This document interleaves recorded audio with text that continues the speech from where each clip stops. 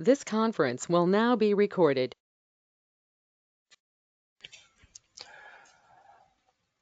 Hello, good morning, everyone.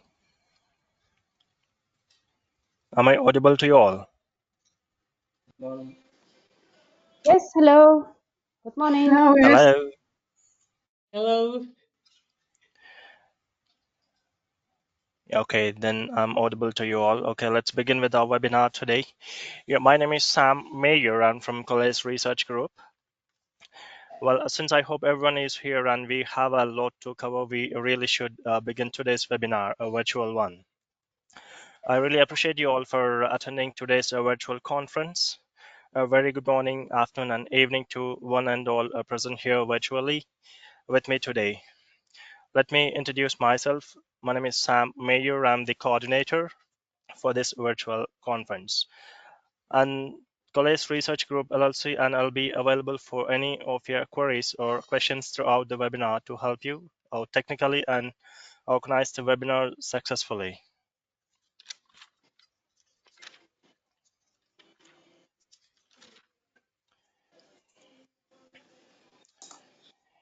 Yeah, before we start with the session, I guess some of you will be new to the GoToMeetings app. Let me just explain you the important tools required for the presentation. On the GoToMeetings app web page, you can find 4 icons at the bottom: center, mic, camera, screen, and end.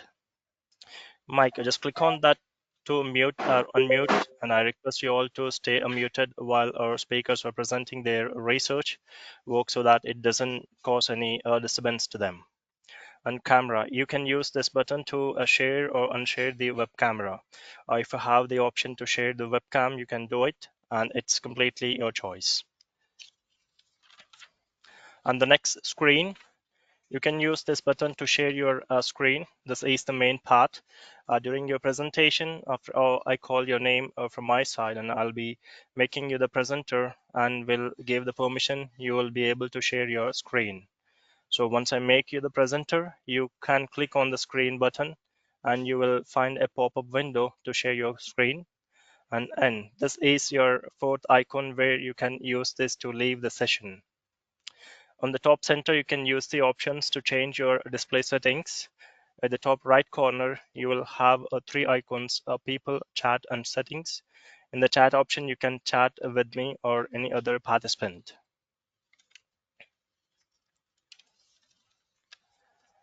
And for the settings, you can use this button to check for the settings of your speakers and microphone. So as mentioned, kindly remain muted during the presentations so that the presentations don't get disturbed. And for any questions, so you can ask the question or you can send your question in the message box too.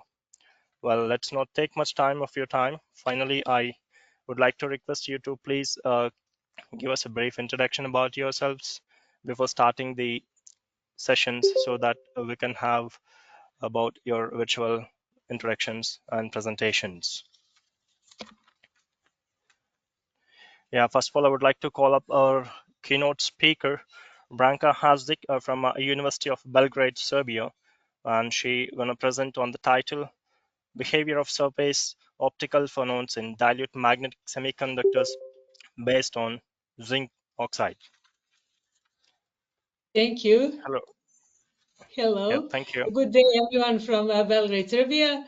I would like, but I don't see the share option is available for me at this precise moment.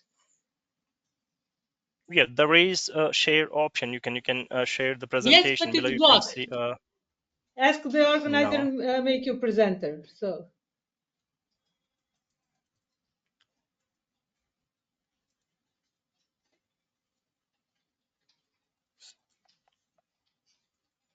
to share, ask the organizer to make you presenter. Yeah, So just a second. Yeah. Yeah, I'm giving you a permission where you can share your screen now. Yes, I'm please. waiting. Yes, I Yes, thank permitted you you. and you can share it now. Yes, thank you.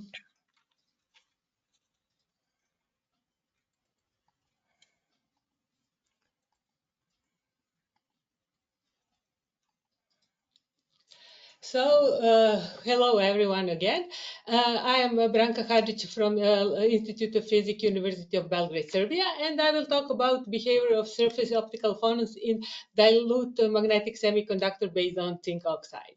And in this talk, I will first introduce surface optical phonons, and then I will talk about zinc oxide and it based nanopowders. Then I will mention investigation techniques in sample characterization, like XRD diffraction, Raman spectroscopy, and magnetic measurements. And then I will present our results and discuss about them. We mainly doped zinc oxide with 3 different dopant: cobalt oxide, hematite, and manganese oxide. And Yeah, then Dr. we will Branka. Yes. Yeah, could you please present it in a full screen mode, please? Okay, thank you. And then we will summarize our results. Um, Surface optical phonons are the phonons that are a result of a breakdown of symmetry rules and long-range order due to small size of the particles. And nanoparticles have a large surface to volume ratio. That's why the state of surface atoms play a key role in determination their properties. When the dimension becomes extremely small, only surface modes persist. And that is why it's very compatible to and visible in, for example, zinc oxide shells. Surface phonons are observed when the particle size is smaller than the wavelength of exciting laser light inside of the particles, and they are typical for polar crystals. There are 2 models that can be used in interpretation of surface optical phonon. First, we use effective medium theory, and there are 2 approximations that we can use. First is a Maxwell-Garnett approximation, and it is appropriate for perfectly spherical particles of identical size and homogeneously embedded in the medium. And by this theory, we get to the prediction of a surface that has 2 peaks with wave number below frequency of A1 and E1 mode for zinc oxide. For example, in zinc oxide case, it's below 592 centimeters on -1 and below 577 centimeters on -1. Another approximation is a Brueggemann model that is more appropriate when the particles are clusterized and not well separated in the air, and Brueggemann model doesn't have any restriction in volume fraction. And here also we have for 2-dimensional and 3-dimensional particles or circles. In 3-dimensional, if we talk about 3-dimensional particles, then with this geometric factor take with 1/3 of the value. And if in the Raman spectra we only register A1 symmetry phonon and no E1 symmetry phonon, that can conclude that in the Raman spectra we will notice only one asymmetric shape whose intensity, whose position is below frequency of E1 longitudinal optical phonon in zinc oxide, that is, in other words, below 592 centimeters on -1. Zinc oxide is well known and widely used direct wide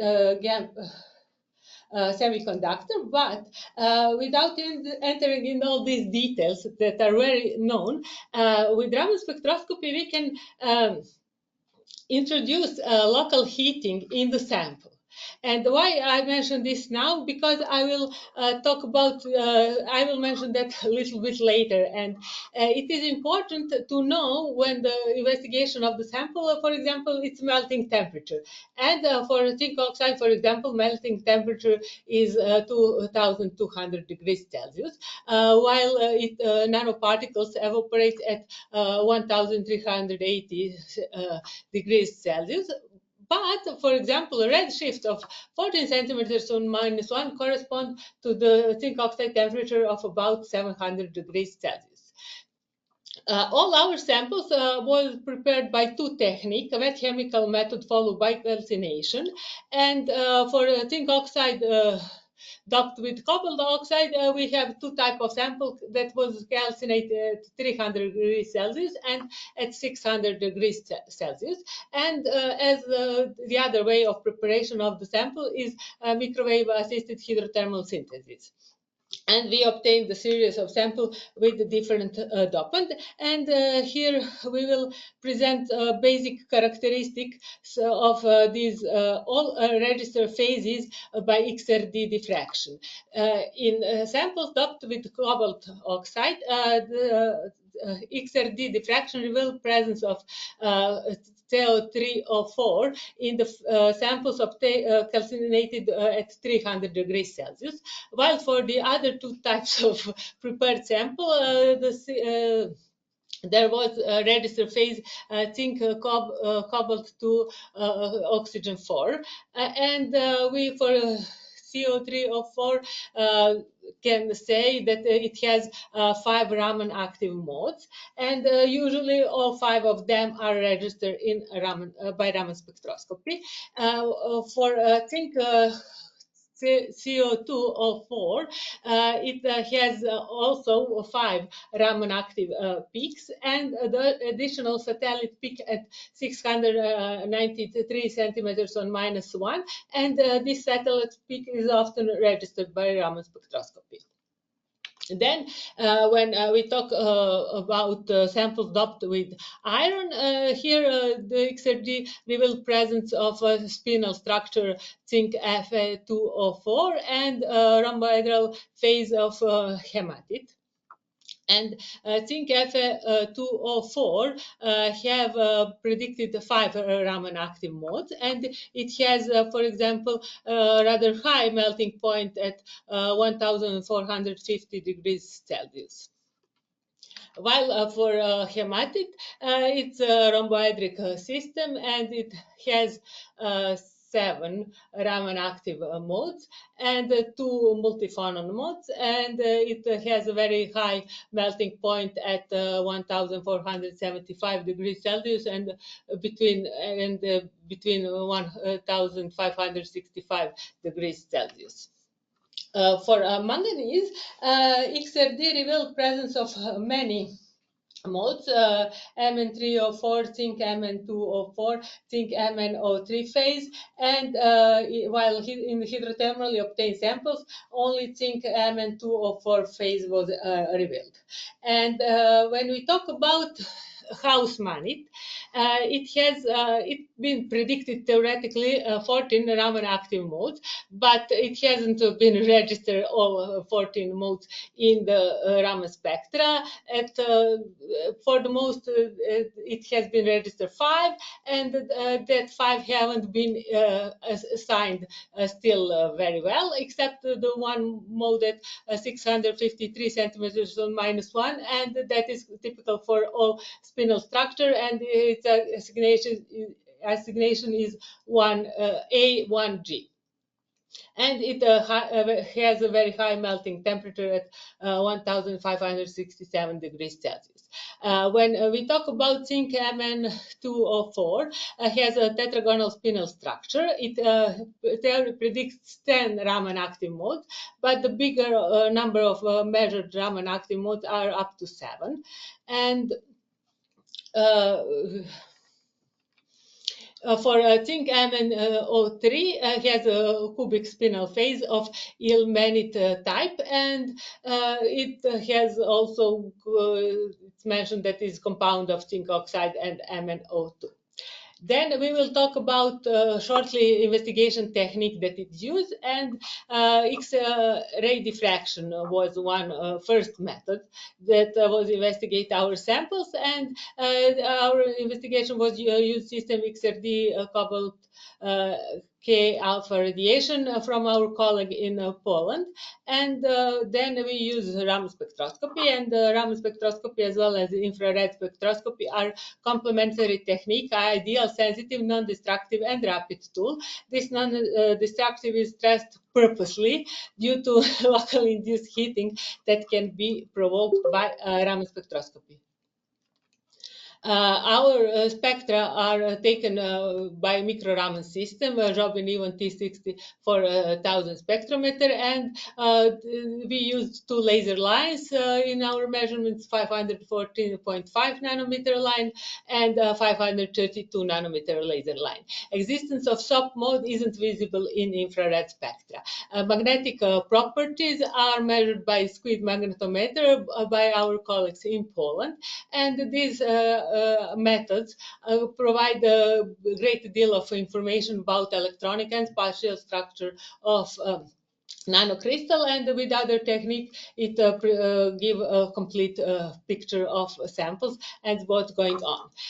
Existence of and behavior of submode can only be seen by Raman spectroscopy, and this is example of a Maxwell Garnett model. And here we notice that structure with two peaks below frequency of E1 and A1, and this change in shape and intensity is a result of variation in mean volume fraction and phonon damping rate, and is a consequence probably of a vacuum induced due to porosity and high disorder in surface layers. Then we will present our results, and we use a Brueggemann formula with the G that is 1/3 of its value, and by XRD reflection we notice the size of the particles, and as we can see in both cases as that samples are prepared by calcination or hydrothermally, that the size of obtained particles is less than used laser light. So here in the spectra is evident surface optical phonon mode. That is the one asymmetric, and here on the left you can see the model when, for example, phonon damping is constant, how filling factor changed the shape and the size of the surface optical phonons, while on the down figure it is evident how with constant filling factor this size and shape of sub modes are changed with change of phonon damping. Then we was in our samples investigate influence of how crystalline size influence on filling factor, and we notice the decreases of filling factor with the crystalline size, and the normalized intensity of submodes decrease with the increase of concentration of the dopant. Then we show how the intensity of most characteristic peak in figure A and B are for zinc oxide and calcinated and 300 degrees Celsius, while on the C and D figure is for hydrothermally obtained samples, and we notice that intensity of zinc oxide characteristic modes decrease with increase of concentration, while with increase of dopant concentration, increase of cobalt oxide relate phases increase. Right. We was testing the water with increasing laser power, and we noticed that the spectra change with increase of laser power, and these powers are 10, 20, 40, and 60 milliwatts at laser. Then we, from this result, was checking how full width at half maximum changed with the laser power density, and we notice increase for all typical zinc oxide peaks for also increase with peaks that are related with the cobalt oxide phase, and for a characteristic peak of zinc oxide for different concentration is evident also increase. And dependence of peak intensity on laser power density, we notice a decrease of zinc oxide peaks, while increase in zinc oxide peaks, while for cobalt decrease. And then we investigate dependence of peak position on laser power density, and we notice a decrease of Raman peak characteristic for zinc oxide at 437 centimeters to -1, while for 95% adopt of cobalt oxide, we notice that all the peaks that belong to CO3O4 phase decrease. And influence of laser power density, although the characteristic peaks of a CO3-4 phase decrease, we notice in this spectra formation of cobalt dimmers on the surface of the sample. So the total intensity of the cobalt 304 phase and cobalt dimmers on the surface increase with the increase of laser power density. Then we investigate the second group of samples that was calcinated at 600 degrees Celsius. The phase composition of samples was determined using X-ray diffraction, and we hear that the particles are the bigger size than when the samples was calcinated by at 300 degrees Celsius. But here we will present a little different type of the result. We investigate these samples. We induced here laser-induced heating, and the samples were measurement and 9 different laser power at the sample surface from 2 milliwatts per micrometer on square till 18 milliwatts per micrometer square. And here are shown for the small dopant concentration till 50% of cobalt oxide, the most prominent peaks that are new formed due to laser-induced heating. And here are those peaks for the higher dopant concentration. And we need to emphasize this E figure, where for the first time was identified peak at 170 centimeters to -1. And it is probably related with the cobalt oxide. And we show how the magnon, cobalt oxide related magnon behave under influence of laser-induced heating. But another very interesting results and brandly new in this research is that we notice that surface optical phonons intensity, filling factor, and phonon damping decrease and disappears with increase of dopant concentration and with increase in induced laser heating I want to say with increase of laser power in use. And the point in which the surface optical phonon will disappear depend from the dopant concentration, and we will make a relationship between dopant concentration and laser power that was used. And here you can notice in this figure how with filling factor is decreasing and how decrease with phonon damping, and after 50% of dopant concentration, there was no evidence in this spectra of surface optical phonons.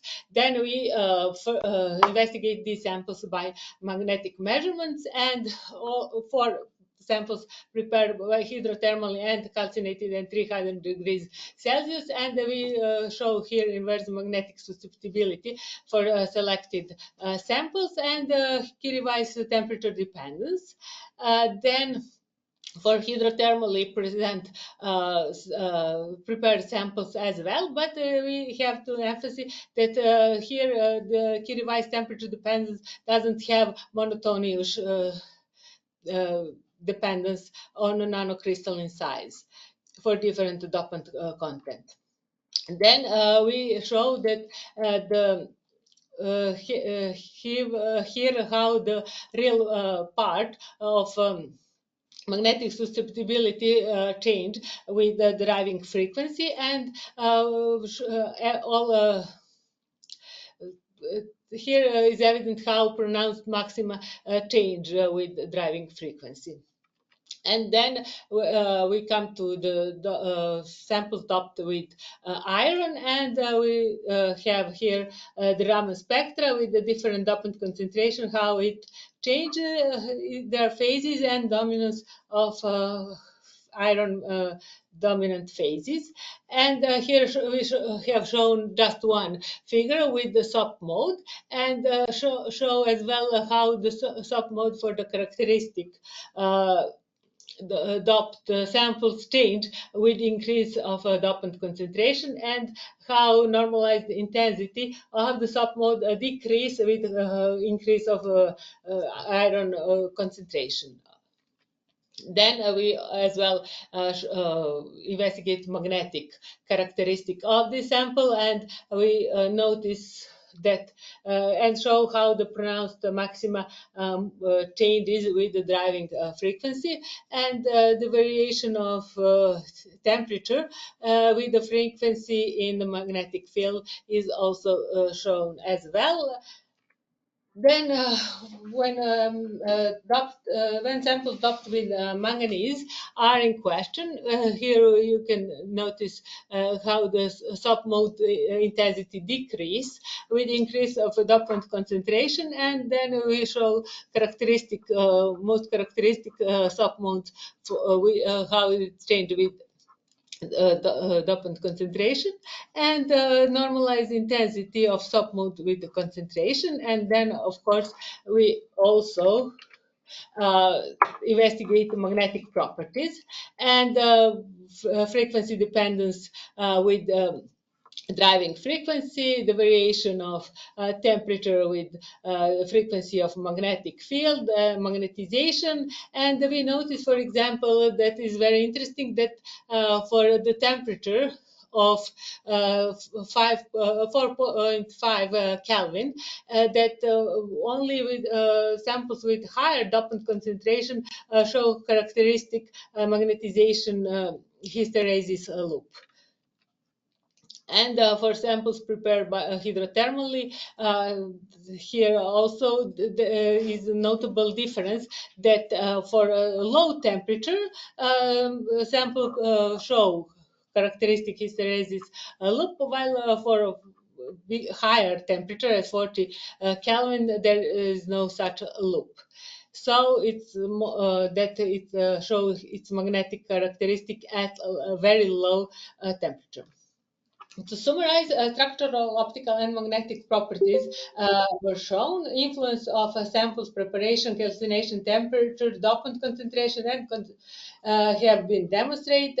We notice a shift in peak position and change in their intensity, formation of new phases with dopant concentration. We also presented for the first time, we have shown decrease and totally disappearance of surface optical phonons, and in situ non-resonant Raman spectroscopy allowed us to follow the process in sample step by step, and all these investigation can contribute to a better understanding of what happened in the samples and for usual application in related systems in optoelectronic devices. My closest co-workers in Serbia and in Poland, and thank you for your attention.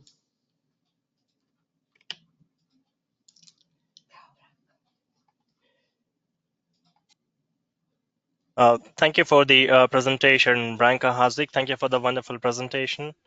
And any questions to Dr. Branka?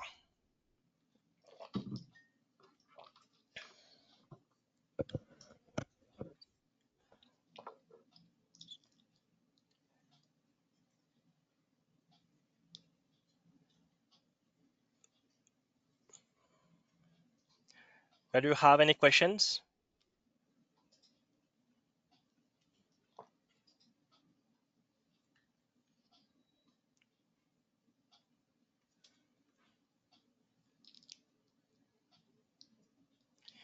Yeah, I think there is no questions, Branka Hazik. Thank you for the wonderful presentation, and thank you for joining us today. Thank you for your time. Thank you.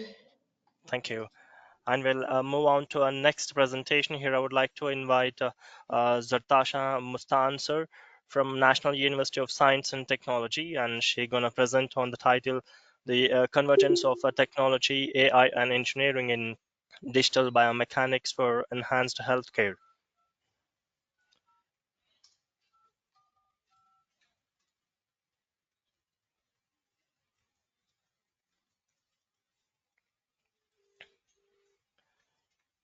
Yeah, Dr. Zartasha.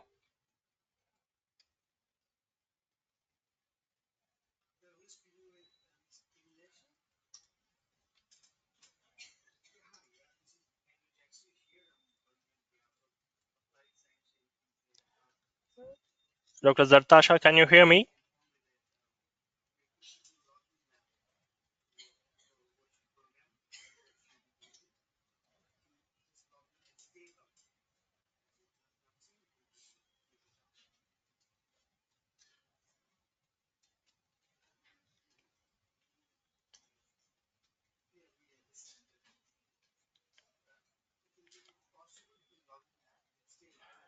Yeah, make it to a presentation mode, and you are not audible to us, Zartasha.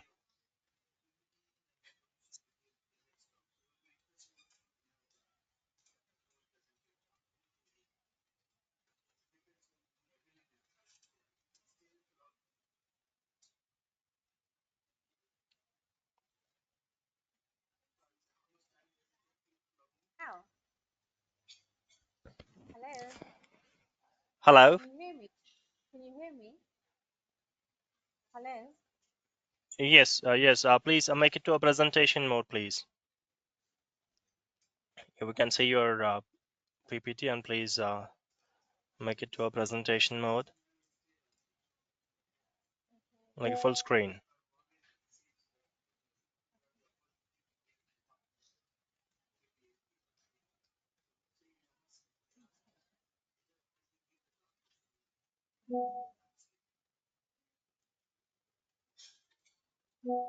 Sorry.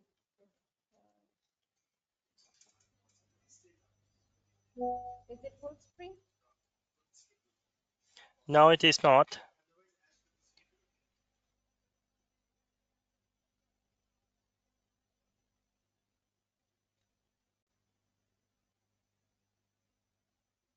Where is the full screen option? I'm sorry, I can't find out because this app is a bit new to me. So, can you tell me where to do the full screen? Can you hear me? I can hear you. Yeah. Can you hear me as well? Yeah, yeah, but your voice is low, actually. Could you please increase the volume?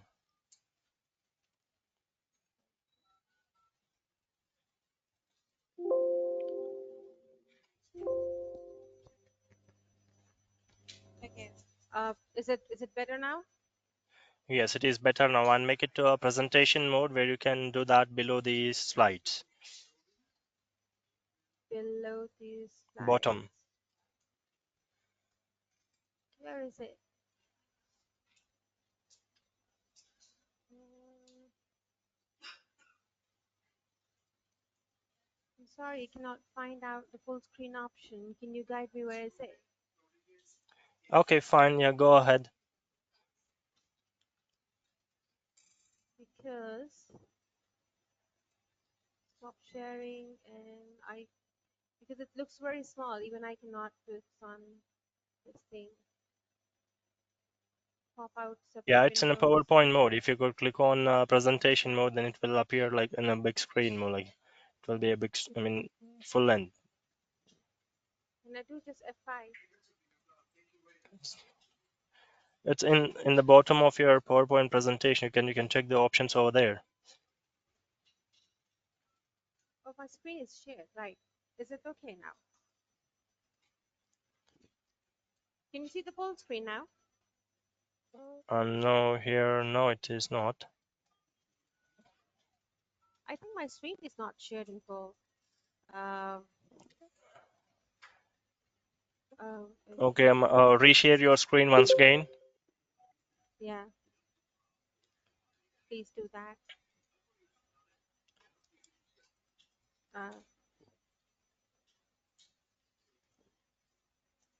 Okay.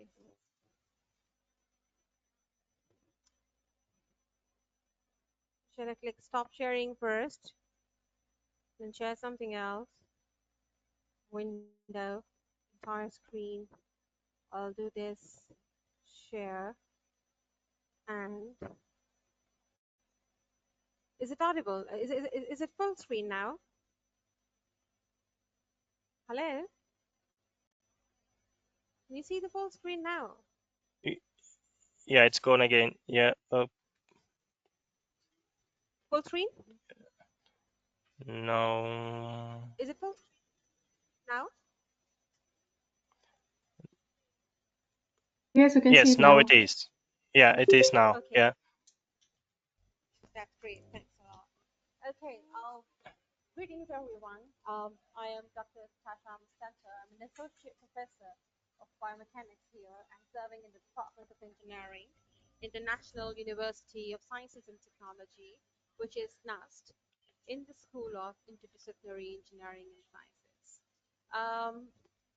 My topic today is the convergence of technology, AI, and engineering in digital biomechanics for enhanced healthcare. Before I start my presentation, a few of my credentials, who am I, are just reflected on the screen. I'm a tenured associate professor serving as a head of department as well. I have got a PhD from the University of Manchester, as well as Microsoft Research Cambridge in 2012. And I was an awardee of Dorothy Hodgkin Postgraduate Award and the Tony Blair Award as well. And my job is, and my mission and vision is to promote research in science and technology through interdisciplinary approaches.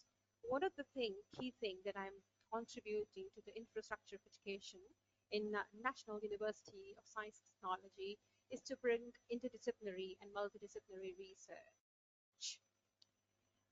There are 5 major domains that I work in, which is why my topic is a bit, connecting all of these topics, convergence of various technologies, AI, and engineering.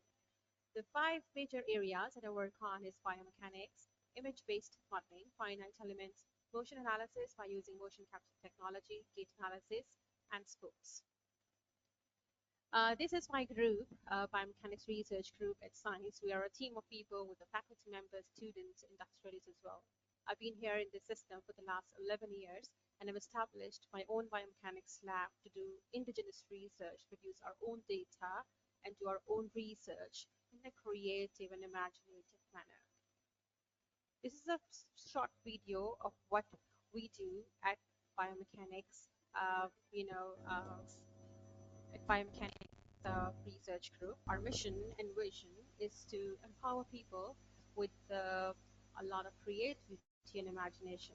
Our capabilities include health, care, and technology, motion capture, finite elements, image-based modeling, and design thinking and ideation, and telehealth data. We also use data-driven approaches to do so. This is our lab setup where we do a lot of research, including pose estimation, gait analysis, as well as 3D bone modeling and head modeling, and as well as you can see team biomechanics group. This is one of the most important and the only group in Pakistan which works in the area of biomechanics.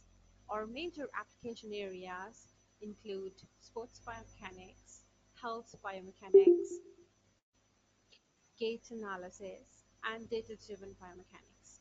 All that you can see on my screens are images done by my students and myself as a team to contribute in the healthcare sector.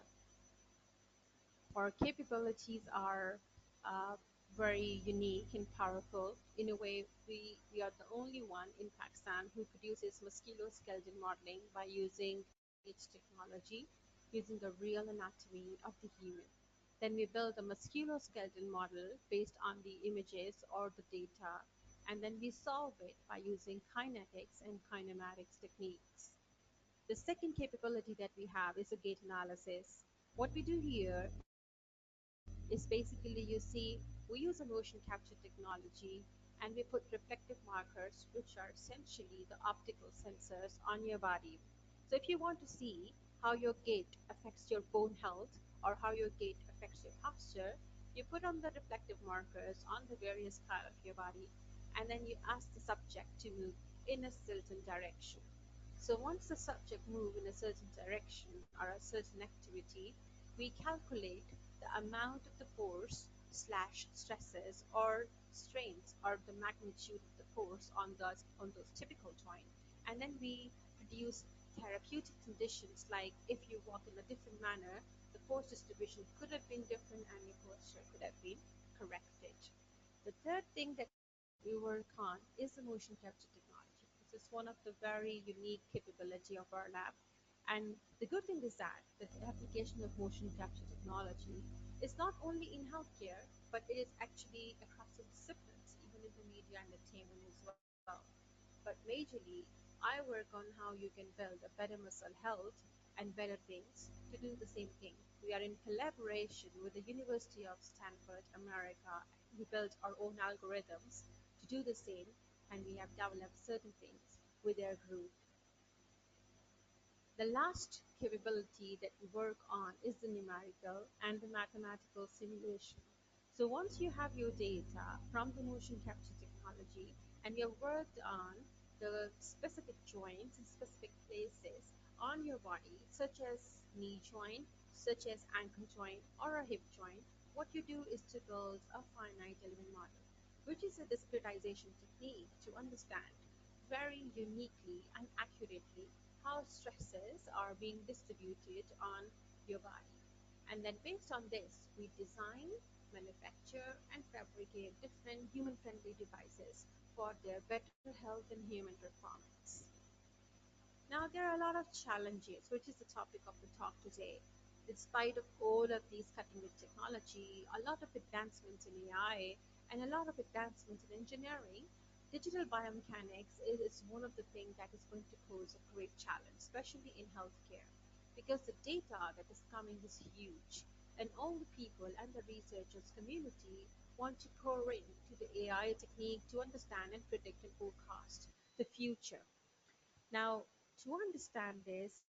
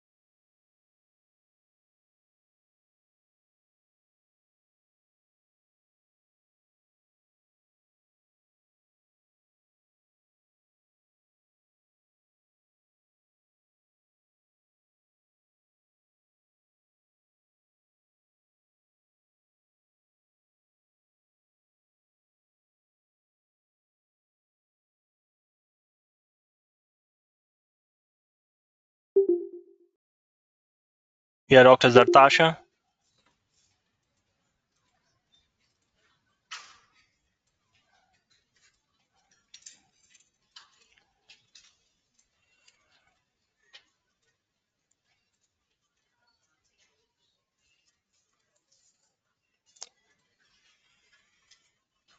Dr. Zartasha, can you hear me?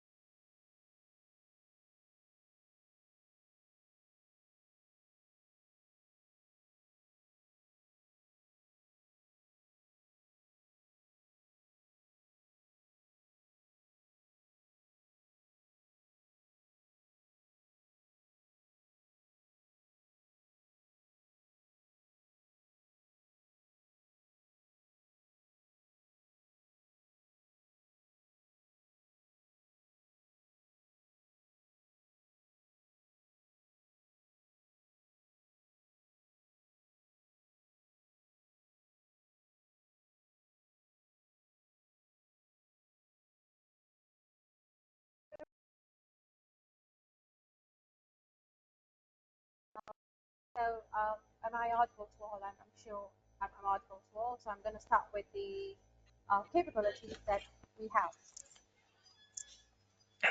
All right. Am I audible? Yes, Dr. Zartasha. Okay. I'm really sorry for the disconnection. Let me start from this. We were here. So our research group basically has a lot of capabilities, and the capabilities so far includes number one, we work in the musculoskeletal modeling. So by musculoskeletal modeling, what I mean is we build a real human anatomy-based muscle model, and then we work on this musculoskeletal modeling by using data, for example, fiber length, tendon length, and see how this basically goes on. And then based on this, by using kinetics and kinematics, we do the biomechanics assessment by drawing some action lines. So these red lines that you see are the muscles, and the gray lines that you see are the bones. Based on this, we collaborate with the healthcare professionals, with the sports professionals, and with the rehab professionals, and we provide this engineering data based on AI as well to the concerned professionals. The second capability that we work on is the data analysis. This is one of the beautiful capabilities that we have, and it's one of the unique scientific Pakistan as well. So we use the motion capture technology that's installed in our biomechanics lab. With the motion capture technology, what I mean is if I want to assess the range of motion for your knees, say for example, for your ankles, say for example, or for your pelvis, say for example. So I'm going to put on some reflective markers on the specific locations of these joints where I want to check and analyze the range of motions. So when I do that, I use my optical sensor technique, and then I build the data based on which I get position data. And this position data is later on used in our numerical techniques to build model where in which joints you could use more forces and more stress, and they are at the risk of injury. So these two applications by using biomechanics, we try to address problems like reducing the risk of the injury and enhancing the performance of an individual. Not only this, we also work in motion capture technology by using the correction of the posture, and some other projects like how muscle health is important for your bone health, how the cross-sectional area of your muscle is most important, how you can engineer your muscle cross-sectional area by doing some exercises and by doing some real physics-based simulation to improvise your human performance. In this regard, we have also collaborated with the University of Stanford, and we have developed various algorithms to do the same for posture correction as well as for the enhanced sports activity of the individuals. The last capability that we have is the numerical and the mathematical simulation. Now, this is also unique because as a mechanical engineering guy, I mean, we work mostly in the mechanical engineering domain, but of course, applications with the biomechanics. So what we do is when we build a model, which is the musculoskeletal model, so you see this hardcore structure, what is called as bone, we actually discretize it. So by using numerical technique like finite elements, your finite elements, we do discretization of this model, and for each element we define a separate partial differential equation that solves the problem and understand where you're producing more forces on your feet, and in future you are at the risk of the injury. So this kind of work is very useful for the device that are human friendly for society benefit as well. Now, since these four capabilities are very rich in terms of you know in terms of producing a lot of data, when you're getting a lot of data, there are a lot of challenges that chip in. So now, by using these capabilities and the things in the research that we do in our lab, we have realized that there are a lot of challenges that biomechanical engineers must address before in the next 5 to 6 years. So digital biomechanics is a term that I'm using for the first time. You probably would not find this term online, but I have devised it by digital biomechanics. What I mean is that we are blending engineering, we are blending technology, we are blending AI technique to do the same to address challenges in the healthcare.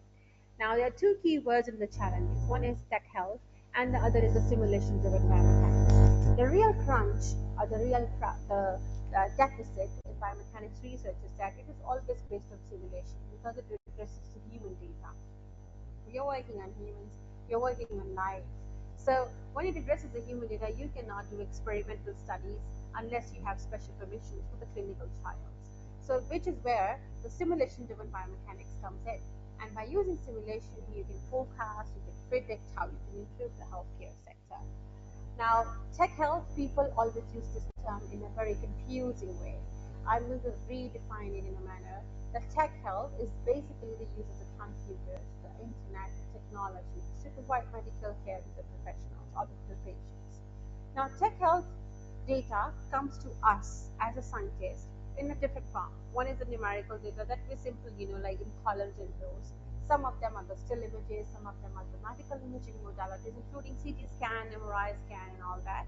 And then we have the motion pictures, which means when a person is fast moving, for example, a person is falling really fast, then the frame rate is really, really high.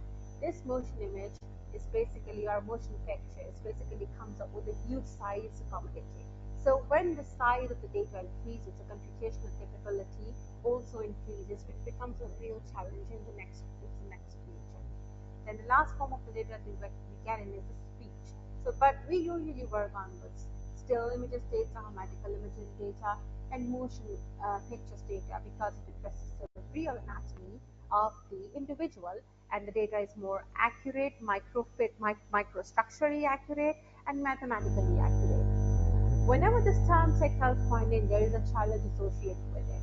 So these tech health areas includes biomedical engineering, biomechanical engineering or biomechanics, bioengineering, medical or computational engineering. Irrespective of whatever the term coins in the tech health areas, since we work on biomechanics and biomechanical engineering mostly, the real thing is all of this leads to the development of a technology which is based on simulation. Whenever the livestock comes in, for simulation, we have to understand what simulation-driven approaches are more efficient. Even in the AI algorithms are really data hungry. Everyone knows it, that more data you have, more accuracy you have. But then, nobody has even addressed how you can use surrogate modeling approach to address the similar challenge by addressing smaller chunks, predicting and forecasting, and slowly building on top of it the real data. Now, what is a simulation-driven biomechanics? People who work in mechanical engineering techniques like finite elements, they would understand what a simulation is and how simulation drives prediction and forecast in a specific thing. But simulation data is really, really huge, and it comes up with a challenge of computational capability.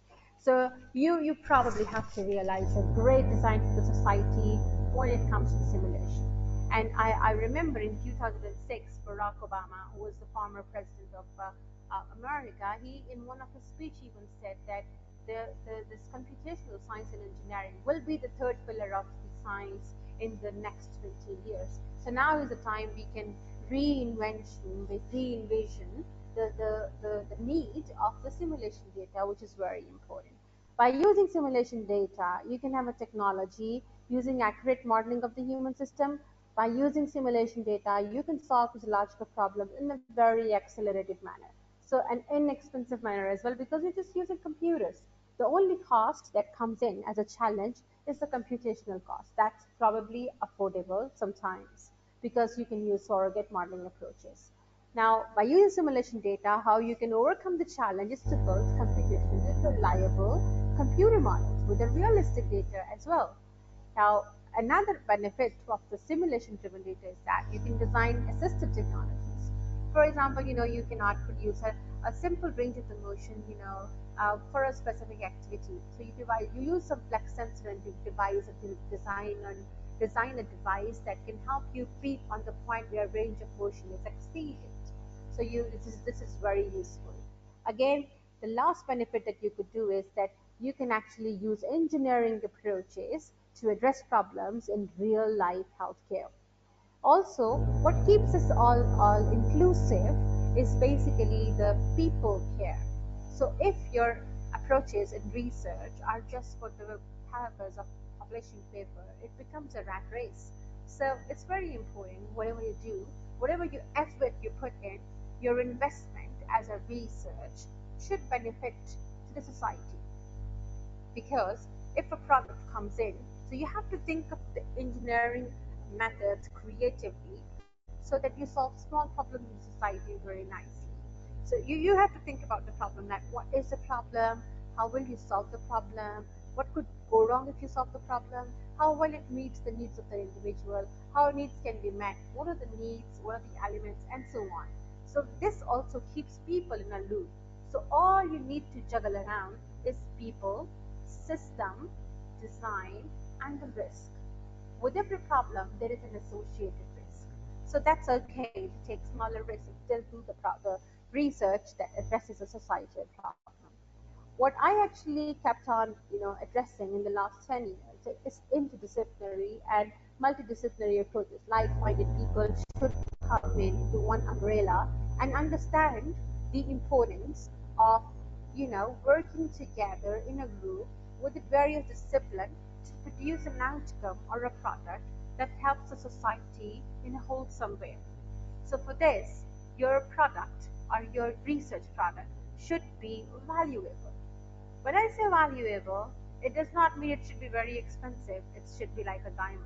It should be useful, it should be desirable, it should be accessible, it should be credible, it should be findable, and it should be usable.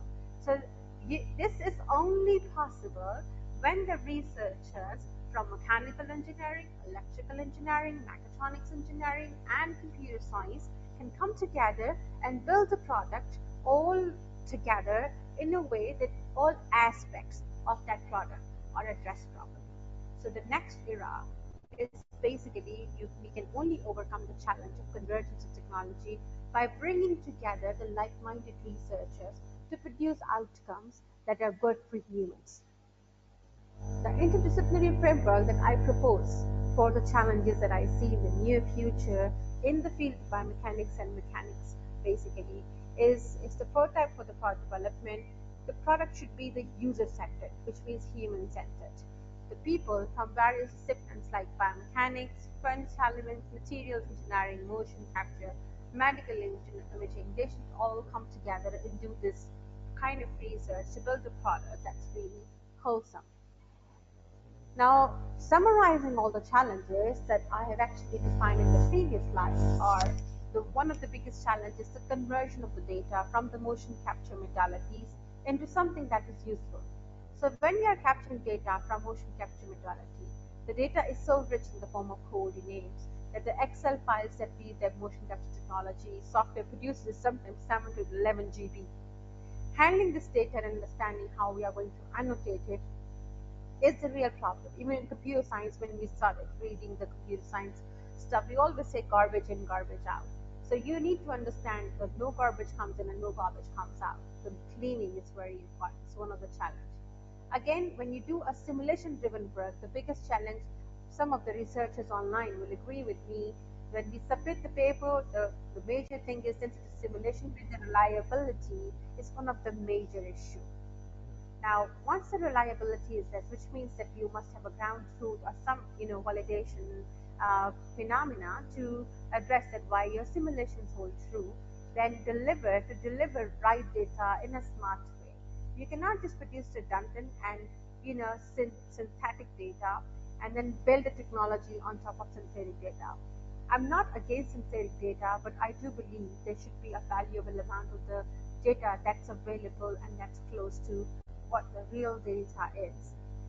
Now, very close to my heart, another challenge that people should address is finite element modeling on the move. I'm a finite element expert. So I usually always tell my students and my community that once we are running a technology and we are getting the real-time feed from the technology, it is very important to basically address this on simulation. There are thousands of simulation approaches that are available that you can use. But finite element modeling is one of the approaches that you can use very nicely. So the finite element plays a great role to control the computing aspects of biomechanical simulations. If your data points are really large, the simulation is going to be really huge. Another one challenge associated is the material property definition. For example, I want my bone to have a real-time property. I want my muscle to have a real property. For this, I have to do some hardness testing to understand if it is the elastic modulus or the Poisson ratio of my bone and my muscle. And that I cannot do if I don't test a tissue or a bone in an experimental setup. So what I'm going to do, this is something that's mathematicians use some analytical techniques to do this.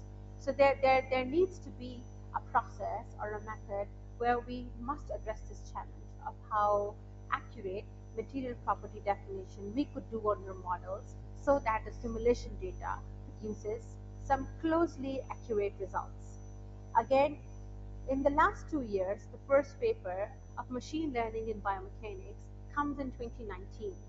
And in 2019, we again, since then, a lot of researchers started producing a lot of machine learning algorithms in biomechanics.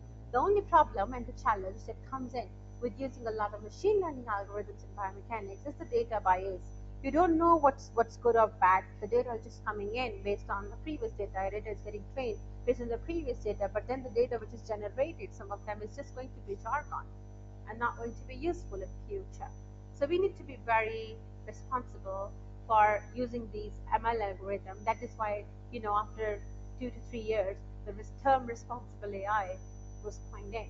It's because it is important as a researcher, as a scientist, for all of us to make sure that we responsibly use AI algorithm in any kind of field, especially those fields which addresses the human life. Now, Berg is my own research group, which is Biomedical Engineering Research Group, and I want to overcome these challenges. We have done some projects which came as a success story to share with you that how all of these challenges that I expressed in this slides, which are about 7 in all, and how we have overcome it and produced a technology that can actually, you can see, are these. So we have addressed this problem in one of the posture biomechanics research where we are trying to address how your back muscles, the gluteus maximus and the gluteus minimus, can actually produce a lot of good postures if you take control of your muscle strength. And this is not just by using technology, but by using some techniques like inverse kinematics that you could see, this one. Another research that comes in based on this one, we get some force numbers.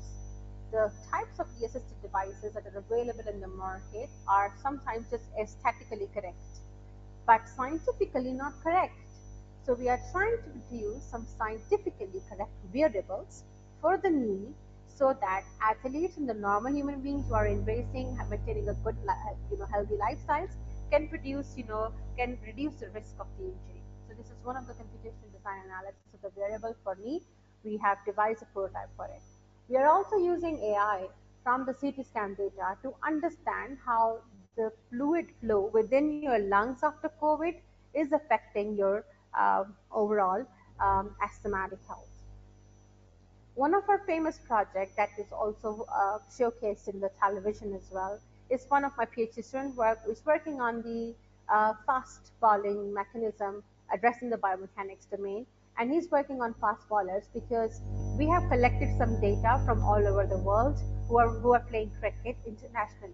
So this data is basically from elite players, from the novice players as well, and from medium players too. So from coming from an average, and some hobbyists as well. So we have realized a lot of the players gets an early retirement, and these players who gets early retirement are based on their health, and they're usually fast bowlers. So we find out, and we did a statistical study, and we found out that the fast bowlers usually put an extreme force on their lumbar spine, which is the lower spine, the lower back of the lower back of your body. So this student of mine is trying to use finite element techniques and biomechanics techniques like kinematics and kinetics using motion capture data to understand when you're really balling fast, how much extreme force you're putting on your lumbar spine. Because a lot of the ballers have the back stress fractures based on the data. So this is one of the work that is ongoing, and we have got some really exciting results. And his question is also the same. How does the fast bowling affect the athlete's health overall? We collect the bowling kinematic data. We also get the scans of the backbone. We also get the AI data as well. Using all of these three modalities, we are now comparing all of them by using simulation data and understanding how we can predict injury in the backbone or the lumbar spine of an athlete using just different kinds and different styles of bowling. And this is one of the research that's probably missing in the literature as well. This is one of the PhD work, and he has tried to use this because Pakistan is a developing country. And it is very important, as I said in the previous slide, that the research that is beneficial for the society is really important. In our village area, people are not, financially good enough to even afford an MRI scan. So we have designed through this PhD research. This friend of mine is graduated in 2018, already graduated. So he has designed a smart kind of like a prototype that you can wear on your head.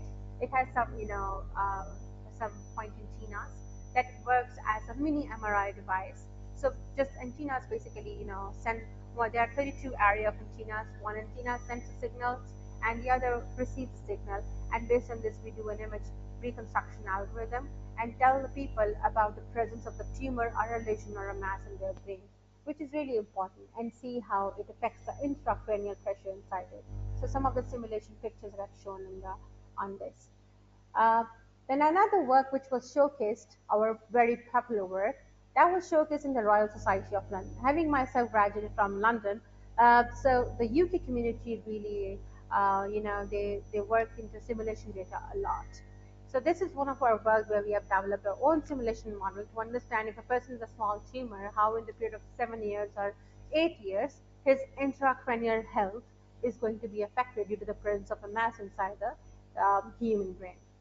We got some really exciting results that you could see. So we found out that irrespective of the size of the tumor, your brain is always under some intracranial pressure, and that may affect you and it can cause you consistent and persistent headaches and body dizzying as well. We also work on the fluid side of this brain to understand if there's a tumor in your head, how the fluid flow mechanism in your head is affected overall.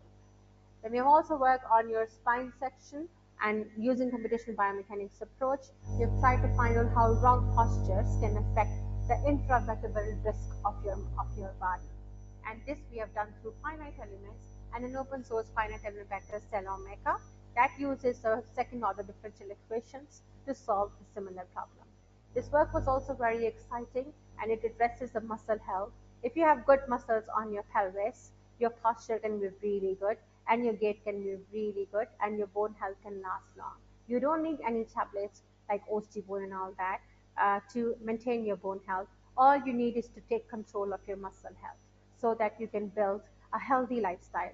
This work of us was actually published in Springer Nature as a book chapter to understand, if we understand the science of the muscle health of your pelvis bone, how it can reduce the lower back pain.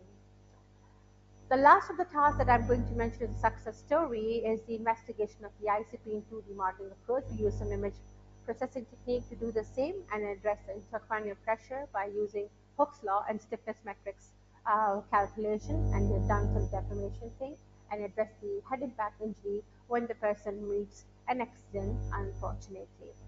Uh, this work was also funded by one of the local hospital in Pakistan. Because there's a lot of, kind of like an ergonomic challenge in Pakistani communities, and the male with the range of age from 30 to 36 experience a lot of, depletion of their bone because of carrying heavy loads for the farmers community. So we have kind of addressed this one as well. Then blockage of the coronary artery is one of our success story. And then some 4D imaging work that I've done in the UK that was also showcased in Royal Society. This is frontalocapsus femur. We solved about around 3 million degrees of freedom by using Hector UK supercomputer to address the bone damage progression in the frontalocapsus bone. And you can see the damage mechanisms. So externally, you might just see a crack, a macro crack, but internally there's a lot of damage. You can see a white crack internally here. Here you can see a progression map, and here you can see the bending of the struts. You see these bendings called bending icons of the truss as well. Then thinning of the truss, for example, this one. This is a lot of thinning here. This is a lot of thinning here. Then we also saw some overlaps. This basically all leads to a complete damage inside the bone. That's why a bone got swelled up, and we built a simulation model on top of it.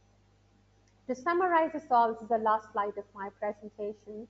The final pipeline is that since we have a lot of technology, engineering methods, and AI to address problems in biomechanics and biomedical engineering thing, There is a need that we must invent, and we must devise an open source innovation pipeline so that technology is not only just business oriented, but it should be available to the community for the betterment of their life and for the good human performance, and to increase the usability of this old technology by the larger community. And this is all possible by overcoming the challenge of simulation driven approaches and start doing business hatching on these open source pipelines. Thank you very much for listening to me. I have details of my details on the slide. If you would like to hear back from me, you can contact me through my email mentioned here and my website mentioned here. So if you have any questions, I'm available to answer. Thank you very much. Thank you, Dr. Zartasha Mustanasir. Thank you for the wonderful presentation. Any questions to Dr. Zartasha? You're welcome. I'm open to any questions, please.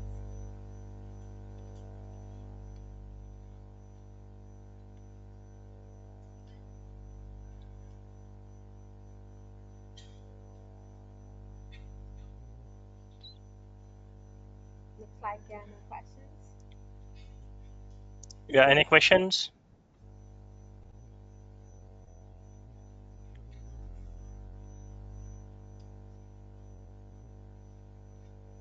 Yeah, I don't think there is no Yeah, questions, yeah, Dr. yeah. Zartasha. I have a question. Yeah, Excuse somebody me. is Yeah, popping out. Yes, please. yeah. Yes. Actually, one of the slide I just observed about the optimization part of the things in your slide. Uh, can you just brief me about that? What kind of things you have done in your work? Last one. Yeah, the Which one? optimization. Not in the, I think in the, I don't remember the slide number. Yeah, when we In spoke about the discretization of the leg, something you have spoken, right? In that particular small part, you have mentioned about the optimization. okay, let me just go back to the optimization one. Yes. Here, this one. Ju- no, last. Actually, initial slides. Oh, initial slides. Okay, I'm sorry about Yes, that. initial slides. Let me just do like this so that we can just quickly hop in and save other people's time. This one. Yeah, the last, the leg, the bone structures you have discretized, right? The numerical, mathematical. Yeah, same slide. Yes, yeah. Okay, so okay, so this one is the slide. Okay, so Exactly. Before, yeah, yeah. this is one of my favorite slides as well. Thank you very much for asking questions from this slide. Okay, so I mean, there's a lot of data. People are too much into AI and technology, you see. But I'm a very hardcore person, understanding how simulation can produce similar data. So by use simulations, you can actually use energy method, boundary method, that's finite difference method and finite element method. One of the capability in the strength area of our group is the finite element method.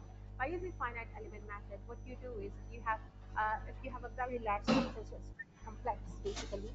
So what you do is you divide the whole. So for example, if I have this kind of a plate and I want to solve it, either I would divide it into four parts or I divide it into, let's say, eight parts, and then I keep dividing it. The more I divide it, the more data points I'm going to create in all of this. So when I'm going to create a lot of data points, I'm actually addressing and optimizing the accuracy of that model. So if I produce a model with the four data points, and if I produce a model with the eight data points, I will have a difference, of course. So this kind of the approach, basically what it does is, against each element, there's a stiffness matrix behind each element. Similarly here, but you can see these are elements, these are tetrahedral elements, and each tetrahedral one element has a stiffness, matrix across it.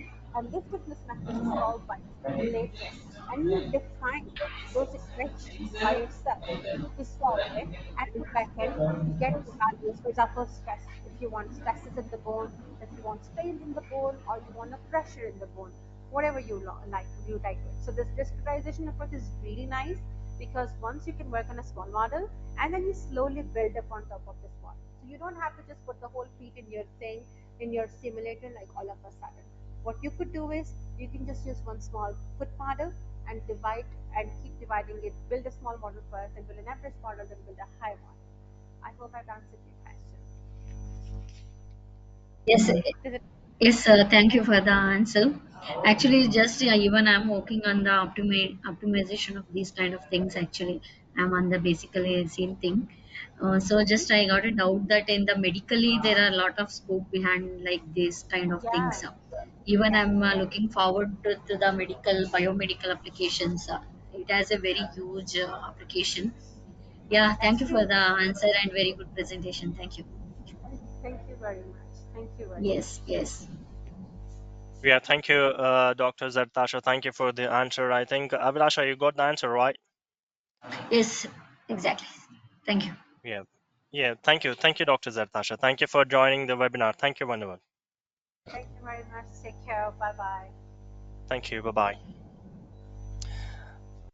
Yeah, and we'll move on to our next presentation. And I would like to call Dr. Michaela Kroppel from the University of Applied Science, Upper Austria. Yes, hello. Yeah, hello, Doctor. And Dr. Michaela Kroppel is going to present on the title Indigo Development of Chemical Synthesis Procedures. Yeah, Doctor, please Hmm. share your PowerPoint presentation. Yeah, not possible yet. It is possible now. Ah, yeah, now it is. Yes, okay, super. Yeah. So, where do I have it? So, mm, mm, sorry, it just doesn't come up. Ah, maybe here.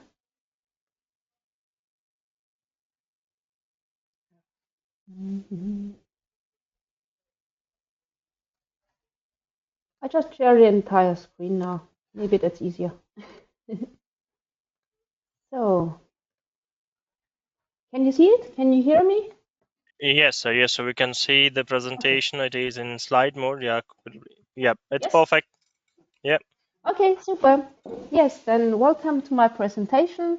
I'm a lecturer at the University of Applied Sciences in Upper Austria, and I will tell you something about the development of chemical synthesis procedures for the typical color of indigo that you will know from jeans color, for example. So just a few introducing slides. The blue dyeing process, maybe you know a phrase to make blue, which means also to skip work. And this is also maybe because of the process of dyeing textiles with the indigo color, because in order to make it blue, you have to have it in contact with oxygen. And this was mostly done by just leaving it there for maybe a day to turn blue on air. So here you see the typical indigo and the properties of it and the known color, and you see the molecules. And the important thing is that on the left side you see the formula, the structural formula of indigo, and this indigo is not water soluble, so you wouldn't be able to dye something with this indigo pigment. And in order to be able to dye textiles, you have to bring it before into this leuco-indigo form, which is shown on the right side. So before you have to do a reduction process, and afterwards, for example, on air, by oxidation, you form indigo again, and then this is on your textile. Properties, you see that this molecule can be synthesized by two indoxyl molecules, and we'll come to that later on as well, because this is one of the very dominant molecules for synthesis. And the structure was originally determined in the late 1880s by Adolf von Baeyer, a German chemist. And later on, it was really found too via X-ray crystallography. So actually, he found it just the other way, turned round in this configuration, and then they found out it's trans. But nearly got it. So, as I said before dyeing, you have to bring indigo into this leuco. Indigo form, leuco means white. So this is actually yellowish, a yellowish color, and with this you then can dye the textiles. And this is done via reduction processes. And then after dyeing, you can just oxidize it again. And in the past, they just let it turn blue. And in the meantime, they had spare time. So this indigo is already known for many hundreds of years and also was used already. And there are two plant forms where indigo was derived from. The one is the European indigo, and the plant is called Isatis tinctoria. And the other one is the Indian indigo. And from both plants you could derive the indigo, but it was always a very long during process. So I won't come into these details now, but for example, here in this Isatis tinctoria, you would see the indigo structural formula, but in the plant you have the indican, and for this indican you have a sugar connected, and in the first process you have to get rid of the sugar, and so you can already imagine that the process to obtain the indigo afterwards is very long during. So these are the plants. I'll just show you that, and also a picture how it has been done in former years before the chemical synthesis has been constructed. So history. It also became very popular, this color. So it was already a very a color for rich people, maybe because of this long during process. Before, and then in the mid of the 19th century, when Lévi-Strauss invented these durable work clothes, he also used this indigo color to dye them. And so maybe you also know the trade names, which is, for example, denim, or also the name blue jeans, which comes from this area. So, for example, when he used drill, so drill is a very, the three-threaded,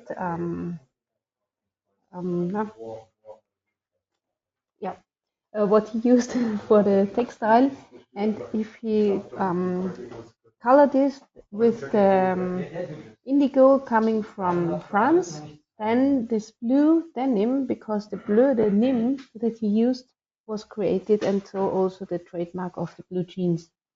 And the blue jeans comes from bleu de chêne, so if the drill was delivered from Genoa, then the name comes from this. So there was a very high need of indigo, and so in the end of the 19th century, actually they started to search for a chemical synthesis way of this indigo, because from the plants, as I said, it was very long during and also not for the amount that was needed. So they started that, but then the real big production actually was done in the 20th century. So this is an overview. So we will see that in the late 1870s, there was this Bayer-Emmerling synthesis, which was the first full synthesis of indigo. Afterwards, also big companies like BASF and Höchst were in this research for this production. Then there was this Heumann synthesis and the Höchst process that you see. And before the synthesis, I just tell you a bit more about the history. It was interesting to use the natural indigo, to destroy it, and then to analyze fragments of that in order to think about synthesis ways, how to combine these fragments again, and then in the long run to synthesize the whole compound. So also Otto Unverdorben already in the 1820s did some research on the natural indigo, and he destroyed it and found interesting fragments. Also, another German pharmacist and chemist in the 1840s did similar things with distillation with potassium hydroxide, and so this natural indigo was split up in a cresonelic acid, so he named it like that, a sour substance, and he also found aniline, which also comes, by the way, from the word for indigo, for blue, an oily substance. And this cresonelic substance, he also found that this could turn into anthranilic acid, and from this also aniline can be formed. Then other scientists also researched that and also could find isotine, the red substance, so also connected to the blue indigo substance. So now we come to Adolf von Baeyer, a professor at the University of Strasbourg, and he was also able to cleave the natural indigo oxidatively and then to research it and later on to synthesize it. And he cleaved it into isotine, which we saw before, the red colored substance, and then via reduction to oxindole he could form indole, and from that on the indigo could be rebuilt.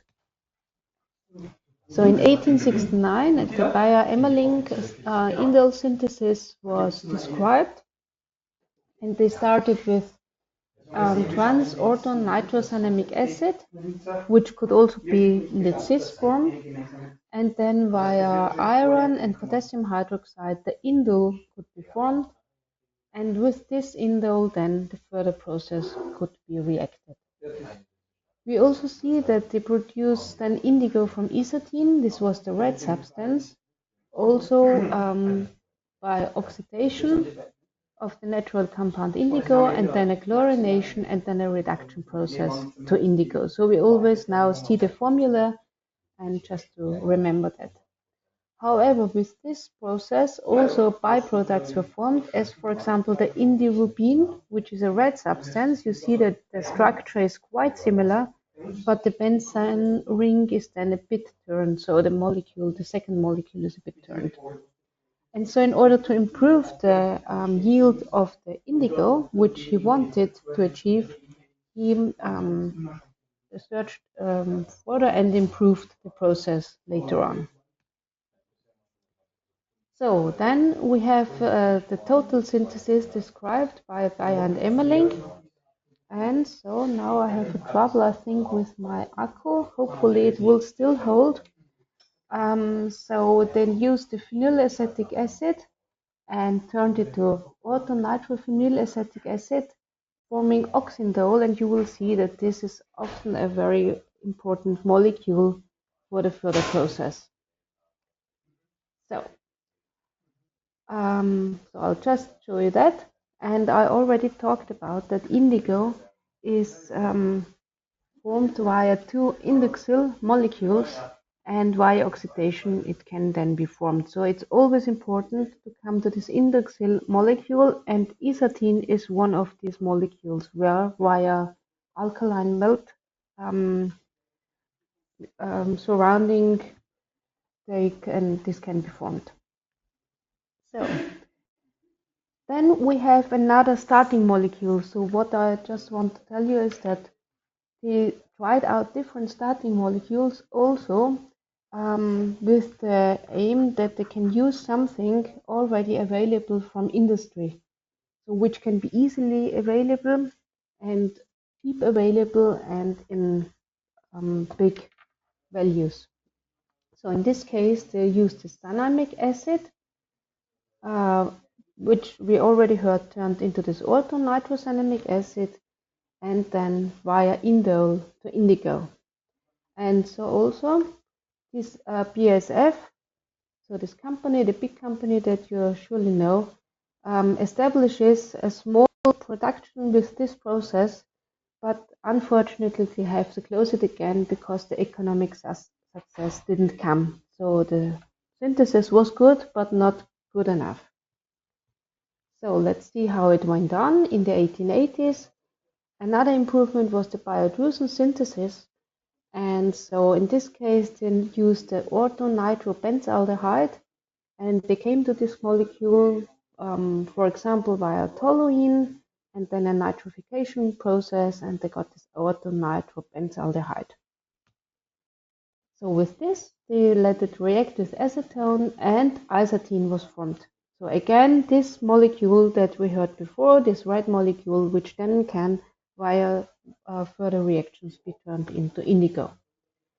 This is the formula that von Baeyer then described in 1883, which I told before, and then he had it in the wrong configuration, but this could then be solved in 1928, so many years later. But I think it was very good that he already in the 1880s could think of a structure, because the structure and the knowledge of that is the important key step for thinking about a synthesis. So 1890, another researcher proposed a synthesis, which was the first Heumann synthesis. And the advantage of this was that all reactants were available in sufficient quantities at low cost directly at the company BASF, which, by the way, means Badische Anilin- und Soda-Fabrik. So there is already this word aniline into the company's name. So maybe you only know the abbreviation. In this case, now they started with aniline, which is then converted to indoxil. And then from indoxil, now we already know via oxidation and separating water molecules, this pigment indigo, which is water insoluble, and dark blue can be formed. This pattern is then sold, and also Höchst continues the research. There is the second Heumann synthesis then in 1897, so they invested also quite a lot of money, and they had a BASF pure indigo, which was also quite valuable. But due to competition with the Höchst company, the price then fell quite a lot.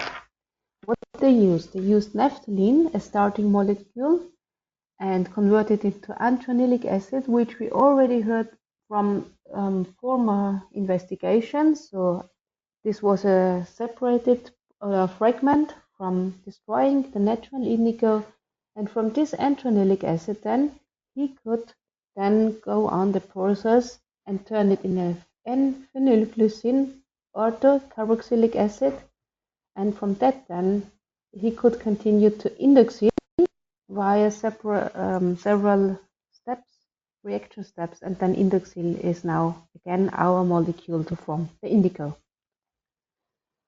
Then in 1901, so we are nearly there already, there's the Degussa AG synthesis, which is also called the Heumann-Pfleger synthesis, so another improvement. And the advantage was now that it was less labor intensive, it was cheaper in total, and also less prone to errors, and less energy intensive. So this was now the chosen way to synthesize it. So again, aniline, formaldehyde, and hydrocyanuric acid were used. So also aniline there, and this N-phenylglycine was formed. So we see that there are rather similar compounds in the different reaction ways, but different how to obtain them. And then this N-phenylglycine, so we could compare it now to the further reactions that I showed you, can again be transformed to indoxil, but with a less energy intensive. So hopefully we can do the last part still with my computer here and my headphones. So then in 1904, we have a process from Höchst and BASF. So research went on, and the advantage was that now all substances and intermediates were accessible from petroleum. So we had again, so we have a chloroethanol, and oxyron was produced, and then aniline again. So this is also a very important key molecule in this process. And from this modified aniline, together with the ethylene oxide, we can come to indoxil again, and from indoxil to indigo. And so this is maybe already at the end here. So we have the synthetic indigo and the natural indigo, and both indigos have their usages. So the natural indigo is often a bit light, maybe, and but still many branded genes are colored with the real indigo, the natural indigo. But they are also more expensive as it is a long during process to obtain it. So many steps are necessary, as I just mentioned before, to split off the glucose and then to ferment it again and to turn it into the leuco-indigo and all this process. The synthetic indigo has more vibrant colors as well and a higher color intensity. It's easier for dosage, so surely because the plant can be a bit different, but in the synthetic indigo you can really perform that very nice. We don't have any dependence on harvest, so if the plants grow or not, so that's very easy, and also the color qualities don't change. So also this synthetic indigo has many advantages, and also from the need of this pigment, it was really necessary at the end of the 19th century to develop a synthesis way, because with the natural indigo, also not from the um, Indian indigo, so it was not necessary for all the needs and the wanted color of indigo. Yes, so this was my presentation. I made it a bit fast, but hopefully you got an impression of the different methods for the reaction and for designing the production. Thanks for the attention. Yep. Thank you, Dr. Michaela Kroppel. Thank you for the wonderful presentation. Any questions, please?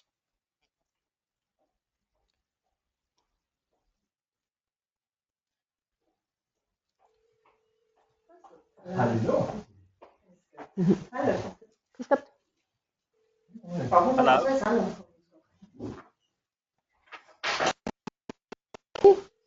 Yes, then thanks also for organizing this hybrid mode so that this online presentation was possible. Yeah, thank you, Doctor. Thank you for the wonderful presentation and thank you for joining us today. Thank you very much. Yes, I will later as well join you. Yeah,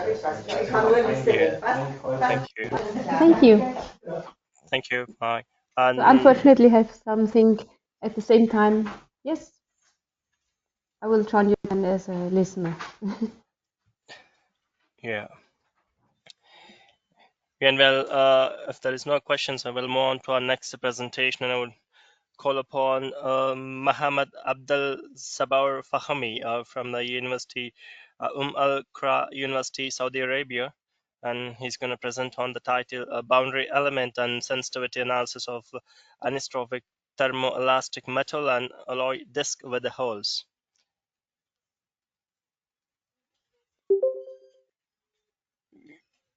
Hello, Muhammad.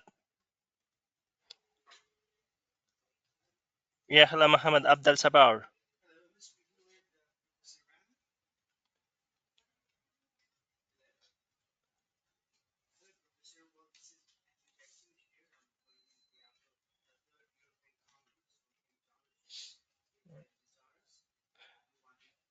Muhammad Abdel Sabar.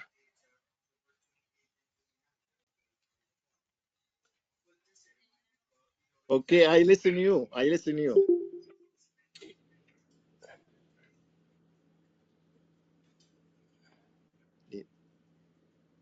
Muhammad Yeah, Al please. Sabur. Okay. Yes, yes.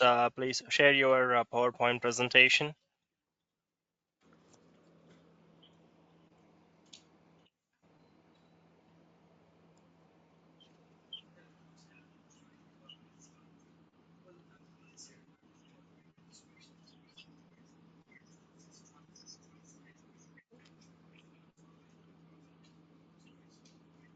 Okay. Yeah, okay, but make into a presentation mode, please. Okay. Uh, this is our presentation, boundary element and sensitivity analysis of anisotropic thermoelastic metal and alloys disc with holes. Yeah, The please make main, it into a full screen mode, Doctor. okay, Yeah, full screen mode. Just double click full on the screen mode. slide, then it will be Yes, please.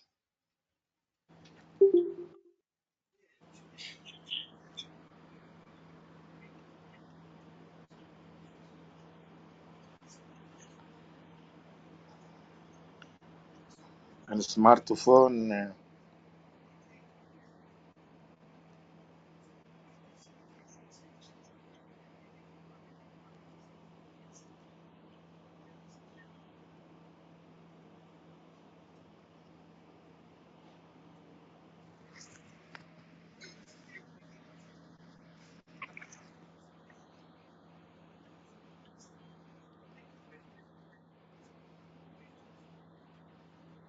Just double click on the slide. I think it will become a full screen.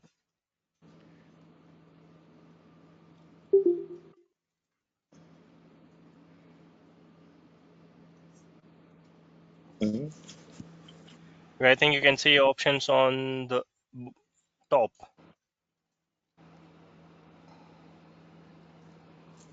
Their problem was option for the smartphone. Okay, fine then. Yeah, go ahead.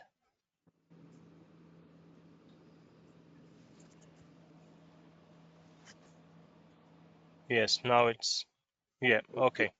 Okay. Okay. Our main for our abstract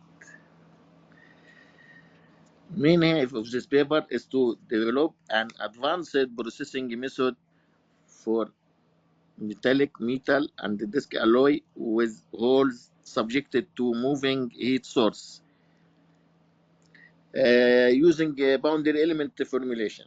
Uh, in our boundary element formulation, it is easy than in comparing with finite element or finite difference because only we use boundary of the problem.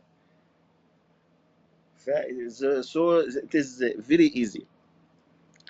The additional volume integral can be transformed into the boundary by using branch cut definition to avoid the use of additional line integrals. The numerical results obtained are presented graphically to show the effect of heat source and anisotropy on the thermal stresses of hollow disk with holes. The validity of the proposed technique is examined for one-dimensional sensitivity and excellent agreement with finite element result is obtained. Formulation of the problem is for heat conduction and stress-strain relations. In thermoelasticity, we use this equation as a system. Then we want to solve by using boundary element implementation. Boundary element implementation, we use boundary integral equation first to solve partial differential equation of the system to integral equation, and we treat domain integral in our boundary domain integral equations to obtain the following linear algebraic equation system. Here, boundary element boundary integral equation, we use we want to treat domain integral omega. This volume integral is represented. The fundamental solution of our problem as equation 8, the volume integral 7 by using this differential fundamental solution can be written in the following form: equation 9 and 10. Now volume integral 9 can now be written as follows.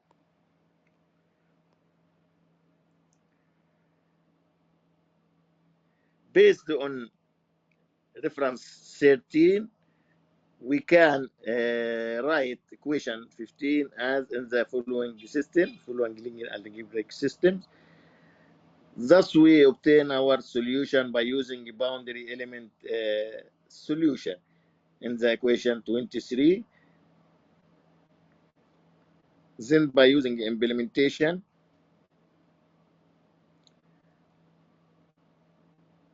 we obtain the final linear algebraic equation system.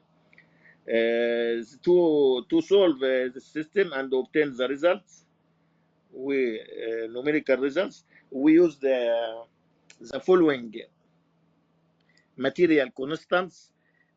For equation, we used the equation 32 and 33. We use the elasticity tensor. This elasticity model for an isotropic media. Relation between anisotropic and isotropic, or anisotropic and orthotropic, or anisotropic and transversal isotropic. This relation are known. So we use the following general constant for its material.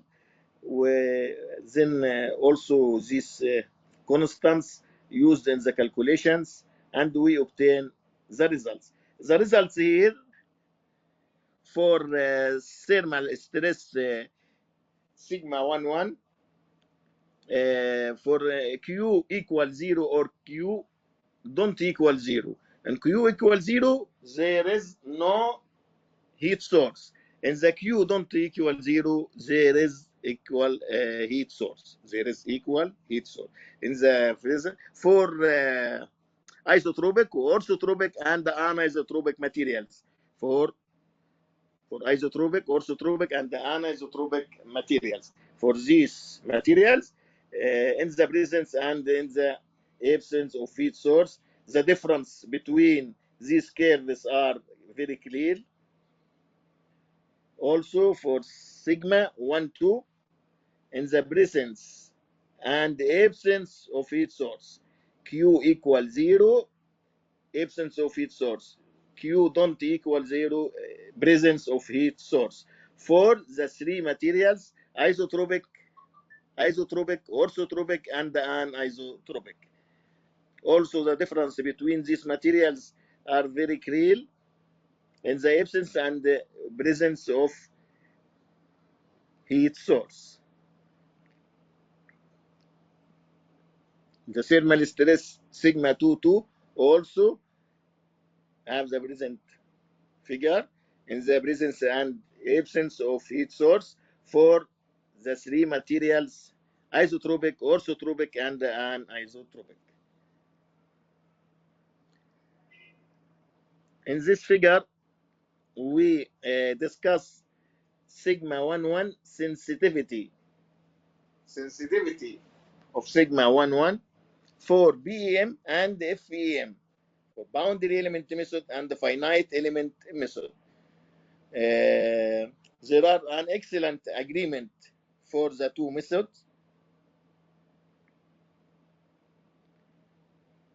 Sigma 12 sensitivity also for BEM and FEM, boundary element method and finite element method. Also, there is an excellent agreement between them. In this, we discuss sigma 11 sensitivity on the holes, RA, RB, RC, RD, for the two methods, boundary element method and finite element method. For these holes, as we know, for different holes, and for the two methods, there is an excellent agreement also between FEM and FEM for these considered holes. Also in the sigma 12, also between boundary element method and the finite element method, there is an excellent agreement for all holes or considered holes RA, RB, RCB. In the final sigma 11 sensitivity, boundary element method, finite element method, and experimental method. Also, these are an excellent agreement with the experiment method. Also, this accurate and efficiently boundary element method. Also, sigma 12 sensitivity for boundary element method, finite element method, and experimental method are excellent agreement. Thank you, thank you, thank you.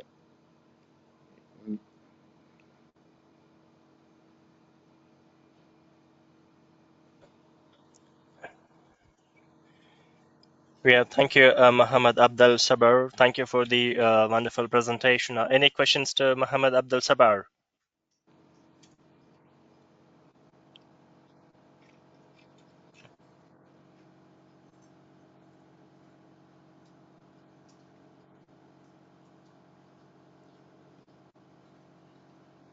Many thanks. Many thanks. Yeah, I think there is no questions, Muhammad Abdul Sabar. Thank you for the wonderful presentation and thank you for joining us today. Thank you. Many thanks. Many thanks. Thank you. Thank you. Thank you.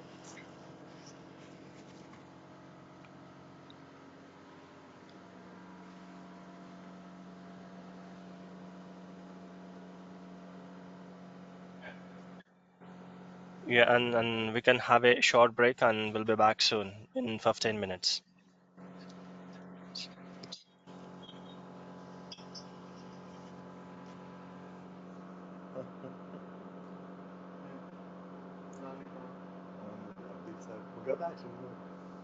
انا اخذتهم قبل استعجلت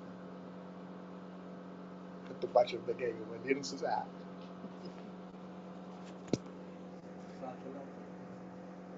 قاعد متصل لسه متصل كده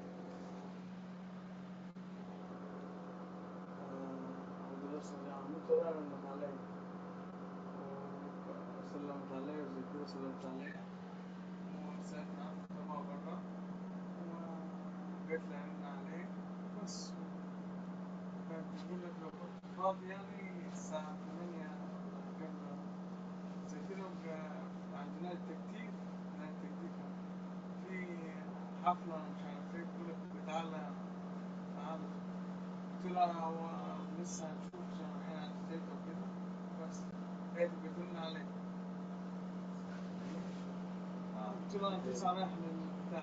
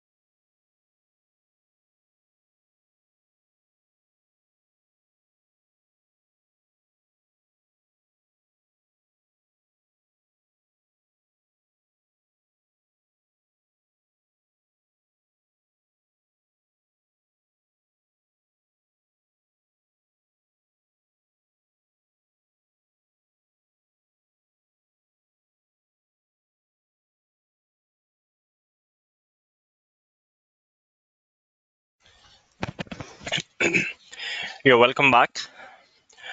I hope everyone has joined the webinar again.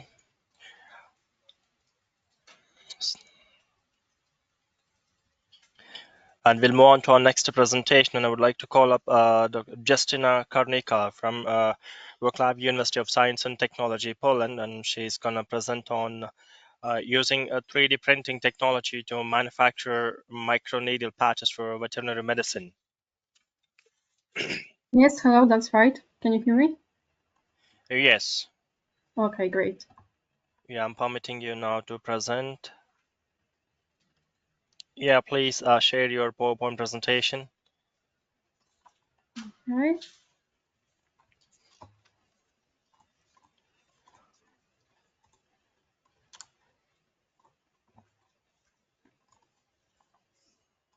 Okay, it's everything all right? You can see my presentation? Yes, please share it in presentation mode. It's in full screen mode, please. I think it's in full screen. At No, least it's in I'm PPT. okay.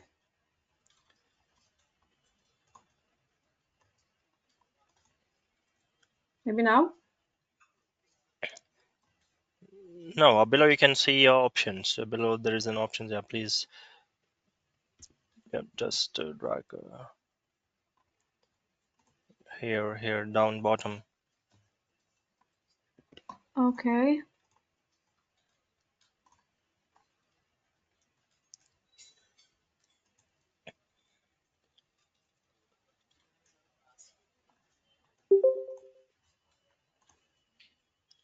Is it better now? I don't know if anything changed. No, it's not changed. You can see options below bottom corner. Oh, sorry.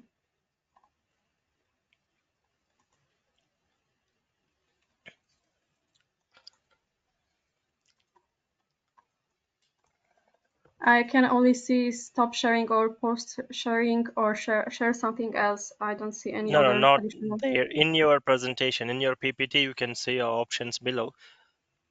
Okay.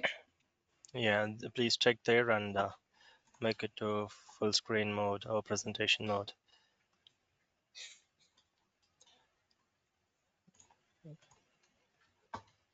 Bottom, not top, bottom.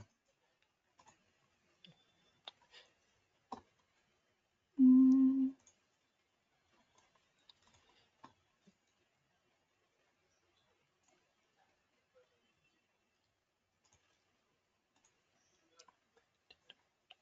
Sorry, I can see it. Yeah, okay. Go ahead with your presentation. Okay, okay, thank you. My name is Justyna Kornicka. I am a student, PhD student at Wrocław University of Science and Technology in Wrocław, Poland. And I'm studying at the Faculty of Electronics, Photonics, and Microsystems. I am at the doctorate program called Industrial Doctorate. So besides my academic activity, I am also working in the industry.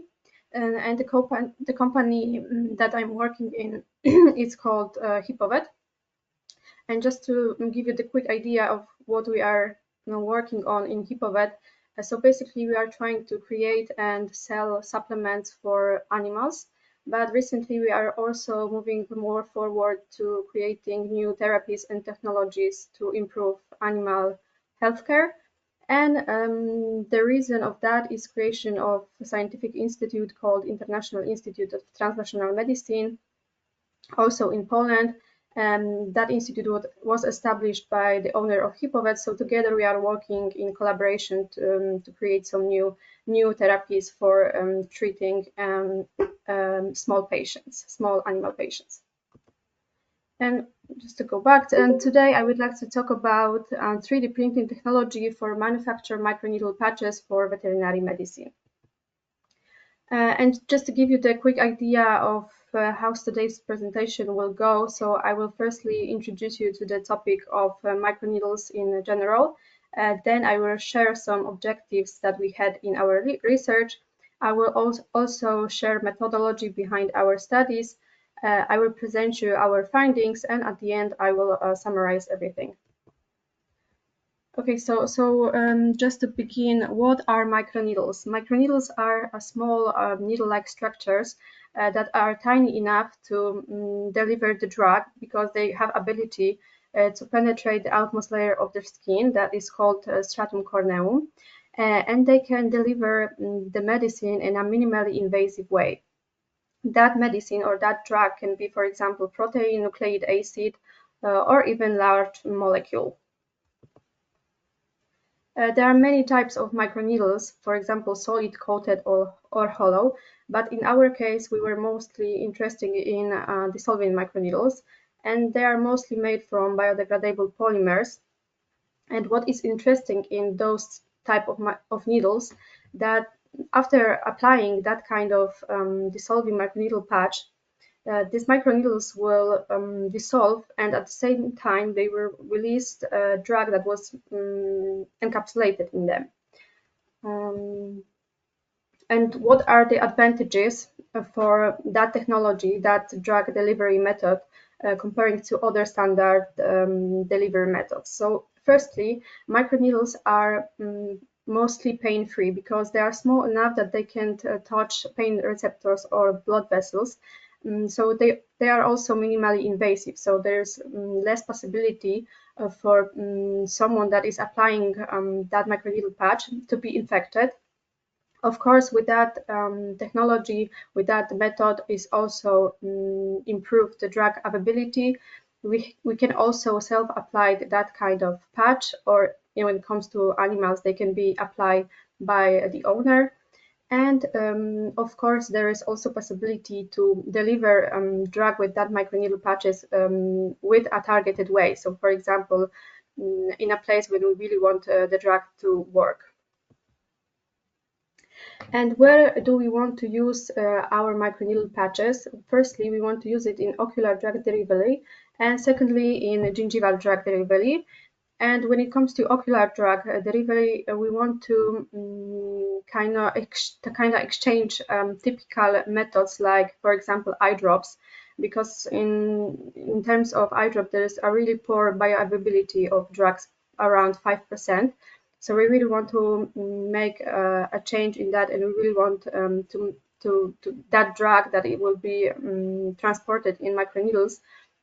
So that drug can be really efficient. And also in gingival drug delivery, we want to replace standard hypodermic microneedles that are quite harmful for the animal, especially in that really gentle area of the gums that are a lot of time there's a really big infection going on in gums. So this method for delivery of drugs need to be really gentle. And here, just to give you a quick explanation and data behind our decision to create microneedle patches, just wanted to give you kind of economical point of view on our research and show you that both of the markets, when it comes to microneedle drug delivery and veterinary medicine, both of those markets are growing pretty fast. Okay, so what was the major milestone for us? It was, of course, development of a new drug delivery technology with the use of 3D printing. And in order to do that, we had to select material and optimize 3D printing method for master mold of microneedle. And next, we needed to choose material that will be dissolvable. So we needed to select material that could create dissolvable and biodegradable microneedle patches. And what is the methodology standing behind our research? So first, we needed to print our models of microneedle patches, and for that we used DLP printing. So this is a 3D printing technology. And as you can see here, we've printed our models, and after that we could pour a PDMS, so this is a silicone, onto our models. I will show it in a more detail just in a second. But after using a PDMS mold, we were able to fill that mold with our polymers. We chose a different type of polymers. Also, I will be mentioning about this just in a second. but eventually we've created microneedle patches that were biodegradable. And after that, we needed to perform some tests. So firstly, we had to look a little bit closer on our microneedle patches. And in order to do that, we've checked morphology of those microneedles with the use of scanning electron microscope or digital microscope. We've also tested some swelling and dissolving properties of our microneedle patches. And what was crucial in our case, we needed to test if there is any toxic effect from those microneedle patches on cells. So in our case, we've isolated cells from ocular tissue and gingival tissue, and we've tested on those tissues, on those cells, our microneedle patches. And lastly, we've also checked how deep the penetration of our microneedles will be on the skin. And we also tested some drug release, both for protein drug release and also for large molecule drug. And here is our methodology in more detail. So as I said, we firstly had cut Autodesk design of our microneedles, and we've designed it at two different geometries of our microneedle patches. So the first one was pyramid shape, and the second was cone shape. So we had a square in base or round base, and we've printed those microneedles with 3D printer. After that, we pour on that model PDMS. The PDMS dried and was elastic enough to act as a good mold, and this mold could be really filled with our different polymer mixtures. We've used polymers like PVP, PVA, hyaluronic acid, or alginate. And after the centrifugation of those molds with our polymer matrix, we dry it on a hot plate, and after that, the microneedle was ready to be removed from the mold, and it was ready to use. As I said before, we've designed at different geometries of our needle, as you can see here, but both of them were 700 micrometers in height and 300 micrometers in base. And on the bottom, on the bottom left, you have 3D printed microneedle patches, and on the right, there's already dissolvable microneedle patches that were made from, as I said before, different mixtures, different polymers, for example, PVP, PVA, and they also were in different concentrations.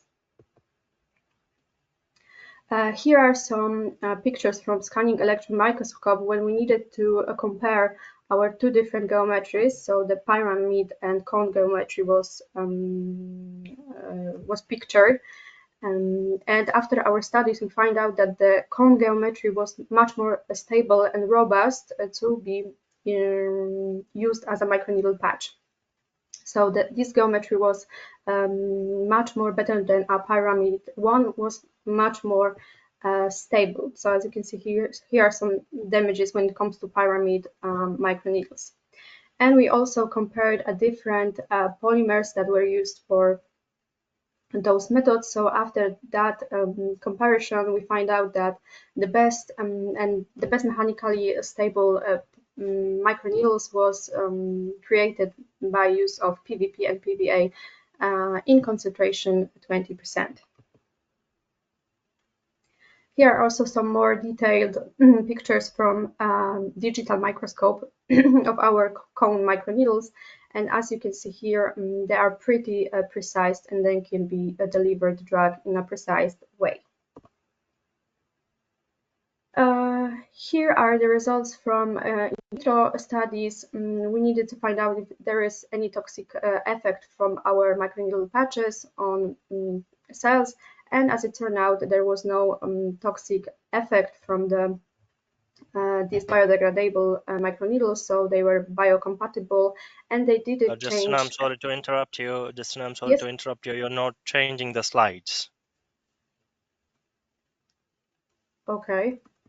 Yeah, please change the slides too. Sorry, I don't know why, because in my view, I am changing that slide. So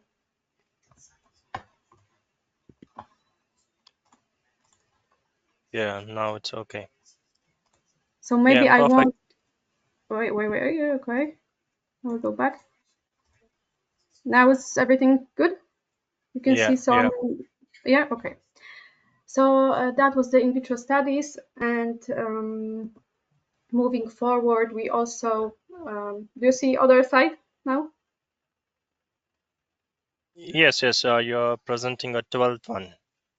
Yes. Okay. So we've also made some histological staining after microneedle patches insertion in skin.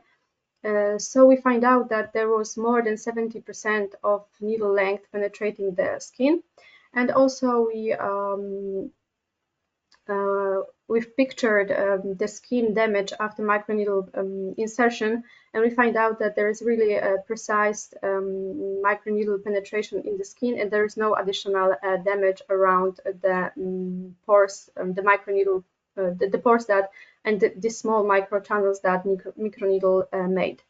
And we've also tested how long the drug that was encapsulated in our microneedles will be released.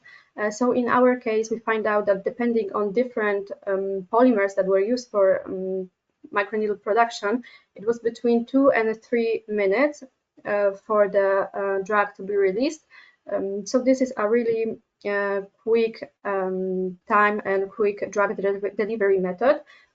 So in our case, it's quite a good result because we really want to quickly deliver the drug, and we don't want any waste to be left. So the whole microneedle will dissolve and will release the drug that was encapsulated inside.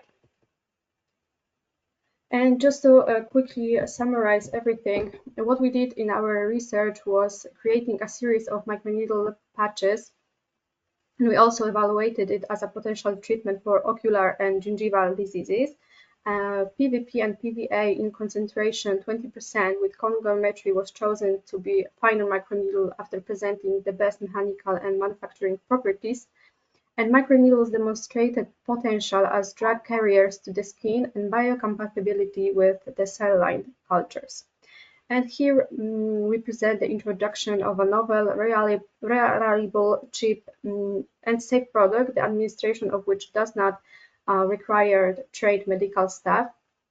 And this is expected to be a lucrative opportunity for treatment in veterinary medicine. And that would be all. Thank you for your attention. And if you have any questions, I'm waiting for them, and I'll be happy to answer.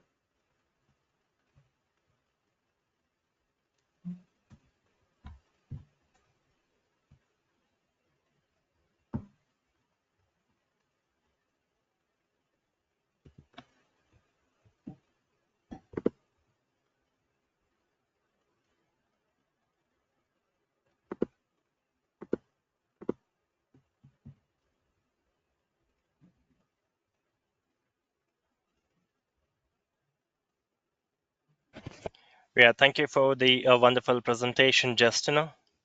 Thank you. Thank you. And any questions, please? Any questions to Justina?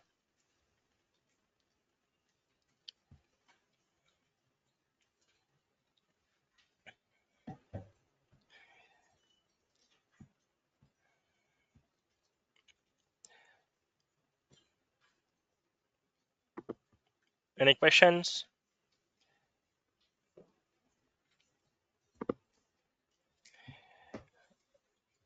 Okay, I think there's no questions. Justina Kornika, thank you. Thank you for your time, and thank you for the wonderful presentation, and thank you for joining us today. Thank you very much. Thank you. Thank you. And without any delay, we'll move on to a further presentation. I would like to call upon Issam Khalaufi, Hassanto University, Casablanca, Morocco, and he's going to present on the title on the control of the final speed for a class of finite dimensional linear system controllability and regulation. Issam Khalaufi. Hello. Yeah, could you please share your PowerPoint presentation? Can you give me the access to share my? Okay. Yes, I permitted you to share your presentation. Okay. It's okay. No. Yeah, no, it's okay. Yeah, please make it in a presentation mode, please. Full screen mode. Okay. It's We okay. Yeah. Oh, yes, perfect. Yeah, please go ahead. Okay. Hello everyone.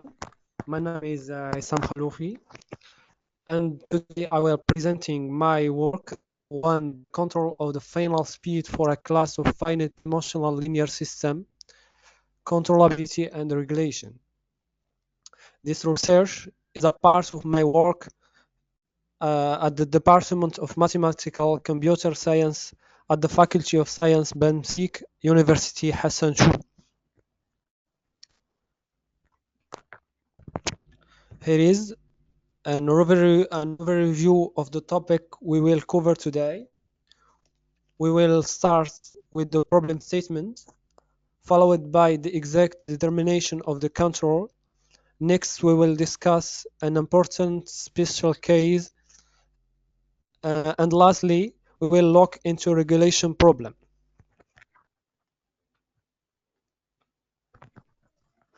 Let's begin with the problem statement. We consider the controlled system governed by the linear differential equation number one. Here, A is the matrix of state, B is an operator, and U is the control input. Here, we define the system as space controllable on 0t. For any initial state x0 and any desired speed vd, there exists an control input u such that the speed at time t is vd. The speed at time t is written as the form 2, where h is the operator given by 3, decomposed into operator at h1 and h2 given by 4 and 5. Here is the main theorem of this section. The system 1 is speed controllable on 0t f and only if the range of the operator h is Rn. And additionally, we have the following equivalence properties. The system 1 is speed controllable on 0t if and only if the range of the operator h is equal Rn. If and only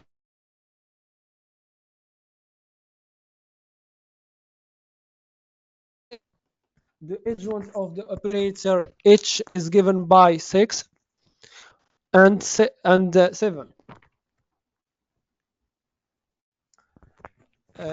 To determine the exact determination of the control, let's consider the matrix lambda of order n defined by height. This matrix is symmetric positive, and additionally, if we suppose that the system 1 is speed controllable in 0t, then we assure the existence of a control U star permitting the transfer for the initial state x0 to the desired speed with minimum energy. Furthermore, the control U star is given by 9, where Z is the solution of the equation above.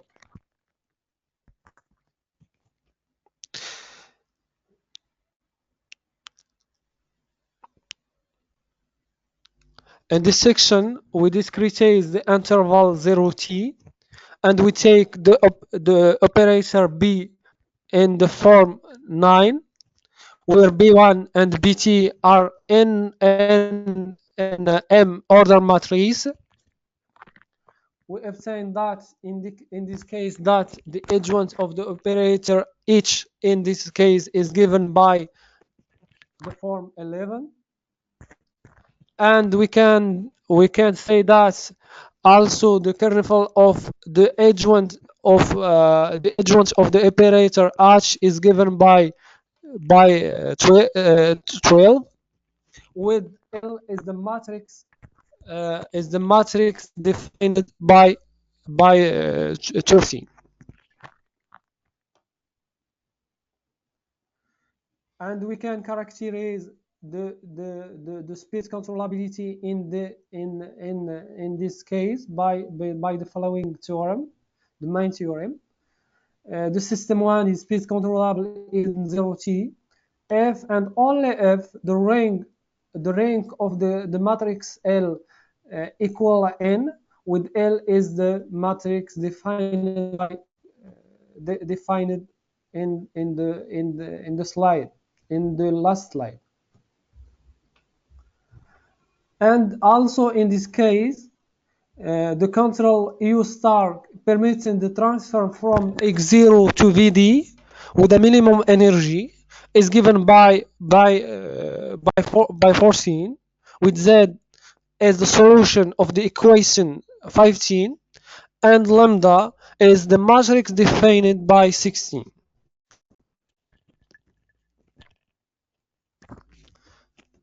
And in this section, we deal with the case where the system is not speed controllable. We are concerned with determining the control minimizing the quadratical functional 17 with M and G two positive symmetric matrix, MG and are symmetrical matrix, and R is the positive definite symmetric matrix for the cost of this function. We can write the speed at time t as the form 18, where the operator k is given by 19. The adjoint of the operator key is given by 22 and 23.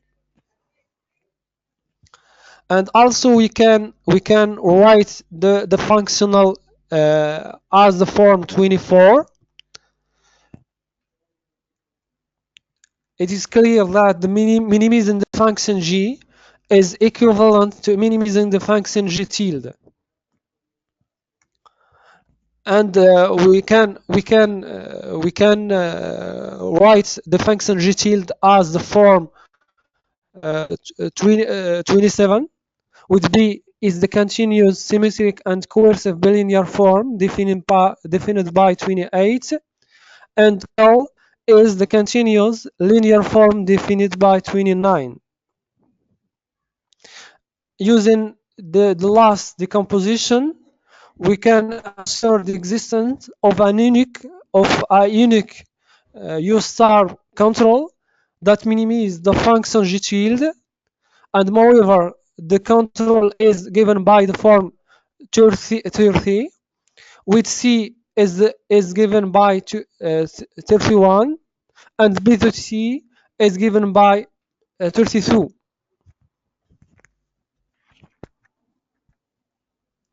And finally, the optimal control UDT can be characterized by the form 24, where B to T solve the adjoint differential equation 25. And thank you for your attention.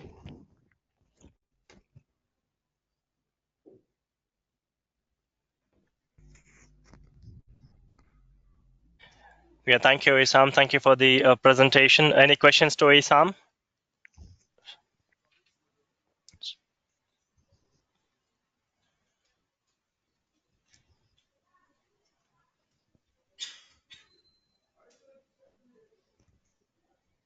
Any questions?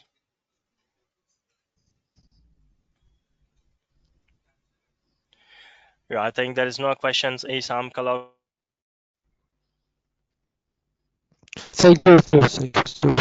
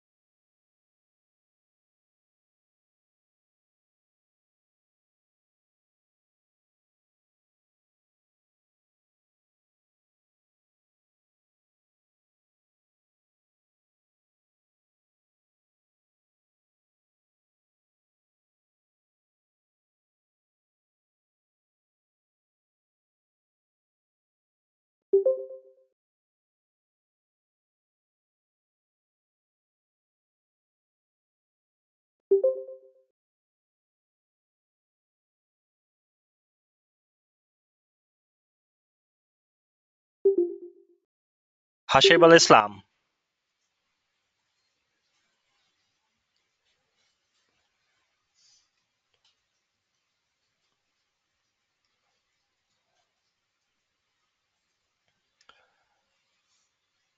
Muhammad Hashib al Islam, can you hear me?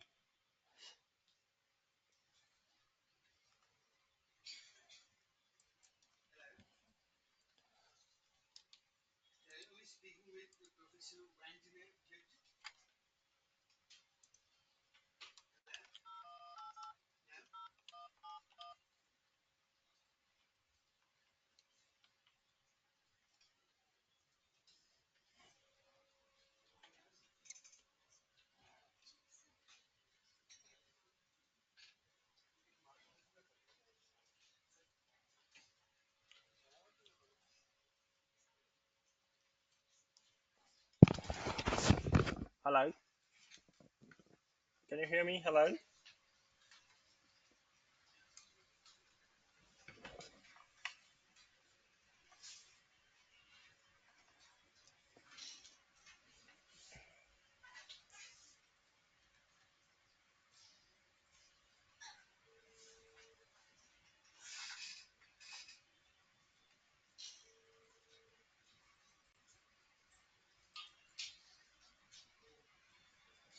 Hello?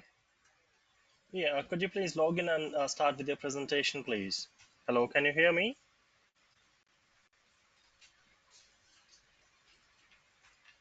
Yeah, could you please start with your presentation?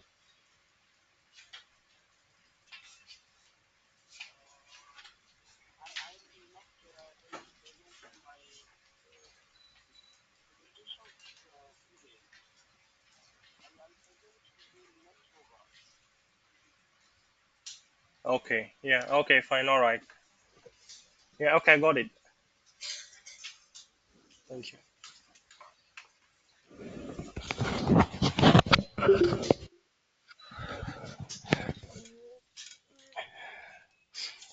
Okay, I will move on to our next presentation. I would like to call upon Avilasha, Dayanand Sagar College of Engineering, and she's going to present on the title Integrated Numerical and Experimental Topology Optimization Application Studies Across Varied Domains. Avilasha, can you hear me? Yes, yes. I'm in.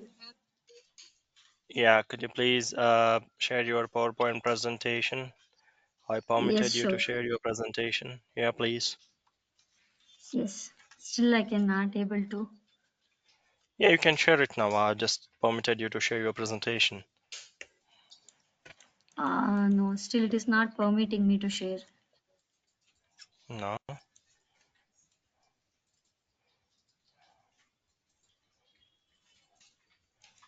Yeah, please check it now.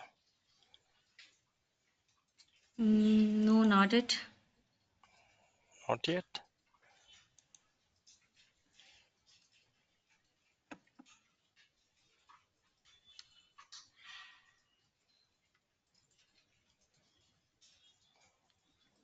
Can you share it now? No, it's the same thing. Organizers to make you presenter. It is asking again. I permitted you from my end. Just give me a minute. Yes.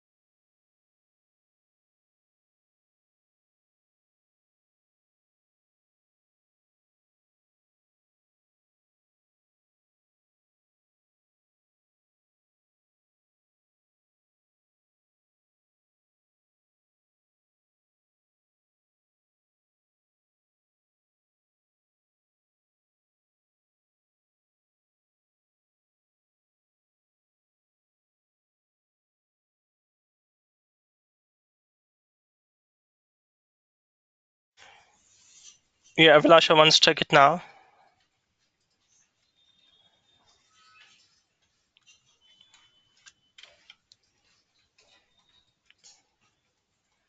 No, I think I'm not getting that option. It is asking for the ask presenter to make it a something option. It is popping up. Okay. Yeah, yeah.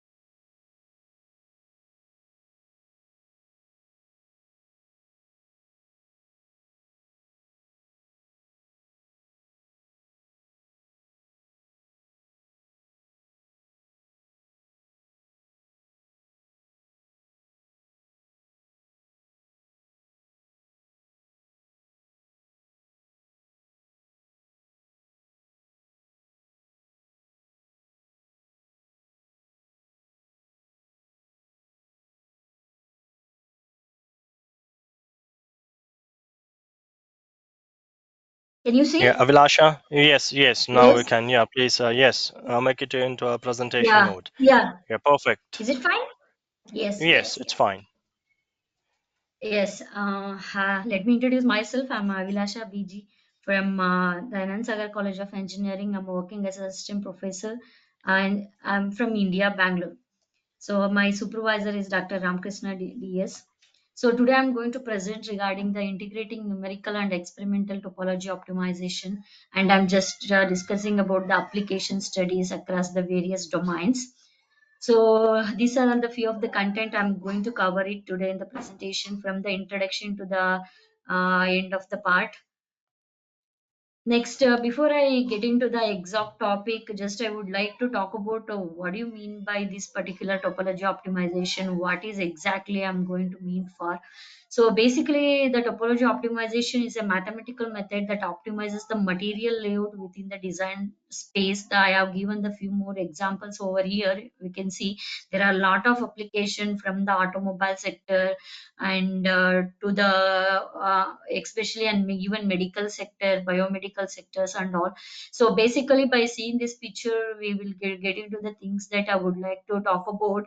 The before the concept of the conceptual design, before after doing the material distribution properly by considering the boundary conditions, we can able to do the material reduction in the components by keeping the same structural integrity. We are not going to compromise with the any structural integrity. That is the main keynote to this particular my research. Basically, I'm PhD student. I'm submitted my thesis last week itself. So this is what just I would like to keen on to the this basic concept, how exactly it is going to be.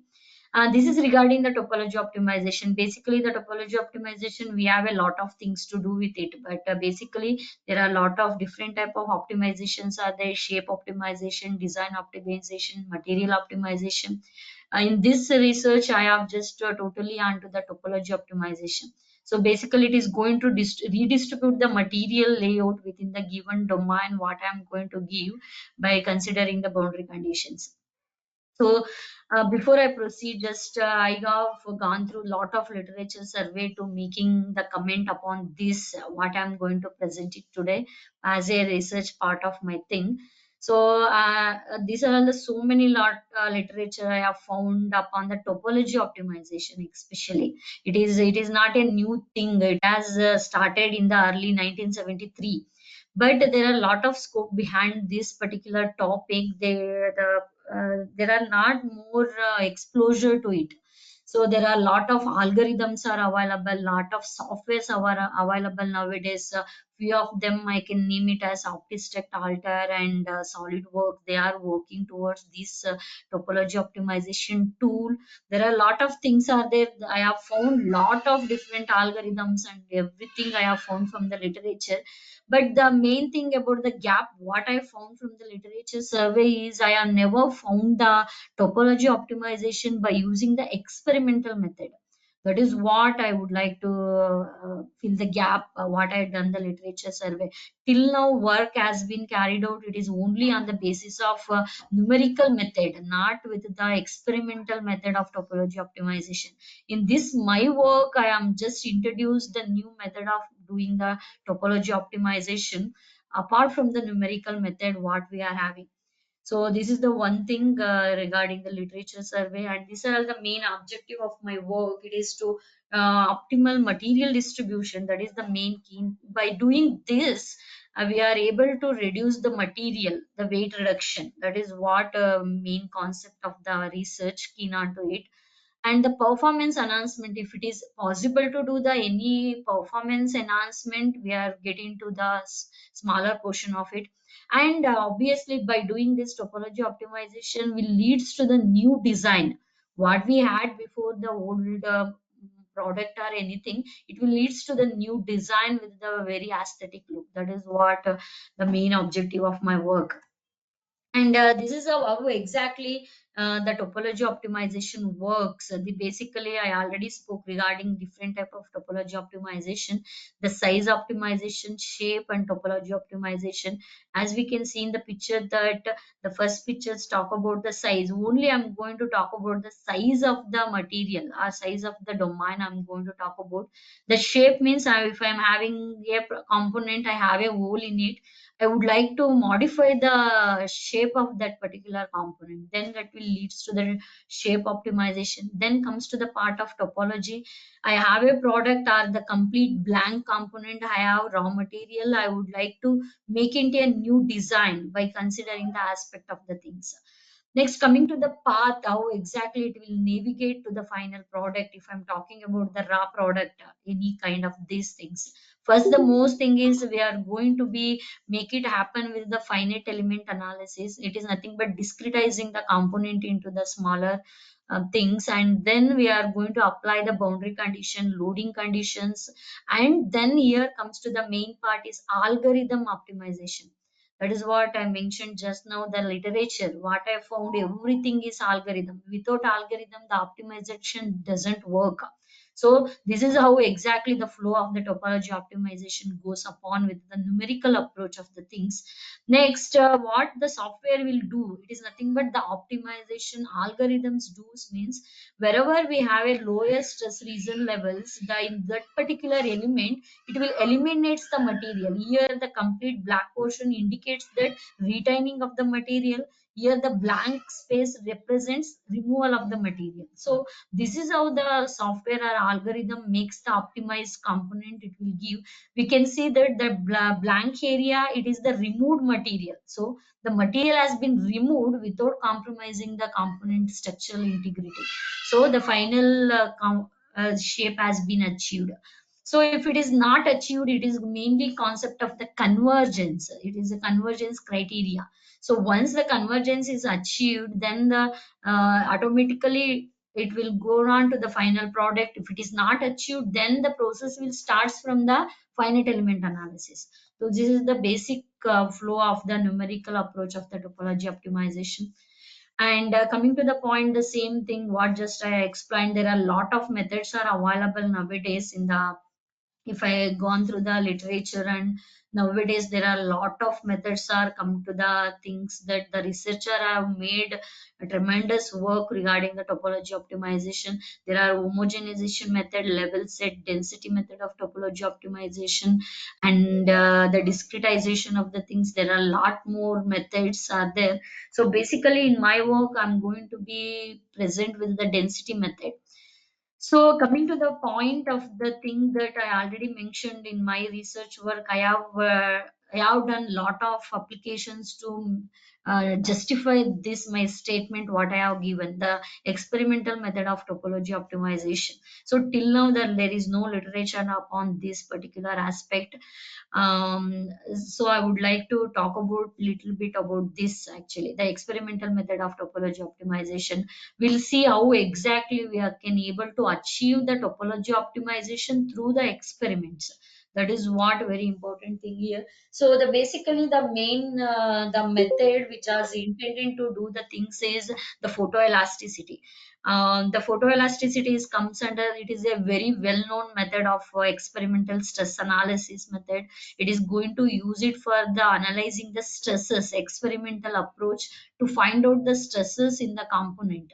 So that is the well known, it is a very old method, experimental stress analysis. That is the one method I have done for doing the topology optimization method. So if you wanted to achieve this photoelasticity, obviously we need a it is a basically it is a going to be it is about the arrangements, how we going to do it. So this is the arrangement what we wanted to, if we wanted to do the photoelasticity method, this is the optical arrangement we needed. It is a optical method. So we will be having light source, then the first quarter polarizer, first quarter wave plate, we are keeping the model here, then second quarter wave plate, and coming to the analyzer. So at the end of the analyzer we are weaving the fringes. So I would like to talk about this. This is the picture shows how exactly what do you mean by the fringes, what do you mean by this photoelasticity gives us. So this is the picture of the simple circular disc with the compression load. So if I undergone with the polariscope, that is the setup what I spoke just now.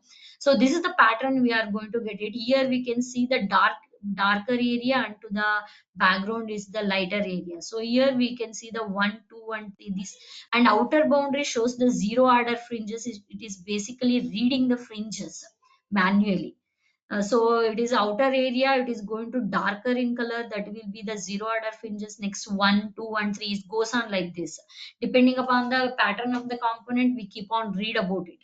And after getting this basically these particular patterns of the things will be having, going to find out sigma 1 minus sigma 2. It is basically not just principal stress, it is a difference of principal stresses we are going to measure by using the photoelasticity method. So capital N will be the number of fringes, F sigma will be the material fringe values. We can find it by calibration.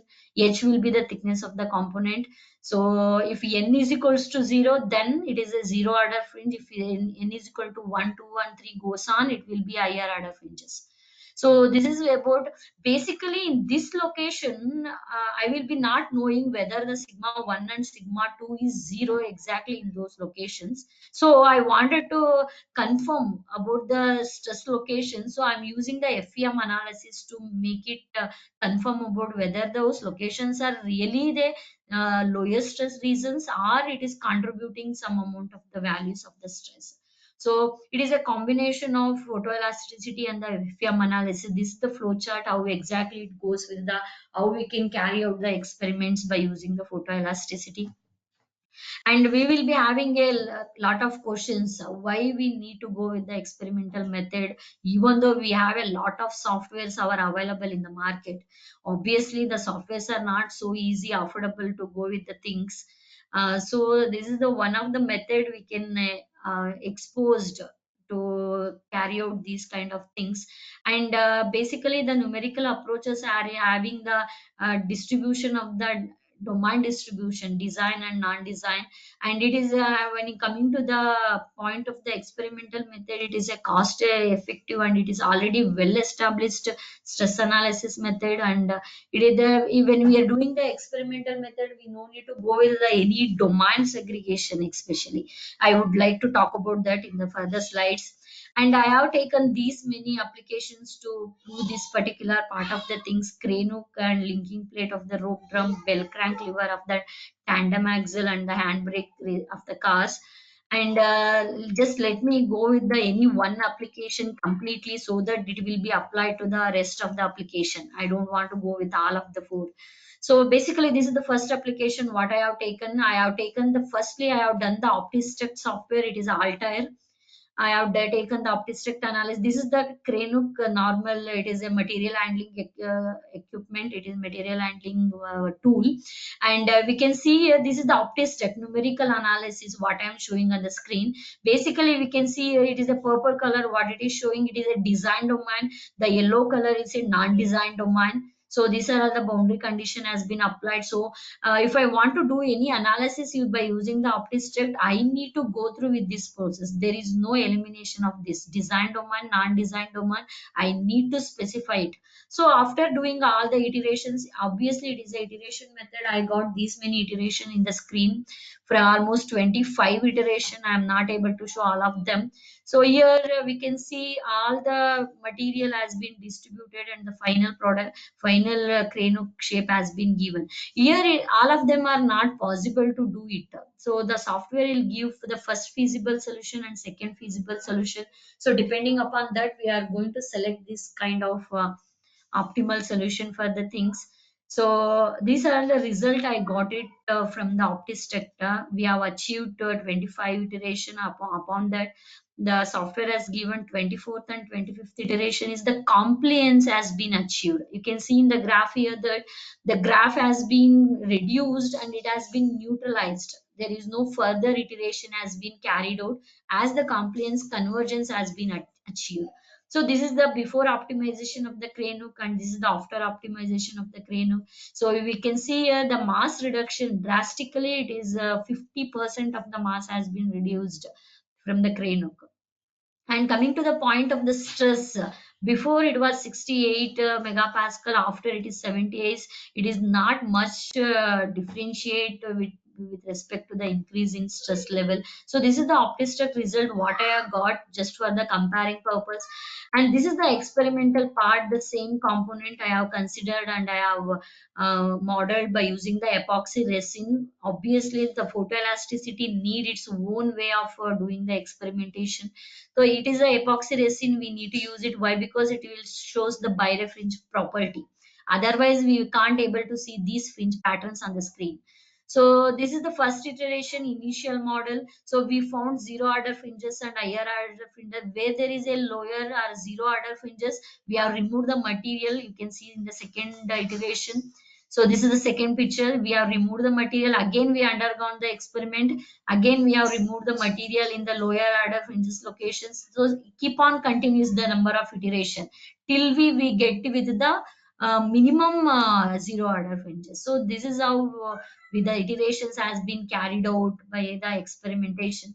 So to just ascertain that whether these locations are really contributing the lower order fringes. Obviously there is no zero stress level in the whole component. That is what to know that we have used the FEM analysis for the same number of iteration. We found in those location principal stresses P1 and P2. It is nothing but sigma 1 and sigma 2. By using this ascertaining concept, we came to know that these are all the lower stress locations. So we removed material and we got the optimal solution. And one thing here we need to observe here is the tip of the crane hook, these things not has been given the result. The tip of the crane hook, the yellow portion as non-designed space, it is not going to carry out any analysis even though there is a scope of material removal in that place. So in the experiment, we have removed this locations material. So the same 50% of the material has been achieved by using these uh, experimental method. We have compared both the photoelasticity as well as the optics result and mass reduction. And this is the same way we have approached to the concept of the thing that for the linking plate application. Just I'm not going with the things deeply with the concept of this. The same procedure has been applied for the linking plate also. So this is the before optimization and this will be the after optimization. The same has been carried out by using the experimental methods. So we got the same things result. This is what we got the comparison with the things. And the mass reduction also, it is comparatively, it is why? Because we got little bit more mass reduction in the case of optistruct, because the optistruct will remove the material in the elemental level. That is the reason. But in the experiment we are going to remove the material manually. So that's what we got a little bit lesser mass reduction. And this is what we got the result with the mass reduction 50% of the age. Next, next application, it is tandem axle. We have used, I think, in the suspension in the heavy duty vehicles. We going to find it out this bell crank lever suspension system. So this is what we found. There are four bell crank lever in the whole vehicle. So for one bell crank lever, we carried out the experiment with the different positions. So there is a lot of more thing to talk about it. Just I will stick on to the basic things how I carried out the experiment. And this is the recalculation of the boundary conditions and all I have carried out. And this is what we have got the densities values and the optistrict for the two positions we got for the loading one condition and loading two conditions. And these are all the results we got before and after optimization. These are the result. We can see the load one condition. We got the material reduction and the stress value. The 42% of the material has been reduced in single bell crank lever. So there are four bell crank lever in the whole vehicle. So drastically it is applied to all the bell crank levers. So it almost most of the weight has been reduced in case of the suspension system. So this is the experimentation same we carried out for the load one and load two conditions. And this is the same load two first iteration. We have removed the material in the marked black color marked locations, and again it is enlarged after the second iteration we carried out. And this is the final product what we got after the optimization of the material of the bell crank lever, and we compared the same results with the same things.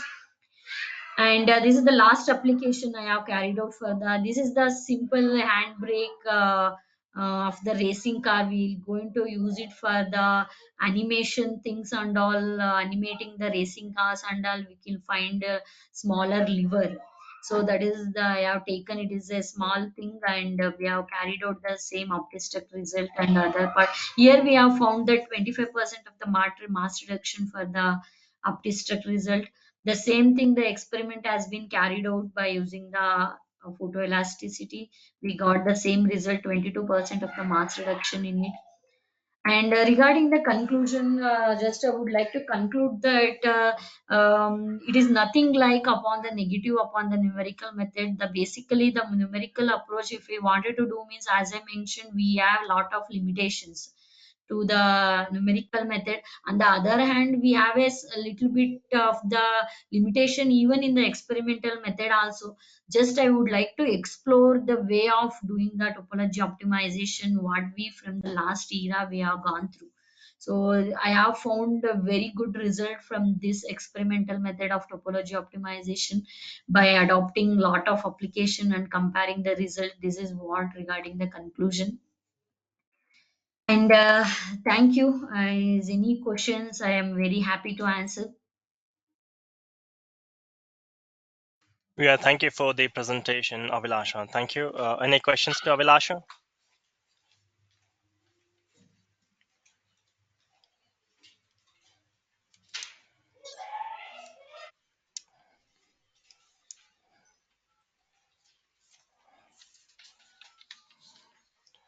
Yeah, any questions, please?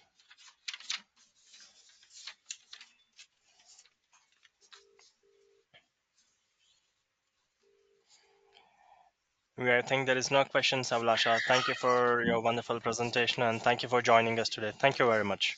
Yes, thank you. Thank you.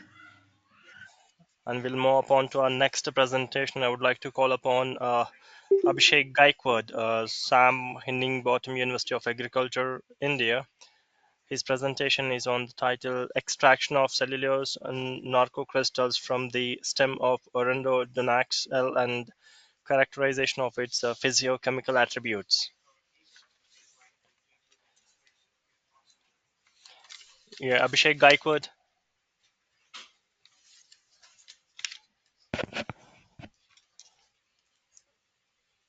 can you hear me? Abhishek.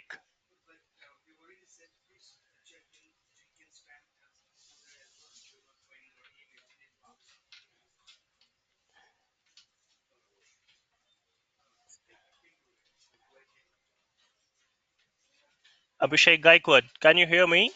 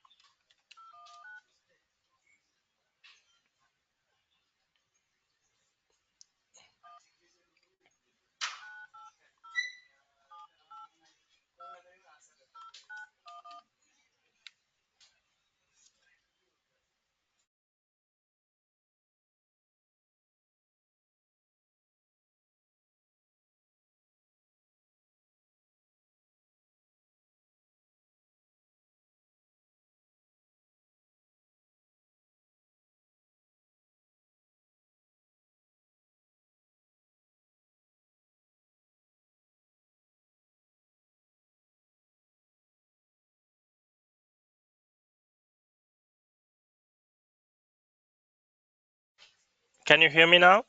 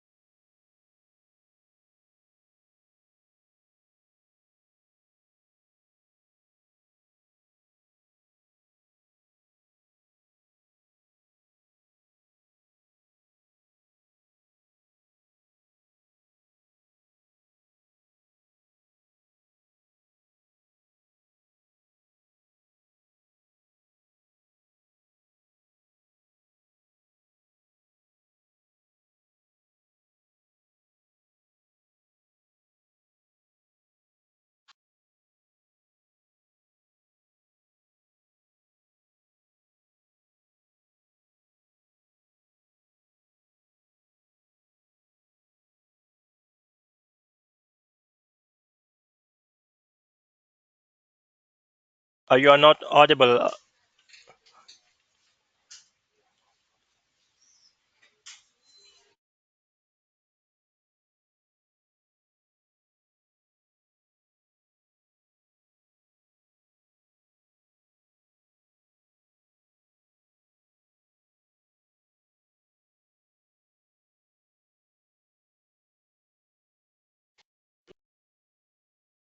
Abhishek, you are not audible to us.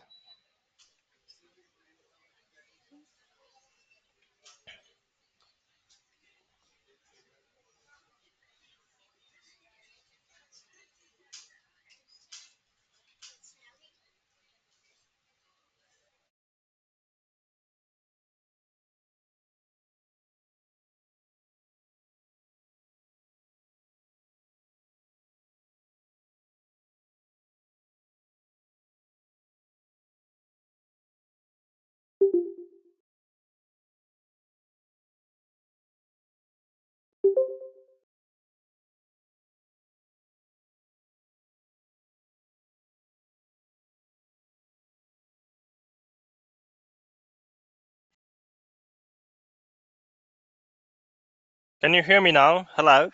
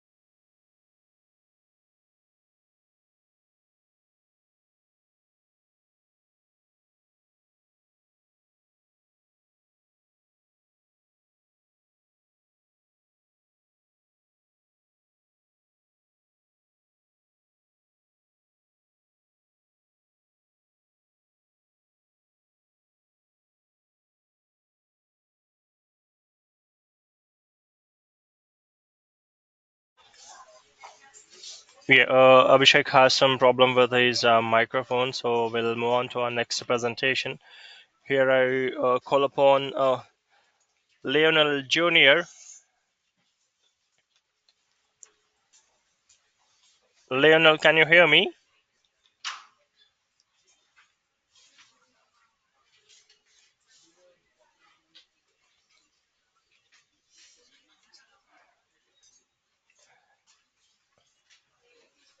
Lionel, can you hear me?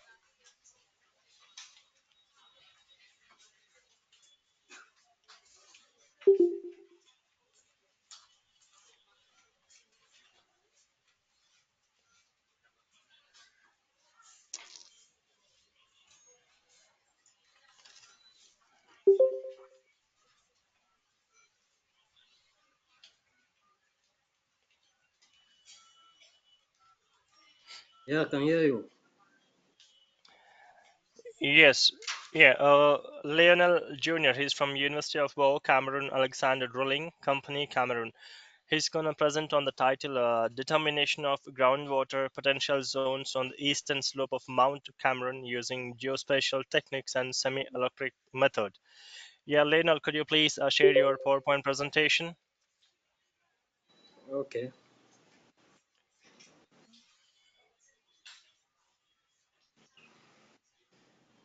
You have to make me a presenter. Yeah, just a second, just a minute, please.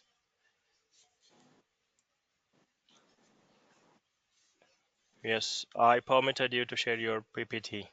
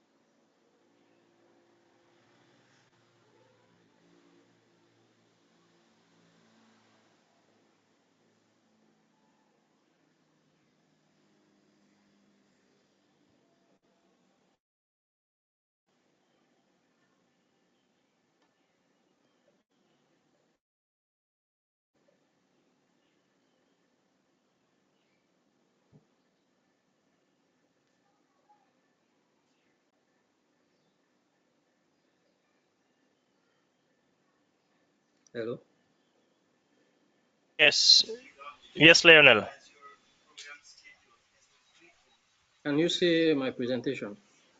Yes, yes, I can see your presentation. Yeah,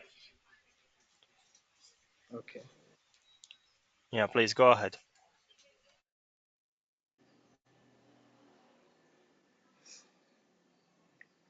Is it okay? Yeah, okay, it's fine. Perfect. Okay. Okay. Thank you, coordinator, for your kind introduction. I am Lionel Junior Gomen Jumbe. I'll be presenting determination of groundwater potential zones on the eastern slope of Mount Cameroon using geospatial techniques and seismoelectric method. I'm a PhD student at the University of Boya in applied geology. I also work as a hydrogeologist at Alexander Drilling Company.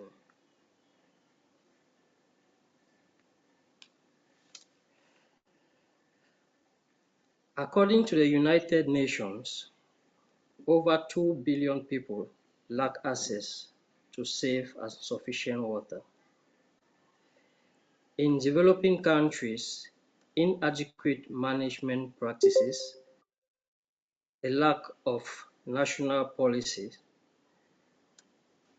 population increases, poor management and deterioration of infrastructures, corruption, and lack of adequate funding have resulted in water scarcity. As a result, the population is now dependent on groundwater as an alternative source of potable water. In the absence of springs, the only other access to groundwater is through wells and boreholes. However, some of these boreholes are the drilling of dry boreholes in the study area is a result of insufficient hydrogeological data and the practice of site-specific geophysical surveys.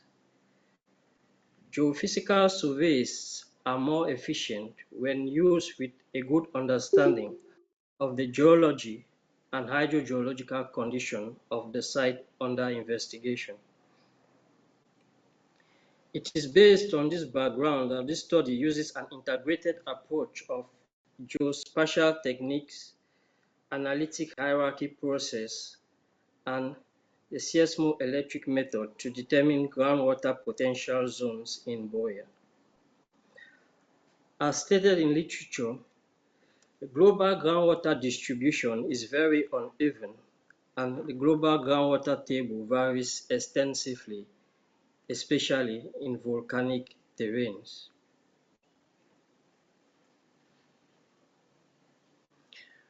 Boya, which is the study area, is situated on the southeastern flank of Mount Cameroon in the southwest region of Cameroon, as seen in figures 1b and 1c.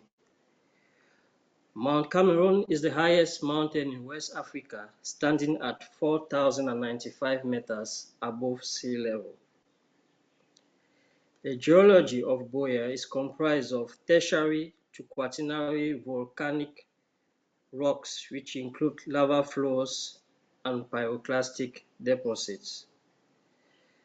These rocks comprise of basonites, trachytes, basalts, and lahars, as seen in figure 1c.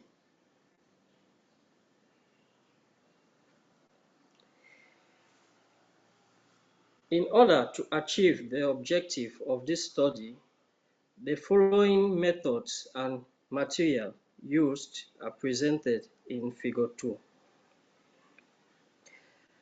Band 7 of Landsat 8 imagery was used to produce a linear mean density map and a land use map. SRTM DEM was used in producing a drainage density map and a slope map. Meanwhile, a lithology map was produced using the geological map of Cameroon. These 5 thematic layers were used as the 5 factors for the pairwise comparison using the analytic hierarchy process. All 5 layers were reclassified into integer rasters and overlaid in ArcGIS Pro using the weighted overlay technique to generate a groundwater potential zones map. The groundwater potential zones map was then verified and validated using an isoconductivity map from a seismoelectric survey and existing springs and static water level of boreholes.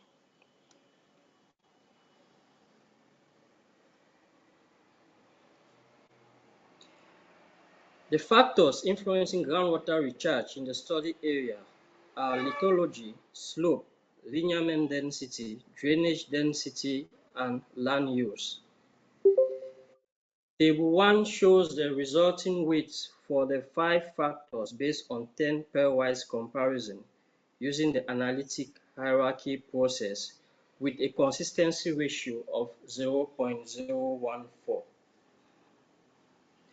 From the table, it can be seen that lithology is the most important factor that influences the recharge and occurrence of groundwater in Boya, with a weight percent of 33.2.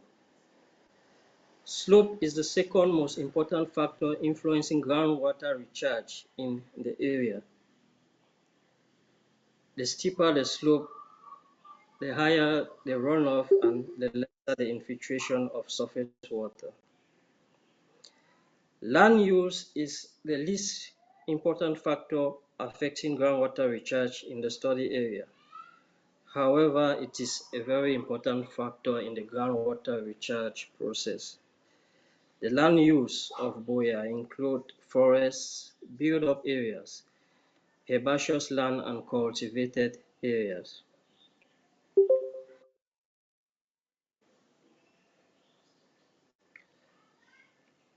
Using the analytic hierarchy process and weighted overlay methods, 5 groundwater potential zones were delineated, as shown in figure 3.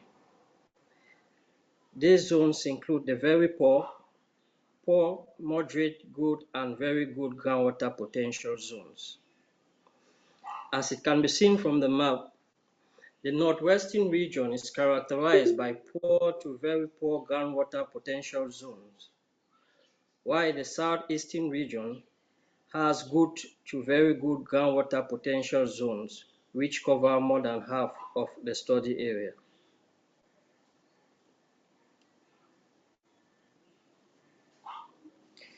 The groundwater potential zones map was validated using an isoconductivity map. The isoconductivity map that is presented here in figure 4 reveals 4 main conductivity zones. This includes the very low, the low, the moderate, and high conductivity zones. The southeastern region of the study area is characterized by high rock conductivity, while the northeastern region, which include the villages of Bonakanda, Bova, Bokova, and Bokwango, has low to very low conductivity. More than half of the study area has moderate to high conductivity.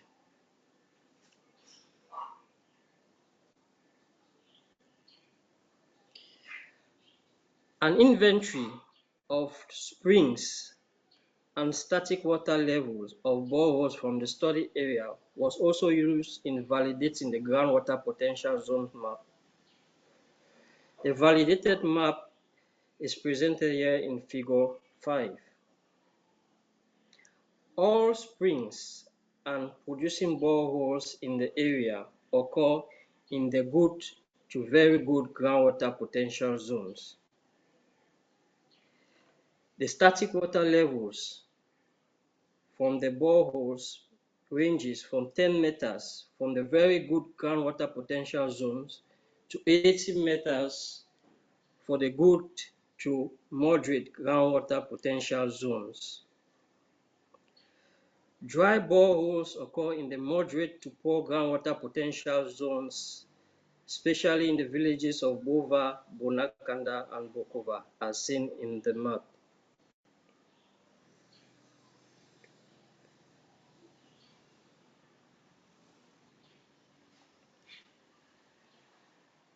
The consistency ratio of 0.014 of the pairwise comparison using the analytic hierarchy process implies the groundwater potential zone map of this study is reliable. As stated by cordially and others, a consistency ratio of less than or equal to 0.1 implies the result is consistent. From this study and similar studies done by other researchers working in volcanic terrains, groundwater distribution in volcanic terrains are mainly controlled by geology and topography. The good to very good groundwater potential zones are characterized by gentle slopes and older and fractured rocks that favor surface water infiltration and groundwater recharge. This observation has also been reported by Prasad and others while working in hard rock terrains in a district in India. The validation of the groundwater potential zones map using the static water levels, spring occurrence, and isoconductivity map is consistent. This type of validation has also been reported by other researchers working on similar research around the world. For instance, Emma and others working on groundwater in hard rock terrains in Egypt.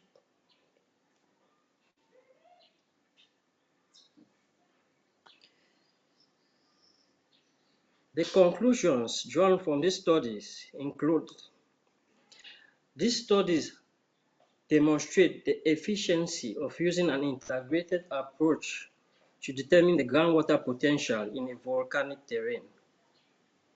It uses the geospatial technique and analytic process to delineate 5 groundwater potential zones. From the groundwater potential zones map, about 2/3 of Boya has good to very good groundwater potential. The methods used in validating the groundwater potential maps were very effective. And finally, water scarcity is more severe in the northwestern region, which is characterized by younger basalt, steep slopes, very low rock conductivity, dry boreholes, and the absence of springs. I would like to thank and acknowledge the following persons and institutions.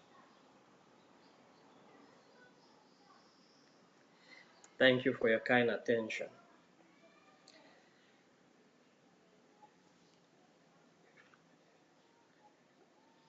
Any questions, I'm ready to answer.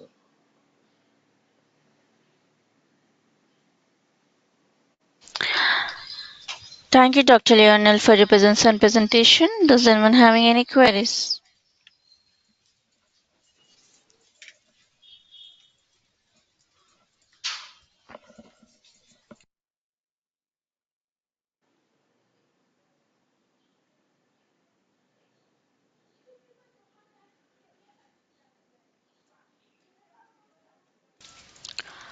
I hope there are no queries. Once again, thank you, Doctor, for your presence and presentation.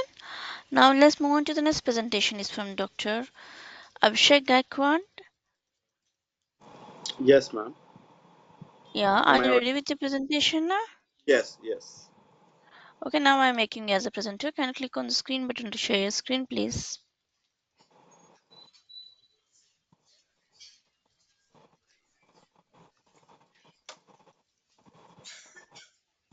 I have made you as a presenter. Can you click on screen button to share your Yeah, screen? it's done now. Okay, can you make it in a presentation mode?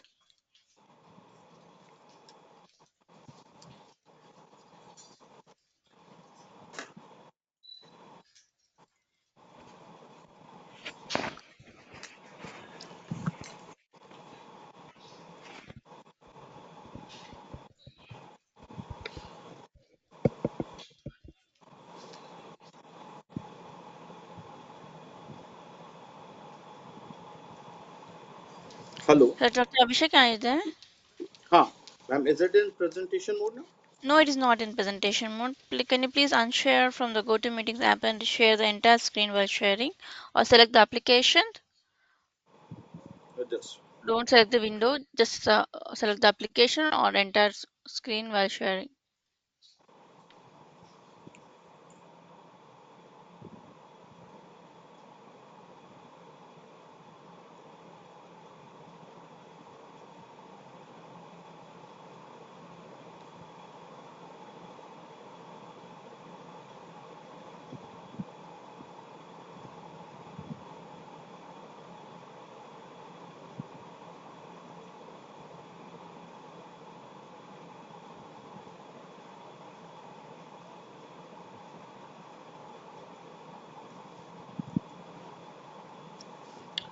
Hello. Yes, it is perfect now. You can start your presentation. Thank you. Thank you.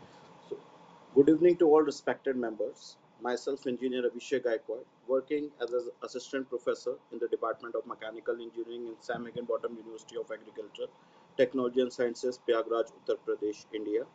As well as I'm doing my PhD from National Institute of Technology, Meghalaya, Shillong.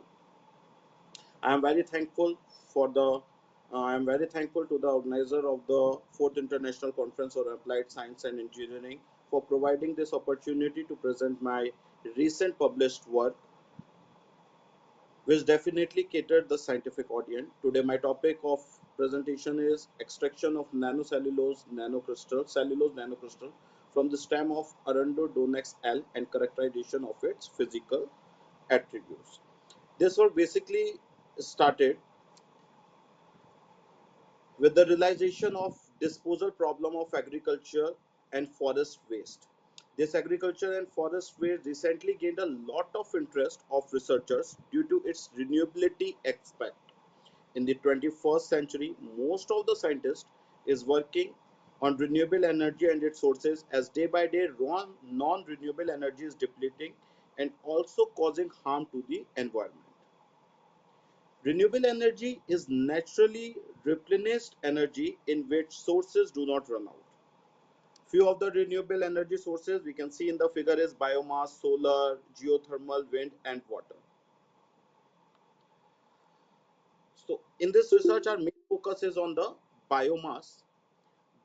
There are different sources of biomass, like we can see in this figure is forest crops and residues, agriculture crops and residues, seaweed, industrial residues, animals, and municipal solid waste. So biomass is one of the most important source of renewable energy. These different sources of biomass are being used for different applications, but here our focus is to utilize the waste collected from agriculture and forest. Asia has the largest area of land for agriculture purpose in the world. In the present scenario, the farmers used to burn farmers used to find the easiest way to dispose of these residues of agriculture and forest and invasive species by burning out them. This methodology uh, not only result in the loss of potential material while pollute the environment with toxic gases like CO2 emissions and other gases. But the proper selection, collection of agriculture and forest residues and supply it to biorefinery and biomass will give us some beneficial products like biofuel production and power supply to grids. Apart from it, materials can also be fabricated with the use of this waste and the residues.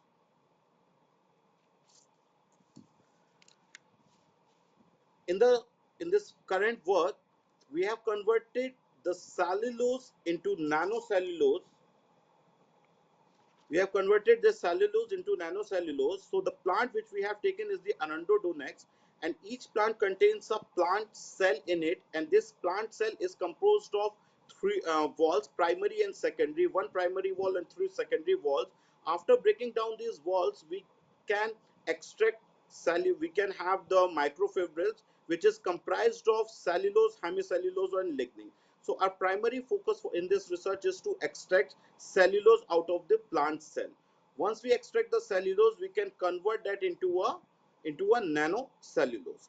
So for this, we need an chemical method for the extraction as well as for the conversion of cellulose into nanocellulose. These nanocellulose can work as a fillers or the reinforcement materials in a composite materials. On the other hand, we need a matrix. For the matrix, we have different materials available presently. Few of them are mentioned here, like we have bioplastics, which is in more demand these days. So what is bioplastics? Bioplastics are produced from renewable sources, biomass sources, which are either bio-based, as we can see in the figure, or a biodegradable.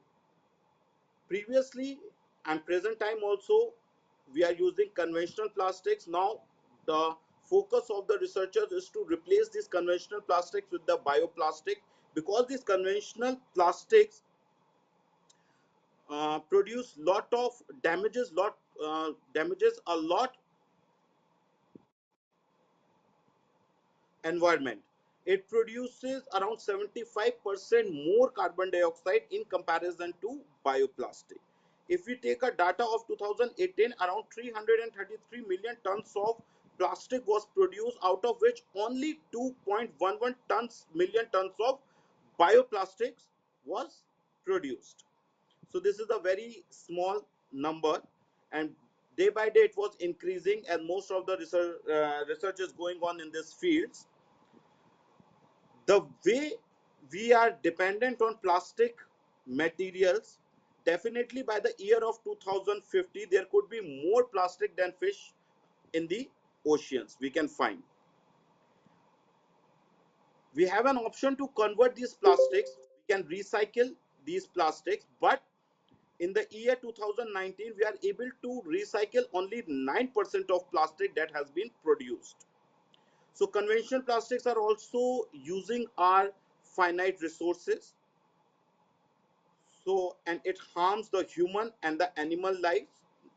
In a year, approx 1 lakhs man's animals and birds were dying, fish were dying due to this plastic. So the total research is focusing towards the bioplastic, and out of bioplastic my focus is particularly on the bioplastic which is comprised of bio-based as well as biodegradable. Why bio-based? Because it is renewable and biodegradable. It can be easily degrade into the environment in the soil, and while degrading it, what it gives us back is the compost, carbon dioxide and water. So in this work we have taken Arundinodonex plant, and we have after we have collected it Arundinodonex plant from Prayagraj, Allahabad, Uttar Pradesh only, and a plant of around 6 centimeter height was taken, and it was cut, sorry, 6 meter height was taken, and it was cut into from nodes, and pieces of around 4 or 5 centimeters were made, as you can see in this figure. Then it was weighted, around 100 gram of sample was taken. Then washing was done with the using twin 20, a non-oxidizing agent, and again after washing it was dried in a hot air oven, and the weight was reduced. You can see a significant reduction of weight was reduced because all moisture was reduced completely, and the retting was done. The stamps was placed in a beaker for at 12 to 15 days.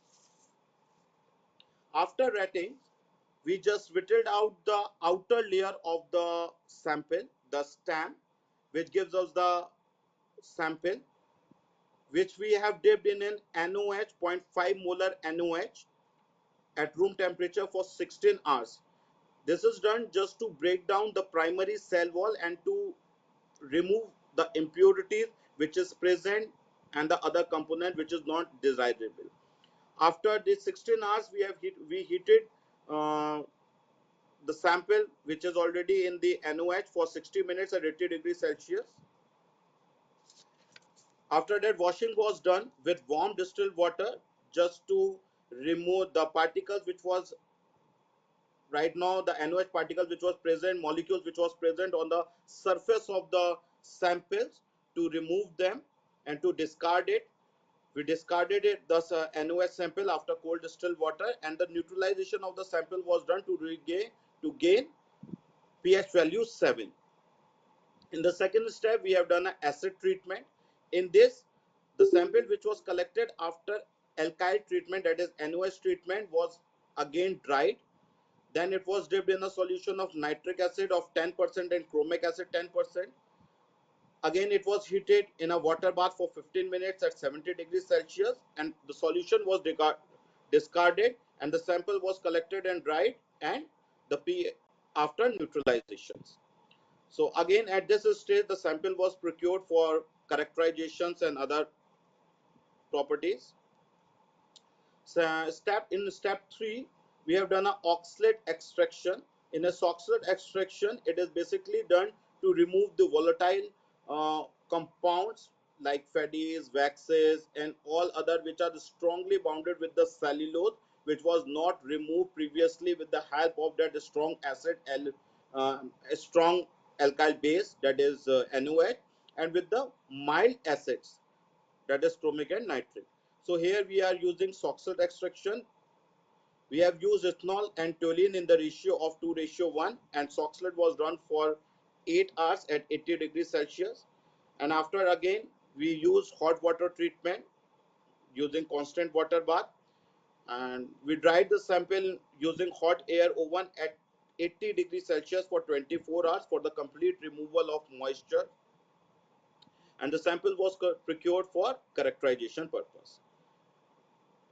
In step 4, the purification method, again we use 1 molar NOH, and we dip the sample which we have obtained after oxide extraction, and we put that on a magnetic stirrer for 6 hours at 90 degrees Celsius. Then we washed it with ethanol, 70% ethanol, for the neutralization. And again, we dipped the sample in hydrogen peroxide of 2.4 molar and acetic acid of 4.4 molar solution. So after this step, the sample which we procured is termed as T1.4. So these are the 5 samples. The first one is the untreated sample. The second one is the treated sample after NOH. The green one is the, you can see it is the treated sample after chromic and nitric acid. And the third one is oxalate extraction. The final one is the nanocellulose which we have achieved. Nanocellulose concerns the complete removal of lignin, hemicellulose, waxes, and all other impurities present in it. Then we have gone for the quantitative characterization like density, chemical composition, yield, moisture content, water absorption, ash. This is the formula of the density. So here we can see M0 is the mass of the empty picometer. We have used picometer method for the calculation, and toluene is the immersion liquid which we have used in this. So the density after chemical treatment was increased. We can see in the results it was increased. In the sample UT1 untreated sample, it was around 0.886, and in the final nanocellulose it was 1.083. The reason behind this is previous studies also suggest the same result, that after chemical treatment lead to enhancement in the density, fiber density. So our findings is also in accordance with the previous results, and the possibility for this is the mechanical interlocking and chemical bonding raises the density of hydroxyl groups on the CNC surfaces and increases the affinity of CNC interactions. So here the chemical treatments fills the voids that were present, voids increasing the density of the CNC extracted from the anandodonite. Fiber density is one of the most important crucial characteristics of nanocellulose or fiber, as the weight of the material which we are going to fabricate is completely depends upon the density of the reinforcing materials as well as the matrix. So the second test we performed is the chemical composition. So chemical composition. So here we can see the for this to know this chemical composition, we followed TAPI method. That is the technical association of pulp and paper industry guidelines. So first we find out the alpha cellulose. The first we determine the hollow cellulose content, and after that we remove the hemicellulose out of this hollow cellulose content, so we may able to extract completely the alpha cellulose. So the cellulose were determined through this method. Then to determine the lignin, we used TAPI T222OM01 method, which is, you can find it on the Google or the TAPI guidelines. Extractors were also found using the previous methods which was already reported by researchers. So in this we can see after the chemical treatments, cellulose was increased significantly. After each treatment, cellulose was increasing. On the other hand, hemicellulose, lignin, and extractors were decreasing. So finally, the cellulose which we were able to achieve, the nanocellulose, it is around 87.4%. So there is a increase of around 2.5 times if you see the untreated samples. So it's a good result, we can say, when we compare it with the previous results. The next one is the yield calculation. So yield of the fiber was calculated, yield of the cellulose, removal yield of hemicellulose, as well as the degree of delignification, means removal of lignin.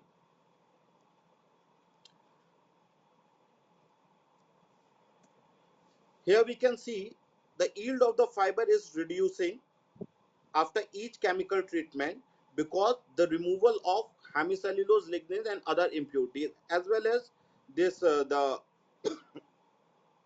cellulose content was increasing. We have seen just now only the chemical composition, the cellulose was increasing. So here also the yield was increasing, we can see, and the removal yield of hemicellulose was also increasing after each treatment. Means the amount of hemicellulose we were able to uh, uh, remove after each chemical treatment is high. Same with the lignin. Then the moisture content was reduced after each chemical treatment. So for this moisture content, we have taken a 2 gram of sample and we have dried it until a constant weight was achieved. And the reason behind the decreasing of this moisture content is the hydrogen bond is broken down due to chemical treatment, which leads to a reduction in the moisture absorbing potential of fiber. So the hydrogen bonds was removed. That's why this moisture content was decreasing. Next is the water absorption. The water absorption was quite high in untreated samples, but still it is less comparative to the previous research done on the same plant. The water absorption coming in those research was around 700 to 800%, but here it is after 90 minutes of water absorption, it is coming around 860 636%. So for water absorption, we have taken the fiber, we have merged the sample in different beakers and fill those with waters, and after every 15 minutes we have taken it out and placed the samples between the two uh, papers to just absorb the outer layer of moisture or the water present on the sample, and then we have weighted it. And the formula used to calculate water absorption is m2 minus m1 upon m1, that is weight before immersion and weight after immersion. So here we can see after the chemical treatment, the water absorption percentage was decreasing. So after 636%, in the final one we can see after 90 minutes, for the first sample, that is after NOS treatment, it is coming around 185%. After acid treatment, it is coming around 100%. After Soxhlet, it is coming around 95. And final, after when we are able to extract nanocellulose, it is 88% only. So 88% of water absorption is present in nanocellulose, which we have extracted.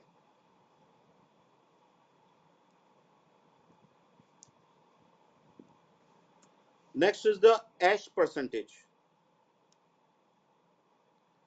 So in this ash percentage, again we use the TAPI method to calculate this ash, and we used a furnace, muffle furnace, to perform this experiment. Ash was reduced after each chemical treatment, which completely signifies that the removal of impurities as well as hemicellulose and lignin. Ash percentage was determined to correlate the purification of cellulose with chemical treatment. So actually the abundance of hemicellulose and cellulose causes rapid loss. However, higher content of lignin produced higher ash content. So in the first sample, the ash content is high, so definitely there is high percentage of lignin and hemicellulose and impurities are present, as well as if we see in the nanocellulose, that is T1.4 with the gray color, there is very less percentage of ashes there. That is just because of the cellulose. Hemicellulose, lignins and all other impurities, wax, everything was removed, we can say here. So these are the qualitative characterization we have done. The first one is the FTIR, XRD, then TGA, DTG, FESM and DLS to know the particle size. These are the parameters which we use for the FTI analysis, and process software were used. Perkin-Elmer spectrum, USA machine was used. This is the graph which we obtained after FTIR analysis. So here we can see the peaks. One peak was at around 3300. We can notice if we come to this table, here we can see 3300 peak was noticed in all 5 samples, which confirms the presence of stretching vibration of OH, means hydroxyl groups. Then a peak at 2900 was also present, which confirms the HC and the CH systematic and stretching vibration of hydrocarbons. Then the peak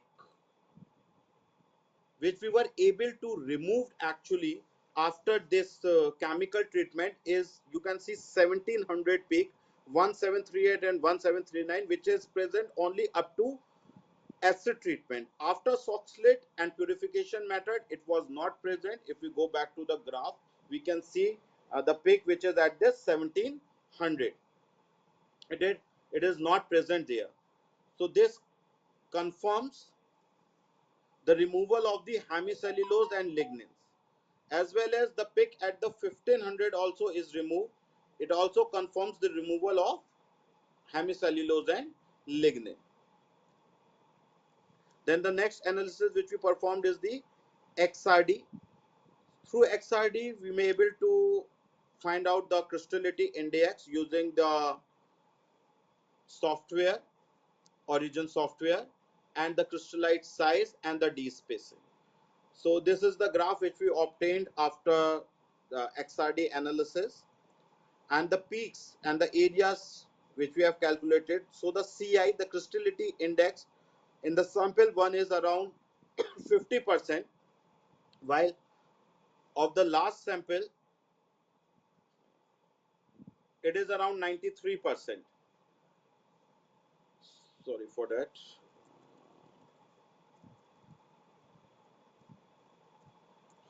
So the crystallinity index in the nanocellulose was calculated around 93%, which is a again we can say it's a good result, confirming the purity of the cellulose present in the sample.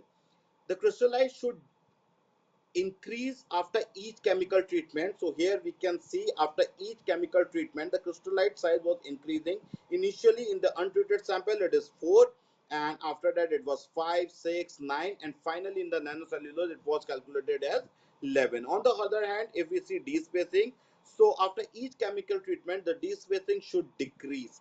So in the first sample it is around 4, another in the next after NOH treatment it is around again 4, very insignificant change. Again in the acid treatment, insignificant change. After Soxhlet also again it is coming around 3.9, but in the final nanocellulose it is coming around 3.2, which confirms the uh, decreasing of the D spacing also. The next is the TG analysis and the DTG analysis, derivative weight analysis. So here we can see the initial stage. The initial stage is the temperature. In the graph also you can see temperature from 30 degree to 100 degree, as the machine started at 30 degree, so room temperature. So 30 degree to 100 degree, the loss, the weight loss percentage around 7%, 6% to 8% in the first 4 samples, but in the nanocellulose it is around only 4%. That is because of the complete removal of impurities. Because in the initial stage what happening, complete removal of impurities, or we can say extractives and moisture content, everything. So we have seen previously also that the moisture content was lowered when we used the chemical treatment. The and ash was also lower. So here also the weight loss percentage was lowered in nanocellulose crystals. Then there is a steady state from 100 degrees Celsius to 250 degrees Celsius, where we can say a very less or a insignificant amount of weight was lost. So in all 5 samples it is between 1.6 to 4.4% around. In the second stage, which is the most important stage, where a huge amount of weight was lost, is the temperature range from 250 to 380 degrees Celsius. This is because of the depolymerization of cellulose. So we can see in the first 4 samples, the weight loss percentage is around 52 to 64, but in the final one it is 72%, because the cellulose content was high in this, and comparatively the weight of the sample in which the cellulose present in the first 4 sample is around 50%, so that much weight only lost there. In the final state, that is from 360 to 670 degrees Celsius, again around 35 to 27% of loss was there, but in nanocellulose, the final sample one, T1.4, only 18% of weight loss was recorded. This is again because very insignificant amount of lignin or hemicellulose may be present there. We can see uh, further, and the cellulose which was not burned, actually that was burned in this stage. And one more thing is the complete combustion of all those samples, of all these samples, occurred at different temperatures level. So if we see the figure, the last sample, that is the nanocellulose gray, the complete decomposition, the complete combustion of the samples occurs near about at 430 degrees Celsius, whereas all other 4 samples, their complete combustion occurs at around 530 to 600 degrees Celsius. So chemical treatment here also works, and it completely gives the result that the removal of hemicellulose and lignin was done in the samples. Next is the FSM analysis. In this FSM analysis, we can see in the untreated samples the impurities and the smooth surface which is present. This is smooth surface is because of the presence of the wax or the binders. So the binder removal we can see here in the T1.1 sample, and clean and rough surface was present. So after removing the impurities, again after acid treatment also we can see the binder removals, the walls was broken, and again the binders, the waxes was removed, the lignin was removed, which was surrounded by, which was surrounded the cellulose. So in the sample T1.3, we clearly see the pits which was formed. That is because of the chemical treatments and the removal of the particles present there, substances present there like hemicellulose, lignin, wax, and all other impurities, pectin. Okay, all those things were present. So after the removal, the pits were clearly observed. In the last, in the nanocellulose, a clear nanofibrils can be seen, and as well as the removal of the binding material can also be noticed in this figure. So the last is the experiment which we performed is the DLS, which confirms the size of the particles. That is the, so here we can see in this around 63% of, if you see the red line in the graph, so 63% of the particles uh, lies in the range of 1.1, and around 36% of the particles lies in the range of 0.9 nanometers. So this also confirms that the particle size of the sample which we have extracted after all those steps of chemical treatment gives us the nano cellulose crystals. So this work is the already published in Journal of Applied Polymer Science, and this the project on which I am working has already given me one chapter and 2 papers, and few more is in progress. So we can see we have in the other paper we have find out the difference, the impact of mature and immature plant also on the performance of the cellulose and nanocellulose, all other things. And in future we are presently actually working on the fabrication of nanofilm for the purpose of medicals, packaging, food packaging items, biomedical purposes, as well as we are planning to fabricate a composite material also with the use of this nanocellulose. So I'm very thankful for providing me this opportunity. If there is any question, I am ready to answer. Thank you. Thank you, Dr. Abhishek, for your presence and presentation. Does anyone having any queries?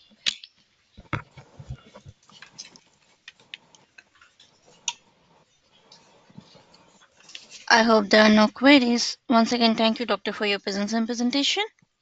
Thank you, ma'am.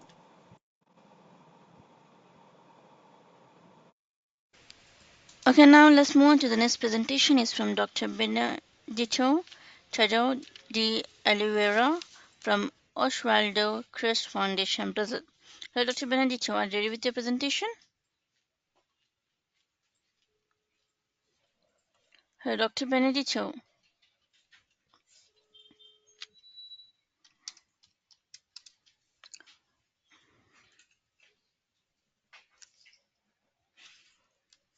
Hello, Dr. Benedito.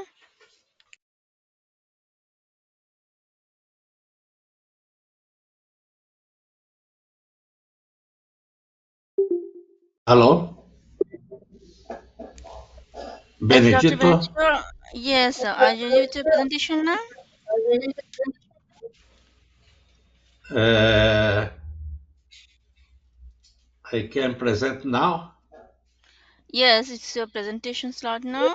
Are you ready now to give your presentation? Yes, Okay, now, I need help yes. to show my presentation. How I Okay. can show Okay, my now I'm making presentation? you as a presenter. Kindly click on the screen button to share your screen, please. Screen. Yes, now I have given you permission to share your screen. Now you can able to share your screen.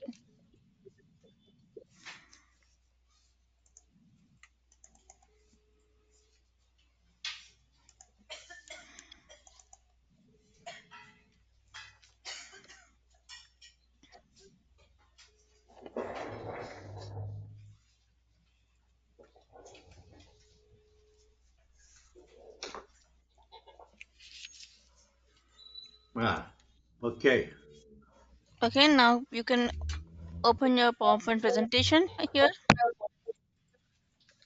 okay.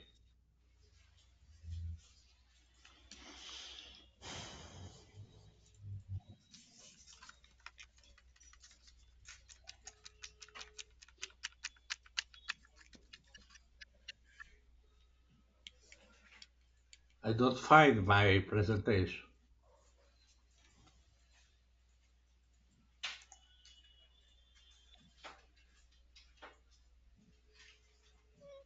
Have you opened your presentation?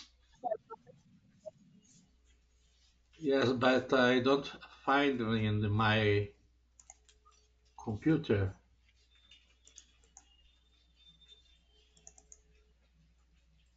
Have you already opened? It's open, but I don't find here.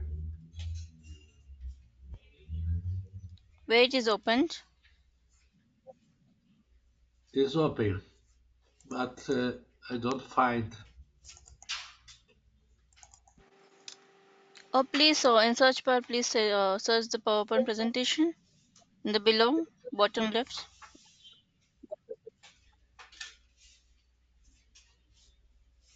The first one is your presentation, right? The restoration of the.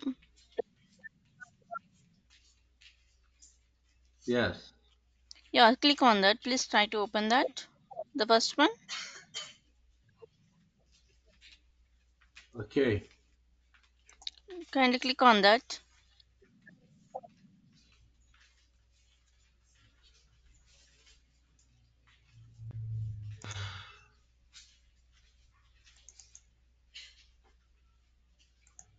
I have difficult. No, please open your documents here, left side. In the documents, you have that folder. Please open that. Okay, it is open, right? My doc, Yeah, your my presentation is document is open. open, Yeah, please go. Please stay on that page. The first one, click on that. Please give some time to open. but Just now it got I open, can't right? see.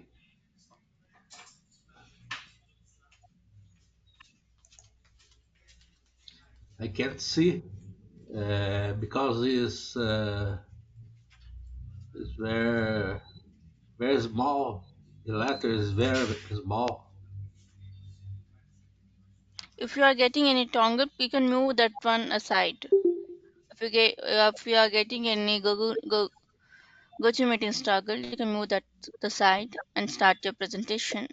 Please open your presentation before. Please click on the distillation of the Murish Pavilion. Yes, but Can you please, yeah, the please letter. click on the distillation.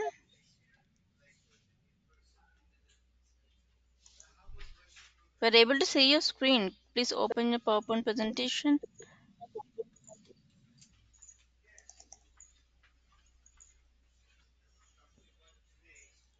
My presentation is open, but I don't find here because the letter is very small.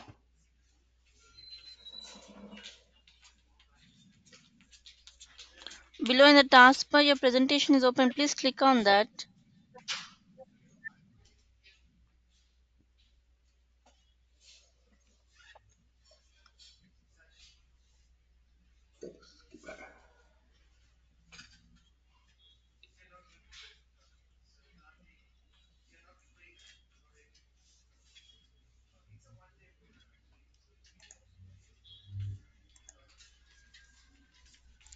Okay, please give us some time. We'll be sharing your presentation from our end.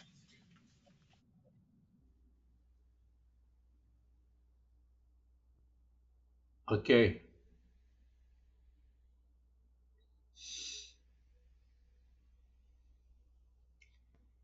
Uh, I can send you my presentation.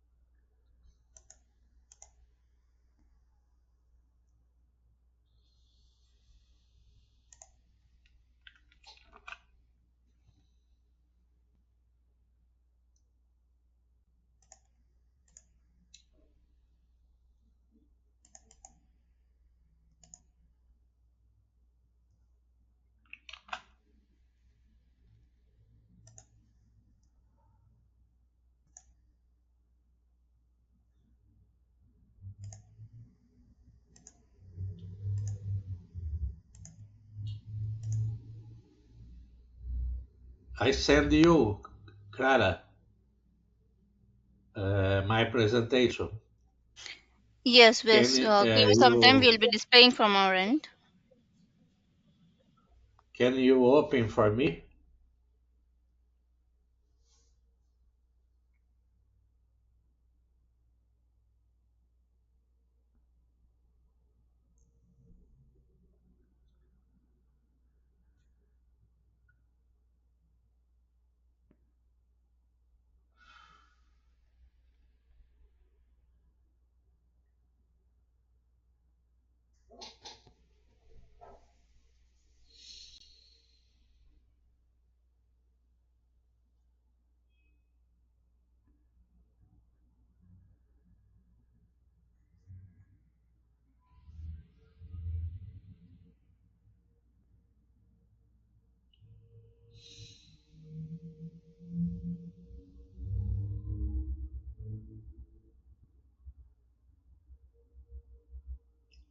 Okay. You can start your presentation now. Yes. Uh,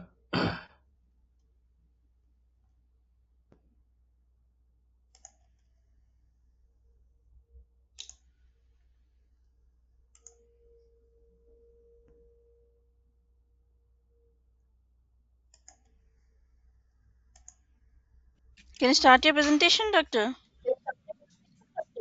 yes. This historical act of Manguinhos, Rio de Janeiro, can move for me?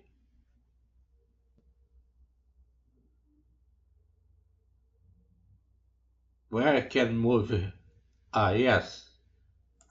Uh, the former Federal Solar Institute was created in Rio de Janeiro, Brazil.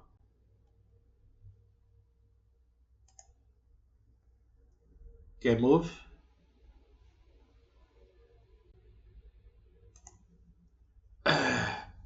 Uh,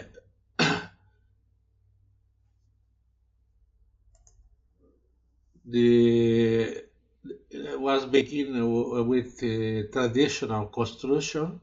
Can move.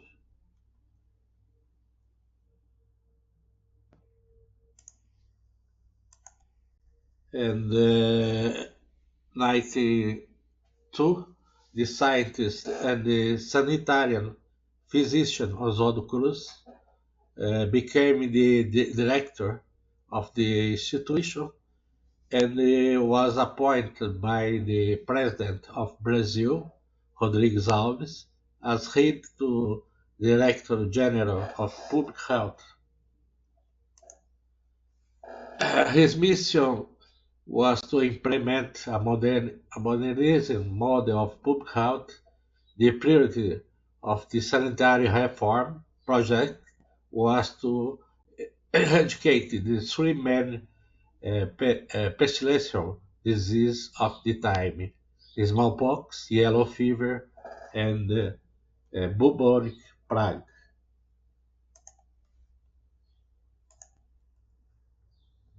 Can you move for me?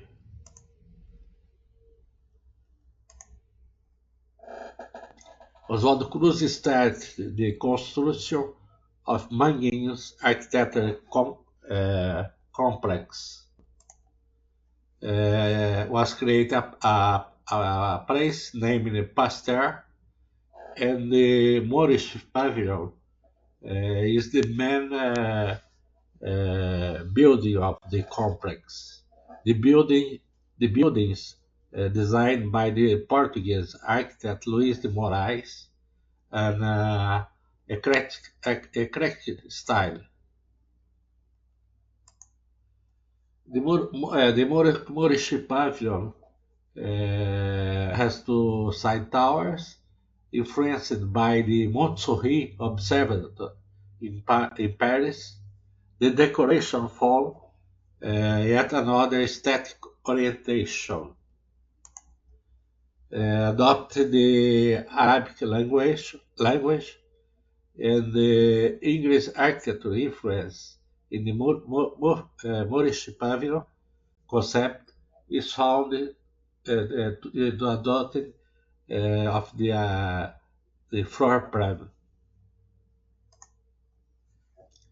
The idea of the Palace of Science, imagined by Oswaldo Cruz, was influenced by the architecture of Alhambra in Spain.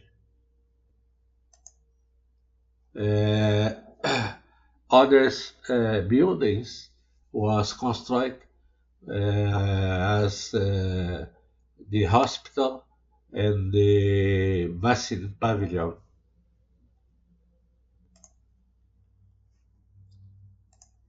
You can move the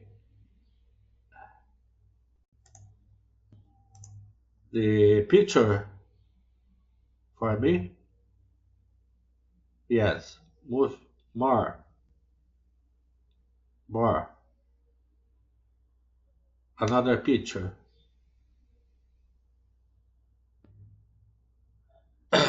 Another. Please, another picture. Another. Another. This is the Morris Pavilion. Another.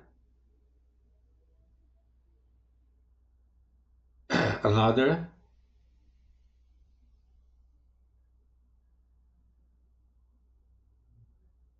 Another. Another.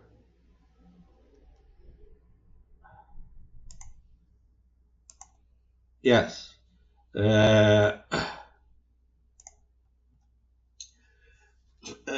In September, the 1907, Brazil participated in the International Congress of Hygiene and Demography held in This Berlin, moment I present. Okay. Then sorry, 2 minutes. Thank you. Ay, gracias. and, and presented the architecture project in beginning implanted Manguinhos. In the Brazilian session was awarded the gold medal, which was handed to Oswaldo Cruz.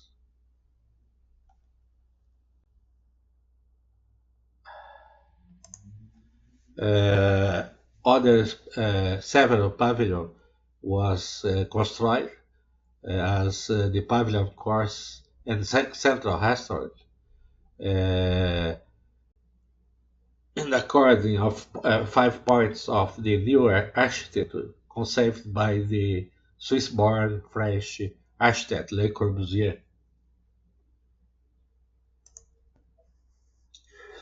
Designed by Brazilian architect Jorge Ferreira, Central Restaurant was awarded a special mention at International Architecture Biennale, and the Pavilion course had the collaboration of the Roberto Burle Marx.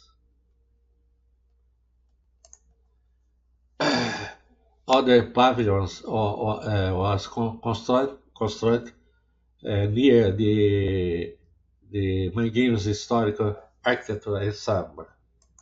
During the military dictator, culminated to the abrogation of 10 sites also affect Manguinhos campus building. It became totally disregarded.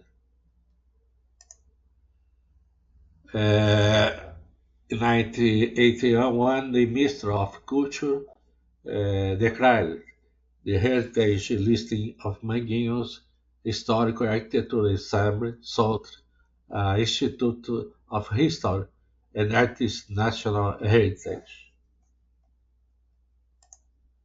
The list ensemble comprise Moorish Pavilion, Pavilion Prague, Horse Stable, Pavilion of Pinhator, and the Evandro Chagas Hospital.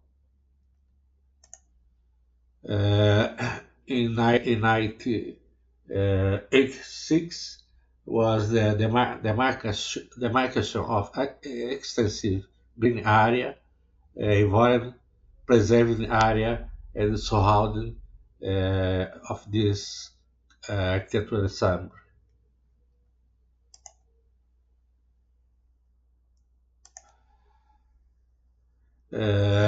Was created Oswaldo Cruz House in 1985 to preserve the memory of biomedical and health science in Brazil.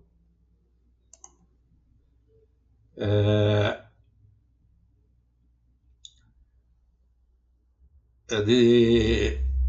process of degradation of the Manguinhos historic architecture ensemble occurred due to the following factors, where the degradation of construction materials, lack of preventive maintenance, and wrong intervention surfaced along the years. Last decade of the 20th century, were inaugurated at Fiocruz, a new library, a factory of vaccines, and the Museum of Life. And was created a department to preserve the the buildings, the historical building of institution. The Museum of Life was created in 1993. Uh, you can move the image image more more more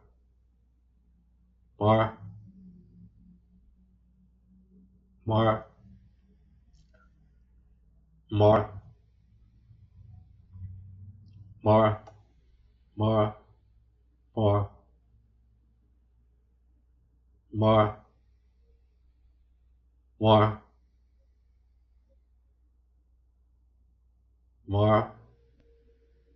This is the Museum of Life. More. This is the process of restoration. The pavilion, Moorish pavilion. More. Another image of restoration of the pavilion, Moorish pavilion. More. Treatment and reforce of metallic structure. Restoration of ornaments made in cement and sand. More. Treatment and reforce of metallic structure. Restoration of ornaments made in cement and sand. Restoration of all titles. Conclusion: the Oswaldo Cruz. More, more, more. The restoration of Oswaldo Cruz Foundation, linked of Ministry of Health, is the largest biomedical research institution in Latin America, and it is international recognized. The campus of Oswaldo Cruz Foundation composes approximately 800 meter square, and has a large green area, has 106 buildings with significant architectural examples.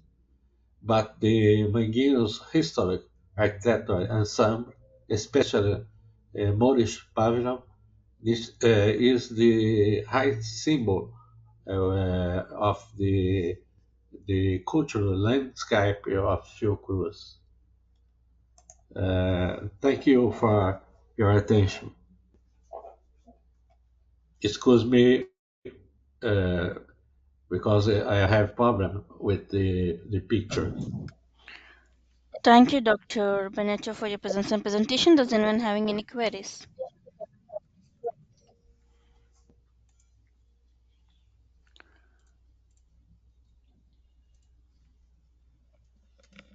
I hope there are no queries. Once again, thank you, Doctor, for your presence and presentation. Now let's move on to the next presentation. Is from Dr.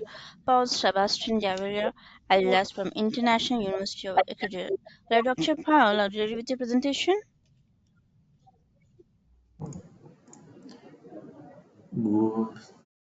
Good afternoon with all. Yes, I am ready. Okay, now I'm making you as a presenter. Kindly click on the screen button to share your screen, please.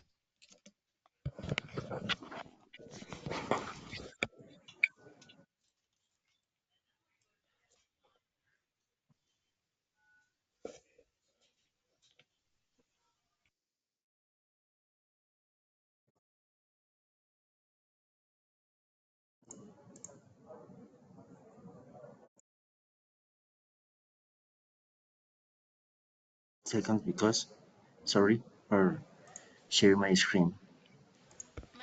May I know which device you are are using, the MacBook or the Windows desktop. Okay, your screen was shared.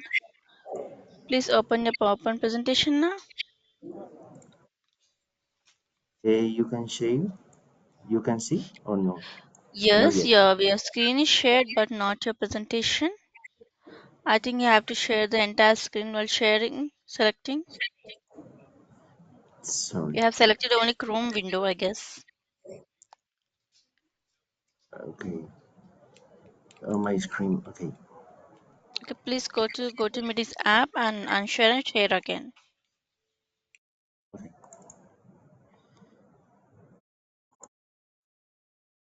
Okay. Sorry. Comparting.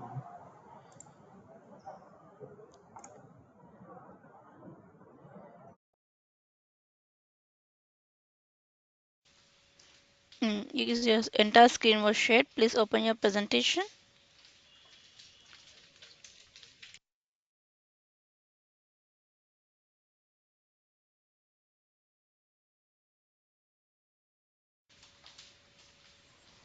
Can you please unmute yourself? Your screen. Okay. You can see. Yeah, I can see you can start in a presentation mode. Thank you.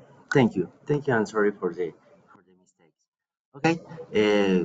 Thank you for the invitation. I am going to speak about my work of the CO2 acetone mixture that it work in a desorption process in a heat plate exchanger for application in a compression resorption heat pumps. Firstly, I'm going to talk about the first characteristic about the heat pump technology. Heat pump technology, you can see on the right, the figure number one, the principal components that conform a heat pump, a compression resorption heat pump. You can see a desorber, resorber, and valve of evaporation and heat pump and a compression. Compressor resorption characteristic is using refrigerant absorbent working fluid. In my case, the CO2 acetone mixture. Another characteristic is can operate at low height pressures with good performance, can operate with heat source at temperatures between 30 and 60 degrees Celsius, and it can produce heat and temperature up to 90 degrees. And an important thing is that in this cycle occurs a partial evaporation of the fluid mixture takes place in the desorber. The desorber is the component that I studied. The objective of this work was describe the results to carry out the experimental study of the desorption process of this mixture in a heat plate changer through application for compression resorption heat pumps. Uh, in a previous work, also published, I studied the simulation of the cycles and determine the conditions that heat that this cycle works. I draw the mass and energy balance for each component. Then I show you the principal model that I used to the calculation the principal parameters of the desorption. For example, firstly, the thermal load in the plate heat changer was calculated for the first equation. Then, on the other hand, the thermal load of the desorber and its value was compared for another site, water, and the solution. The first principal global experimental heat transfer was calculated through the thermal load over the area plate and the difference mean temperature. Sorry, logarithmic medium temperature difference. This calculus was determined through the coefficient transfer of water through the effects of pressure of nuclide voiding. In the first question in this slide, you can see that how I calculate the coefficient transfer transfer of this component above the distortion. The next parameter are the quality. The quality was determined throughout this equation, and in the right of the final slide, the mean vapor quality was determined and in the outlet in the plate heat exchanger show this short equation. Another parameter was the desorption mass float, and you can see the equation. And finally, the desorption float. It was determined by the vapor quality and the inlet adhesion.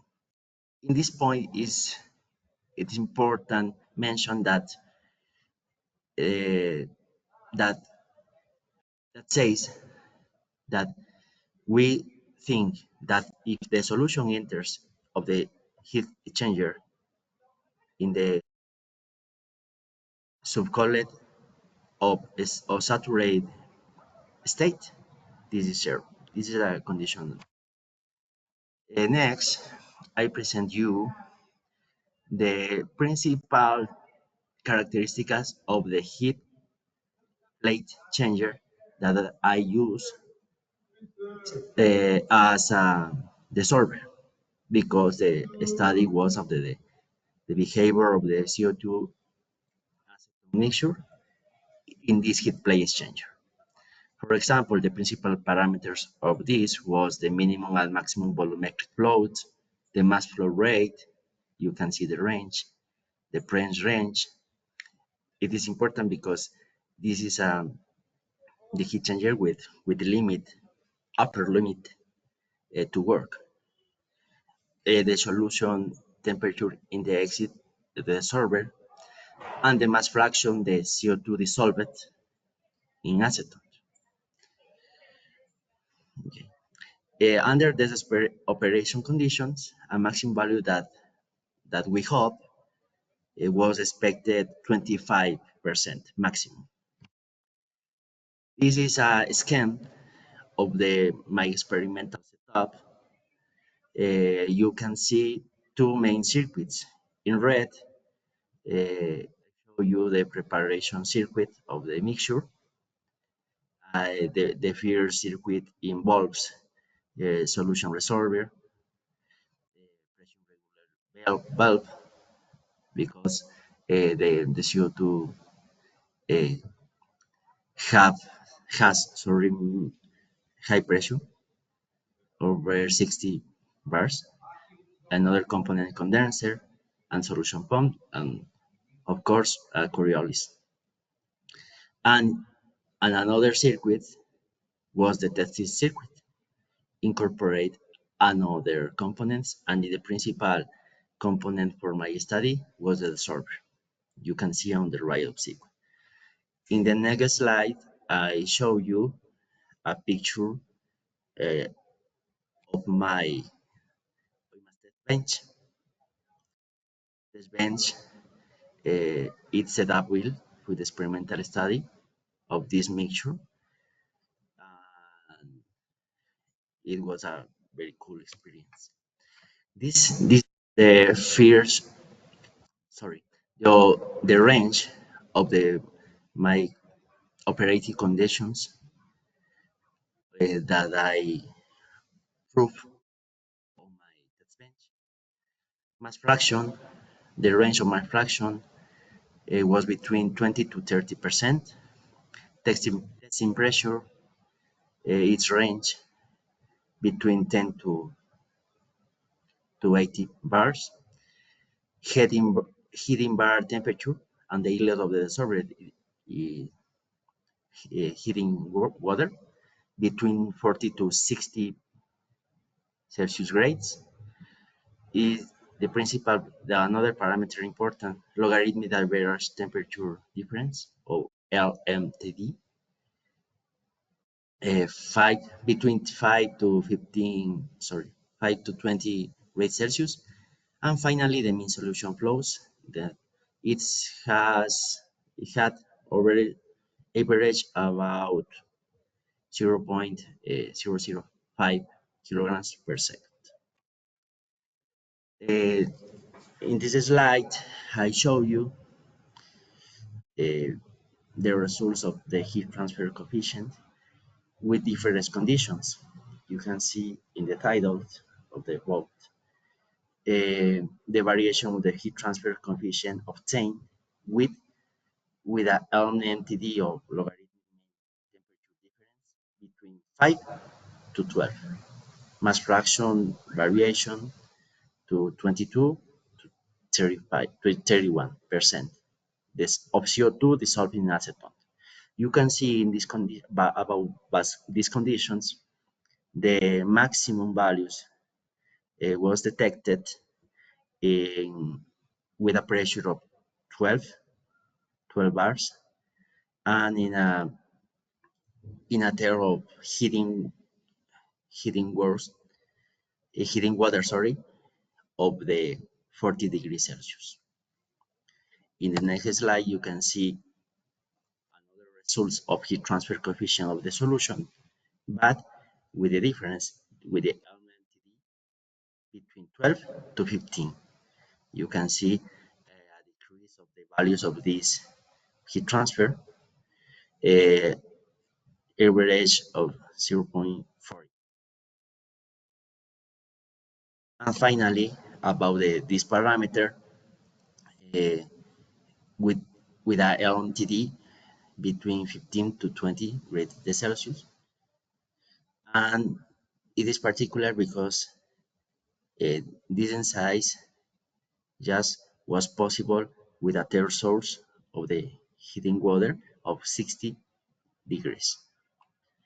Another parameters is the results obtained of the mean quality of the dissolvent. I will show you that we can obtain an average of 16% in the heat rate exchanger of the mean vapor quality. Another results is the values of heat flow. You can see in the same comparison with LMTD. First, the LMTD with between 5 to 12 degrees Celsius, and we can see that the values is average of 3 2.5 similarity values with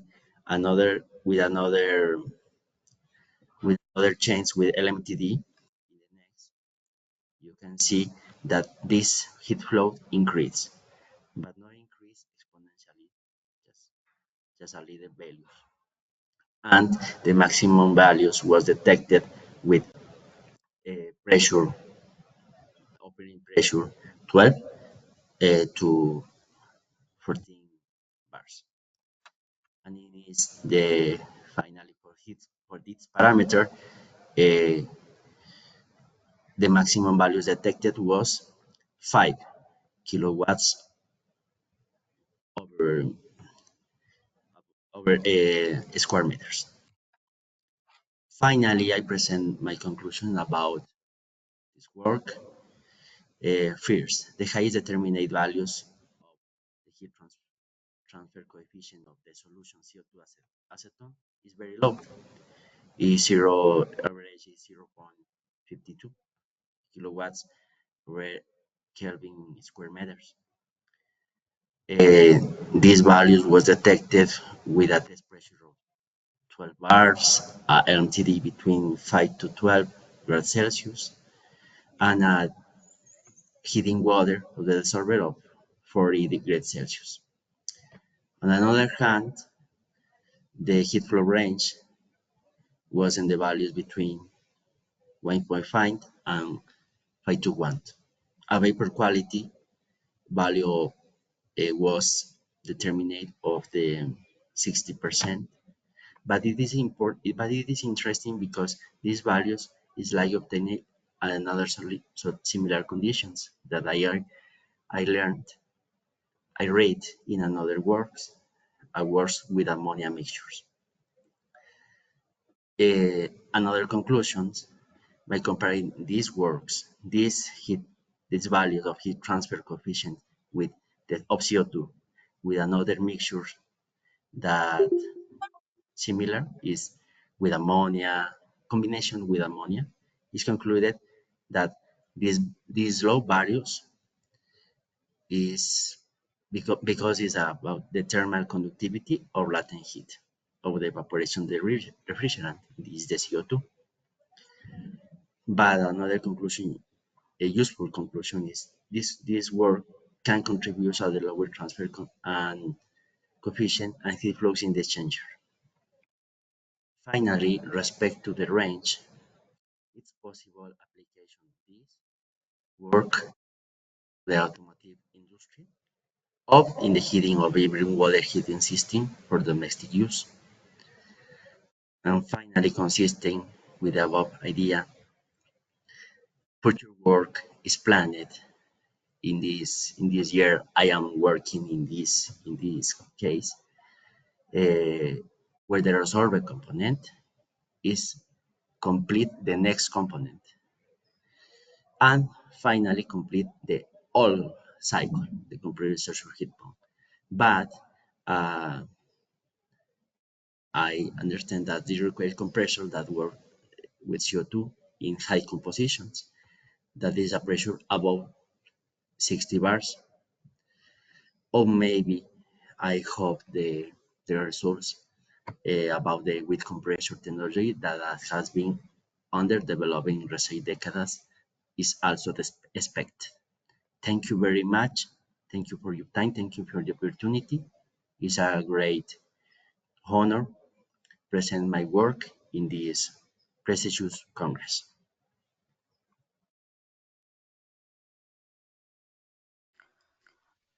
Thank you, Dr. Paul, for your presentation. Does anyone having any queries?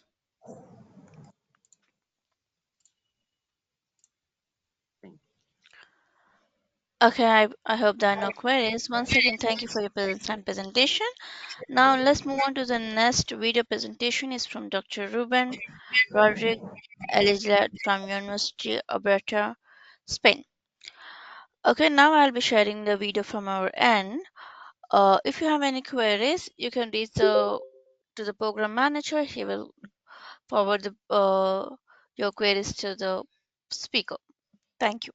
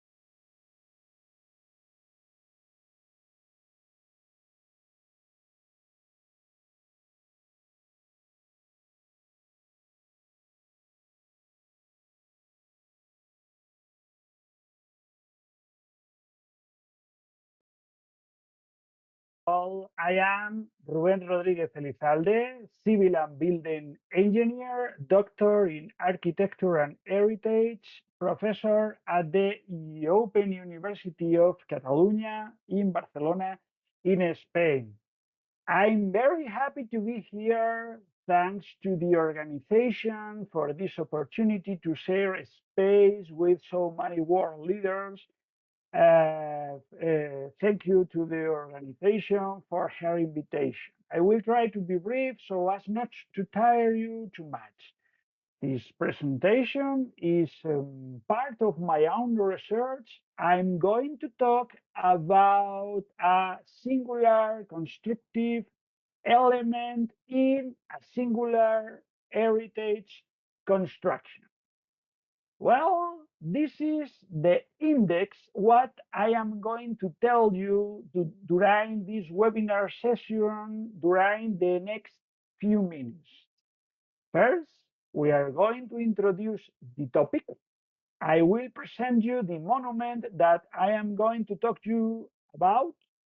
Then we will talk about that lintel and its fracture that starts in this session. We will analyze this lintel constructively. We will analyze this lintel structurally. We will analyze this lintel historically. Thus, we will discuss about it and obtain a series of final conclusions with which we will close this webinar session. So the monastery of San Lorenzo del Escorial is a wonderful monument, unique in the world, so much so that this building was declared a UNESCO World Heritage Site almost 40 years ago, in November 1984. It is located on the flank of the Sierra del Guadarrama, near to Madrid, in the heart, in the center, in the middle of the Iberian Peninsula. On the screen, you can now see the main entrance to the monastery of El Escorial on its west facade. The monastery was built during the second half of the 16th century. King Philip II of Spain, Felipe II de España, was its promoter. He was its driving force. He was its ideologue. In fact, despite not being an architect, Philip II supervised the execution of the works thanks to his knowledge and passion for the arts. With the construction of this monastery, Philip II wanted to fulfill his promise of building a temple in gratitude of a war victory. This war victory was the Battle of San Quentin, won by the Hispanic monarchy on 10th August 1557, the celebration of the feast of San Lorenzo, Saint Lawrence. And it was built to get to have a mausoleum to bury these parents, to bury his parents, the parents of King Philip II, Charles I of Spain and Isabel from Portugal. The construction of the monastery began in 1563 and ended in 1584. Juan Bautista de Toledo was the architect who began this work, but Juan Bautista de Toledo died in 1567, 17 years before finishing the construction works. With this death, the work was continued by the architect Juan de Herrera. Juan de Herrera was a genius, a true genius. As a doctor in architecture and heritage that I am, my professional admiration for his work and my professional admiration for his figure is infinite. His incorporation as architect coincided with the appearance of new needs for the monastery. These new needs forced Herrera to readapt the initial project on many occasions. In fact, in fact, one of the elements we are going to talk about today was an example of an architectural solution to a modification required by the king over the original project. Well, as we said before, Philip II participated in the execution of the work by supervising the plans and frequently visiting to check its progress. Thus, with the test of the king and the vision of the great architect Herrera, this architectural wonder was created. On the screen, you can now see the south facade of the monastery with a part of its beautiful gardens in the foreground. At each corner, we can discover a tower 55 meters high with a slate roof in the form of a pointed spire topped by a metal ball, a water vane, and a cross. 4 towers, therefore, one for each of the corners. Lintels, as you can read on the abstract book, lintels are typical of horizontal elements of the oldest building, especially in Egypt and especially in Greece. Their presence has been constant through the centuries in countless buildings and constructions. When the littles were, when the littles are masonry, they have a lot of limitations due to their low flexural strength, which can cause their fracture. Here we are going to analyze a very relevant case in a very significant monument. This presentation conducts a historical analysis to diagnose the moment in which the fracture of the lintel of the main door of the monastery of El Escorial occurred, and a structural analysis to diagnose the causes and danger of this fracture. Here we can see again the main entrance to the monastery of El Escorial on its west facade. The lintel that we are going to study in this presentation is located above, here you can see it, the lintel, I said, that we are going to talk about in this presentation is located above the main door on the west facade. This is the main entrance leading to the famous Patio de los Reyes. By the main facade of the monastery of El Escorial, we mean the west facade, as we said before. If we analyze the floor plan of the monastery, we can see that we are talking about the back part of the San Lorenzo Gradieron, so Lawrence Gradieron. As we will analyze later, this was one of the last parts of the building to begin construction. In the center of the main facade, is the main entrance. It is not the only door to the monastery, but it is the most used because it allows direct access to the basilica of the monastery. The visitor only has to cross a small arcade to immediately enter to the Patio de los Reyes, which is the forecourt of the basilica. Here we have the situation of our lintel, of the lintel we are going to study, of the lintel we are going to talk about. This this single span entrance is possible thanks to two one-piece lintels arranged one above the other, with a small cornice above them, as we can see on the screen. We do not need to get very close to notice striking fractures in these two elements. Here we are going to try to explain these fractures and assess whether they present any cause of concern. To carry out this work, the first thing we did was a complete geometric characterization of the door using a tape measure and a laser measure. With them, we determined the dimensions of the single span entrance, 3.38 meters by 6.72 meters, the first lintel, and the lateral stone supports.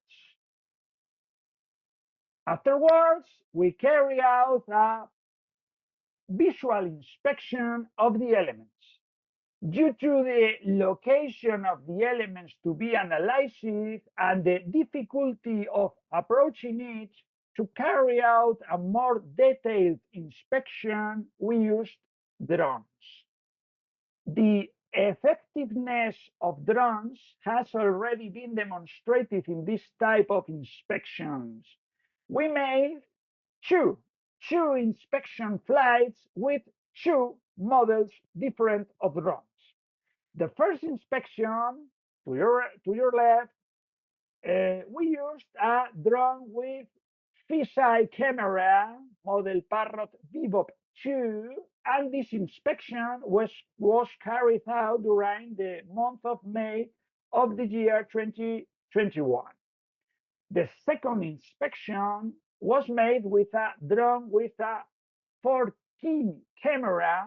You can see it on your right, Parrot Anafi model, and this inspection was carried out during the month of September of the last year, September 2023.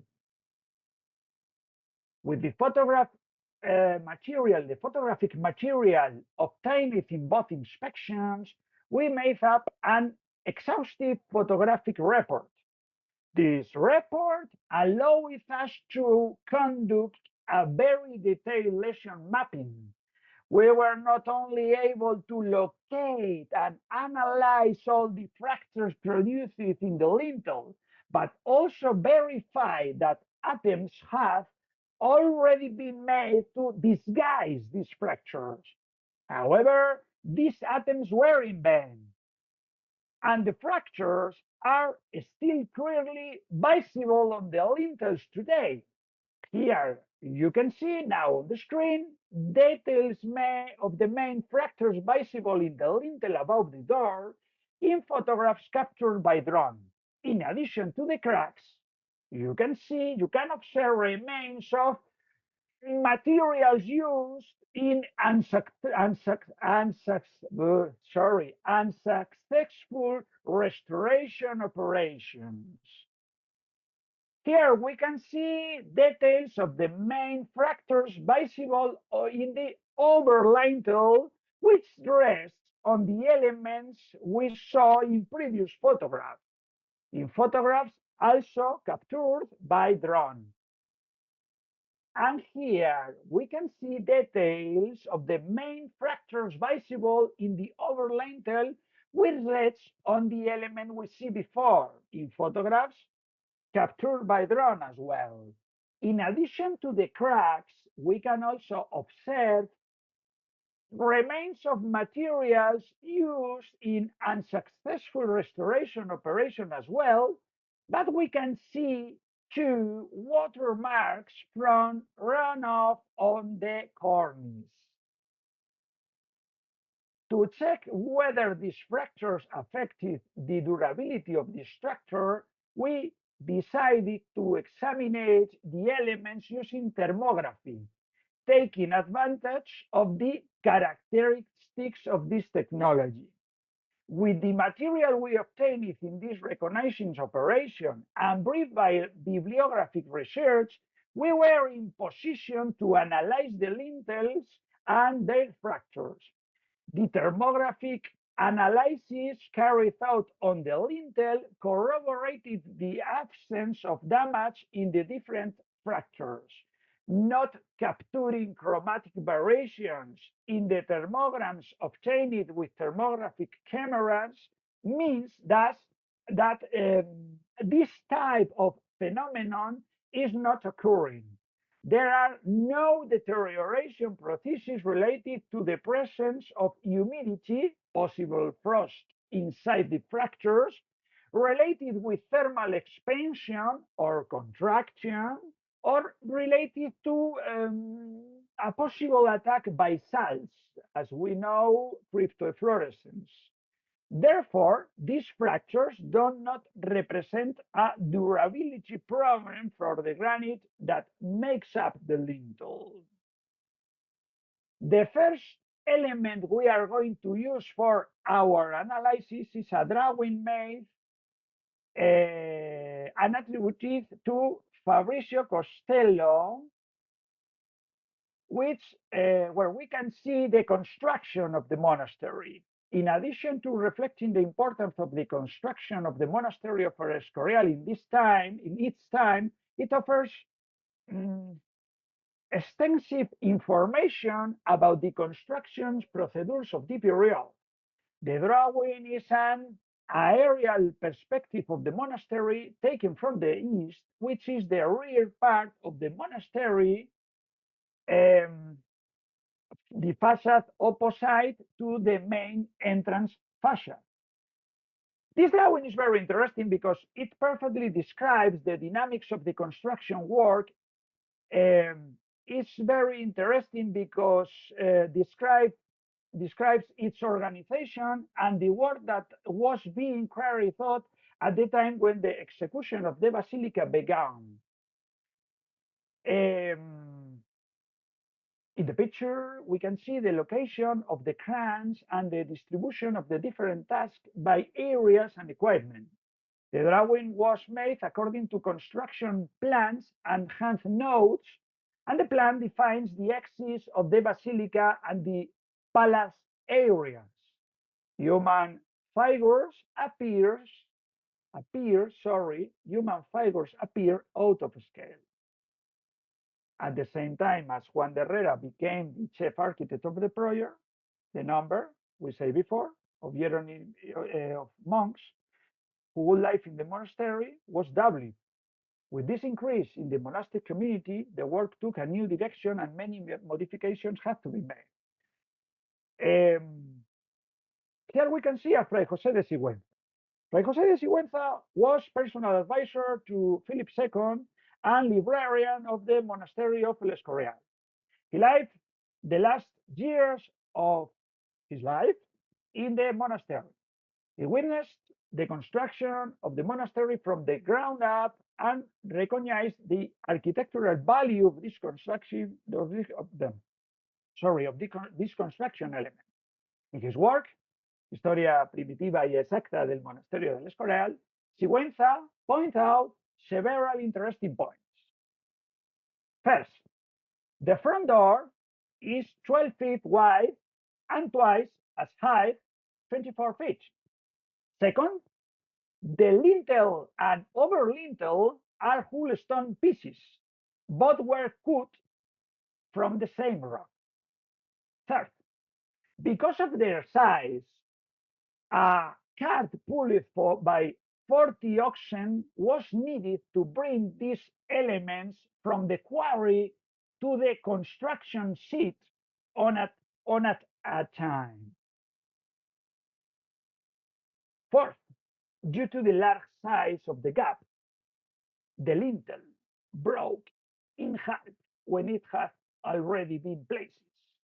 It's very important.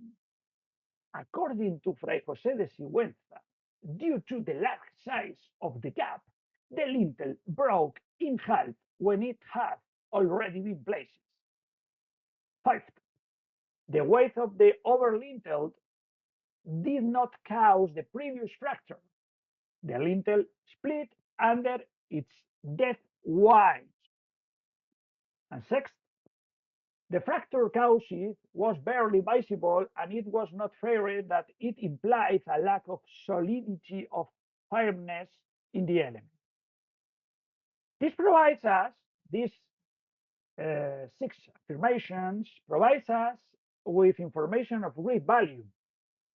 The damage that we now observe, is not recent. Some of these fractures, at least the central one, occurred practically during the execution. Fray José de Sigüenza also pointed out that according to Vitruvius, this was within the foreseeable. Indeed, in his work, the 10 books of architecture, in the third chapter of the third book, Vitruvius established that every lintel supported on two columns must have intercolumniations of 3 diameters. So, to obtain a better geometric definition and estimate its structural behavior, a three-dimensional representation of the lintel was also made by us. Here we can see a three-dimensional representation of the monolithic stone lintel and its two supports, and a representation of the isolated monolithic stone lintel with its dimensions. As the first section above points out, the span of the door measures 12 by 24 feet. Fray José de Sigüenza, in another section of his book, explained that the Castilian foot is 1/3 of the Castilian bar, which has 4 palms, and each palm 4 fingers, and each finger 4 grains of barley crop, which a grain of barley crop is the last resolution and the indivisible to which the measure of quantity is reduced. The friar adds that the Castilian foot is the unit of measurement in which the designs of the monument are made and the building constructed.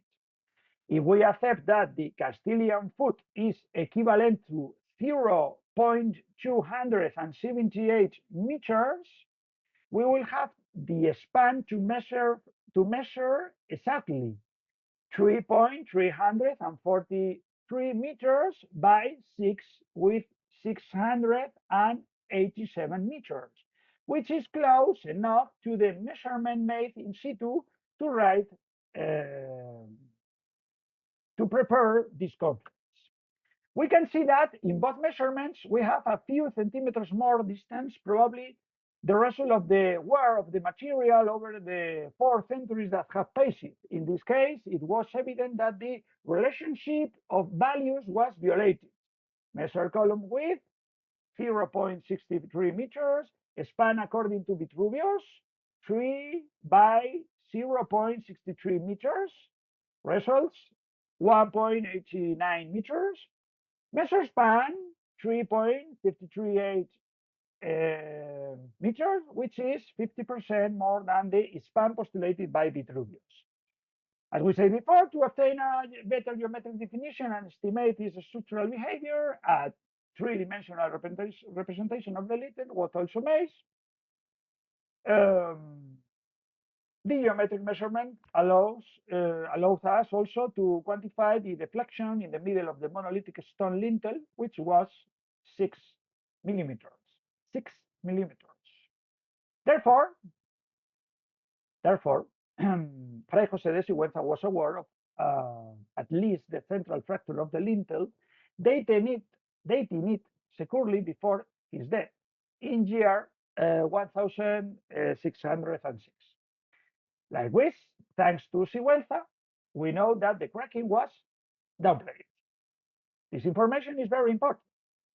Despite how unsightly and apparently dangerous the fractures are, they seem to have been there from the beginning and never to have been a cause for alarm. Here we can see the geometric definition of the first lintel in the part above, with the representation of its ideal state of conservation, and below we can see the exaggerated representation of the fracture processes that we can currently see. Juan Herrera, a great expert on lintel construction, accepted these fractures without concern. Similarly, since the overlintel cracks are closely related to the lintel cracks, we can also accept that they occurred practically simultaneously.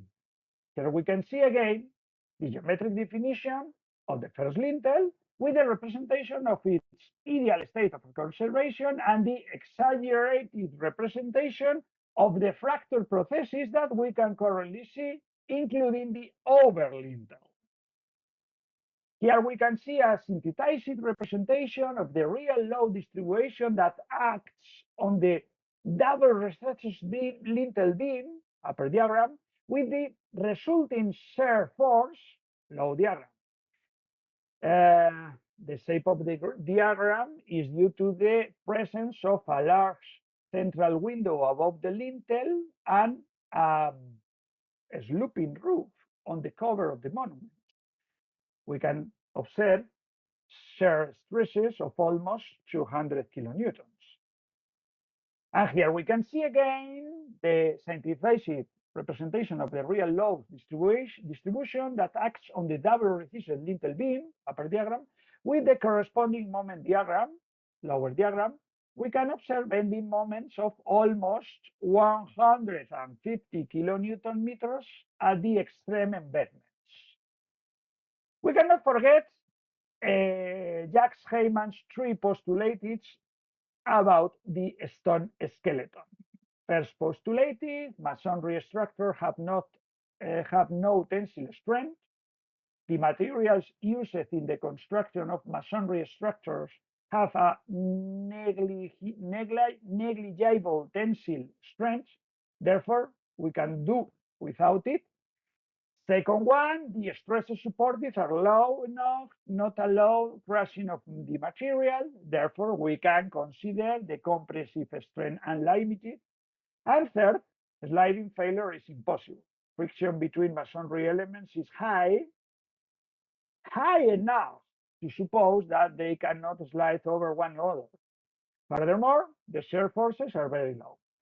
According to this, to try better to understand the phenomenon of the lintel of the monastery of El Escorial, we are going to resort to the stratum tie method, which can represent the file strength against external load in a masonry structure. According to this method, we have prepared this fiber. The fiber you can see now on the screen. If we follow the theory of Heymann, this lintel initially behaved as a piece embedded, and its ends. This lintel was fundamentally subject to two external actions: the dead weight of the lintel and the vertical load of the overlying elements.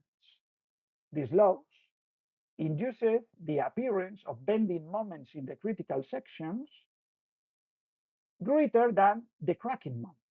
At this point, we can turn to an article by Professor Jacques Heymann, which questions the traditional division between lintel construction and vaulted construction. Why? Because Heymann considers that, as in El Escorial, there are single span lintels that ends up functioning as an arch.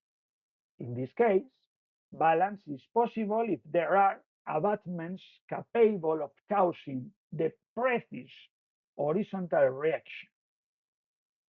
And these are the consequences Fractures are the visible manifestation of these loads and moments.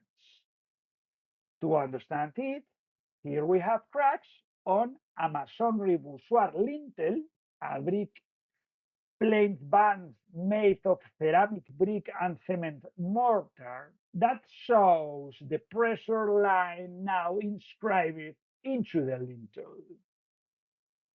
Heyman began his reasoning for the conversion of every lintel into an arch in the constructions of ancient Greece. The screen shows one of the oldest examples pointed out by Jacques Heyman in his work, The Temple of Zeus in Athens. Heyman himself pointed out that in this case, the architrave has sagged slightly to reveal a wedge-shaped crack at the center of the span.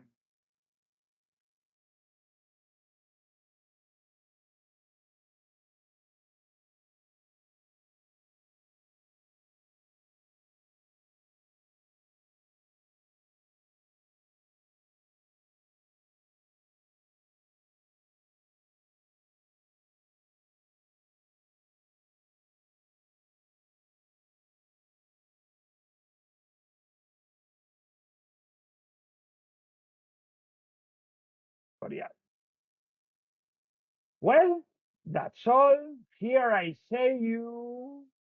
share with you the QR codes of my ORCID profile and my profile at the Open University of Catalonia. I will be very, very, very happy for you to consult any of these two and to contact me through any of the available communication channels.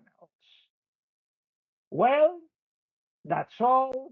Thank you for your attention. I will stay expecting to receive every kind of questions and doubts.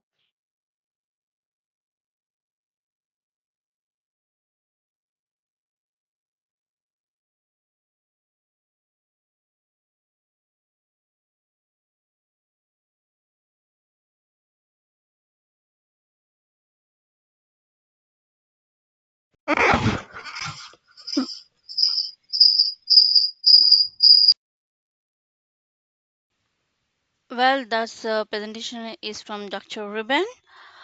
Now, if you have any queries regarding this presentation, kindly reach out Dr. Ruben, and here is an email ID.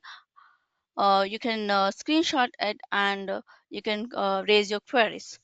Now, by this, we have come to the end of this virtual conference, which is fourth International Conference on Applied Science and Engineering, and simultaneously we are going to complete the day one conference in Vienna, Austria as well. I hope you join us in the next conference in person. And if you have any queries or feedback, please reach out to the program manager, Mr. Marcus. Thank you.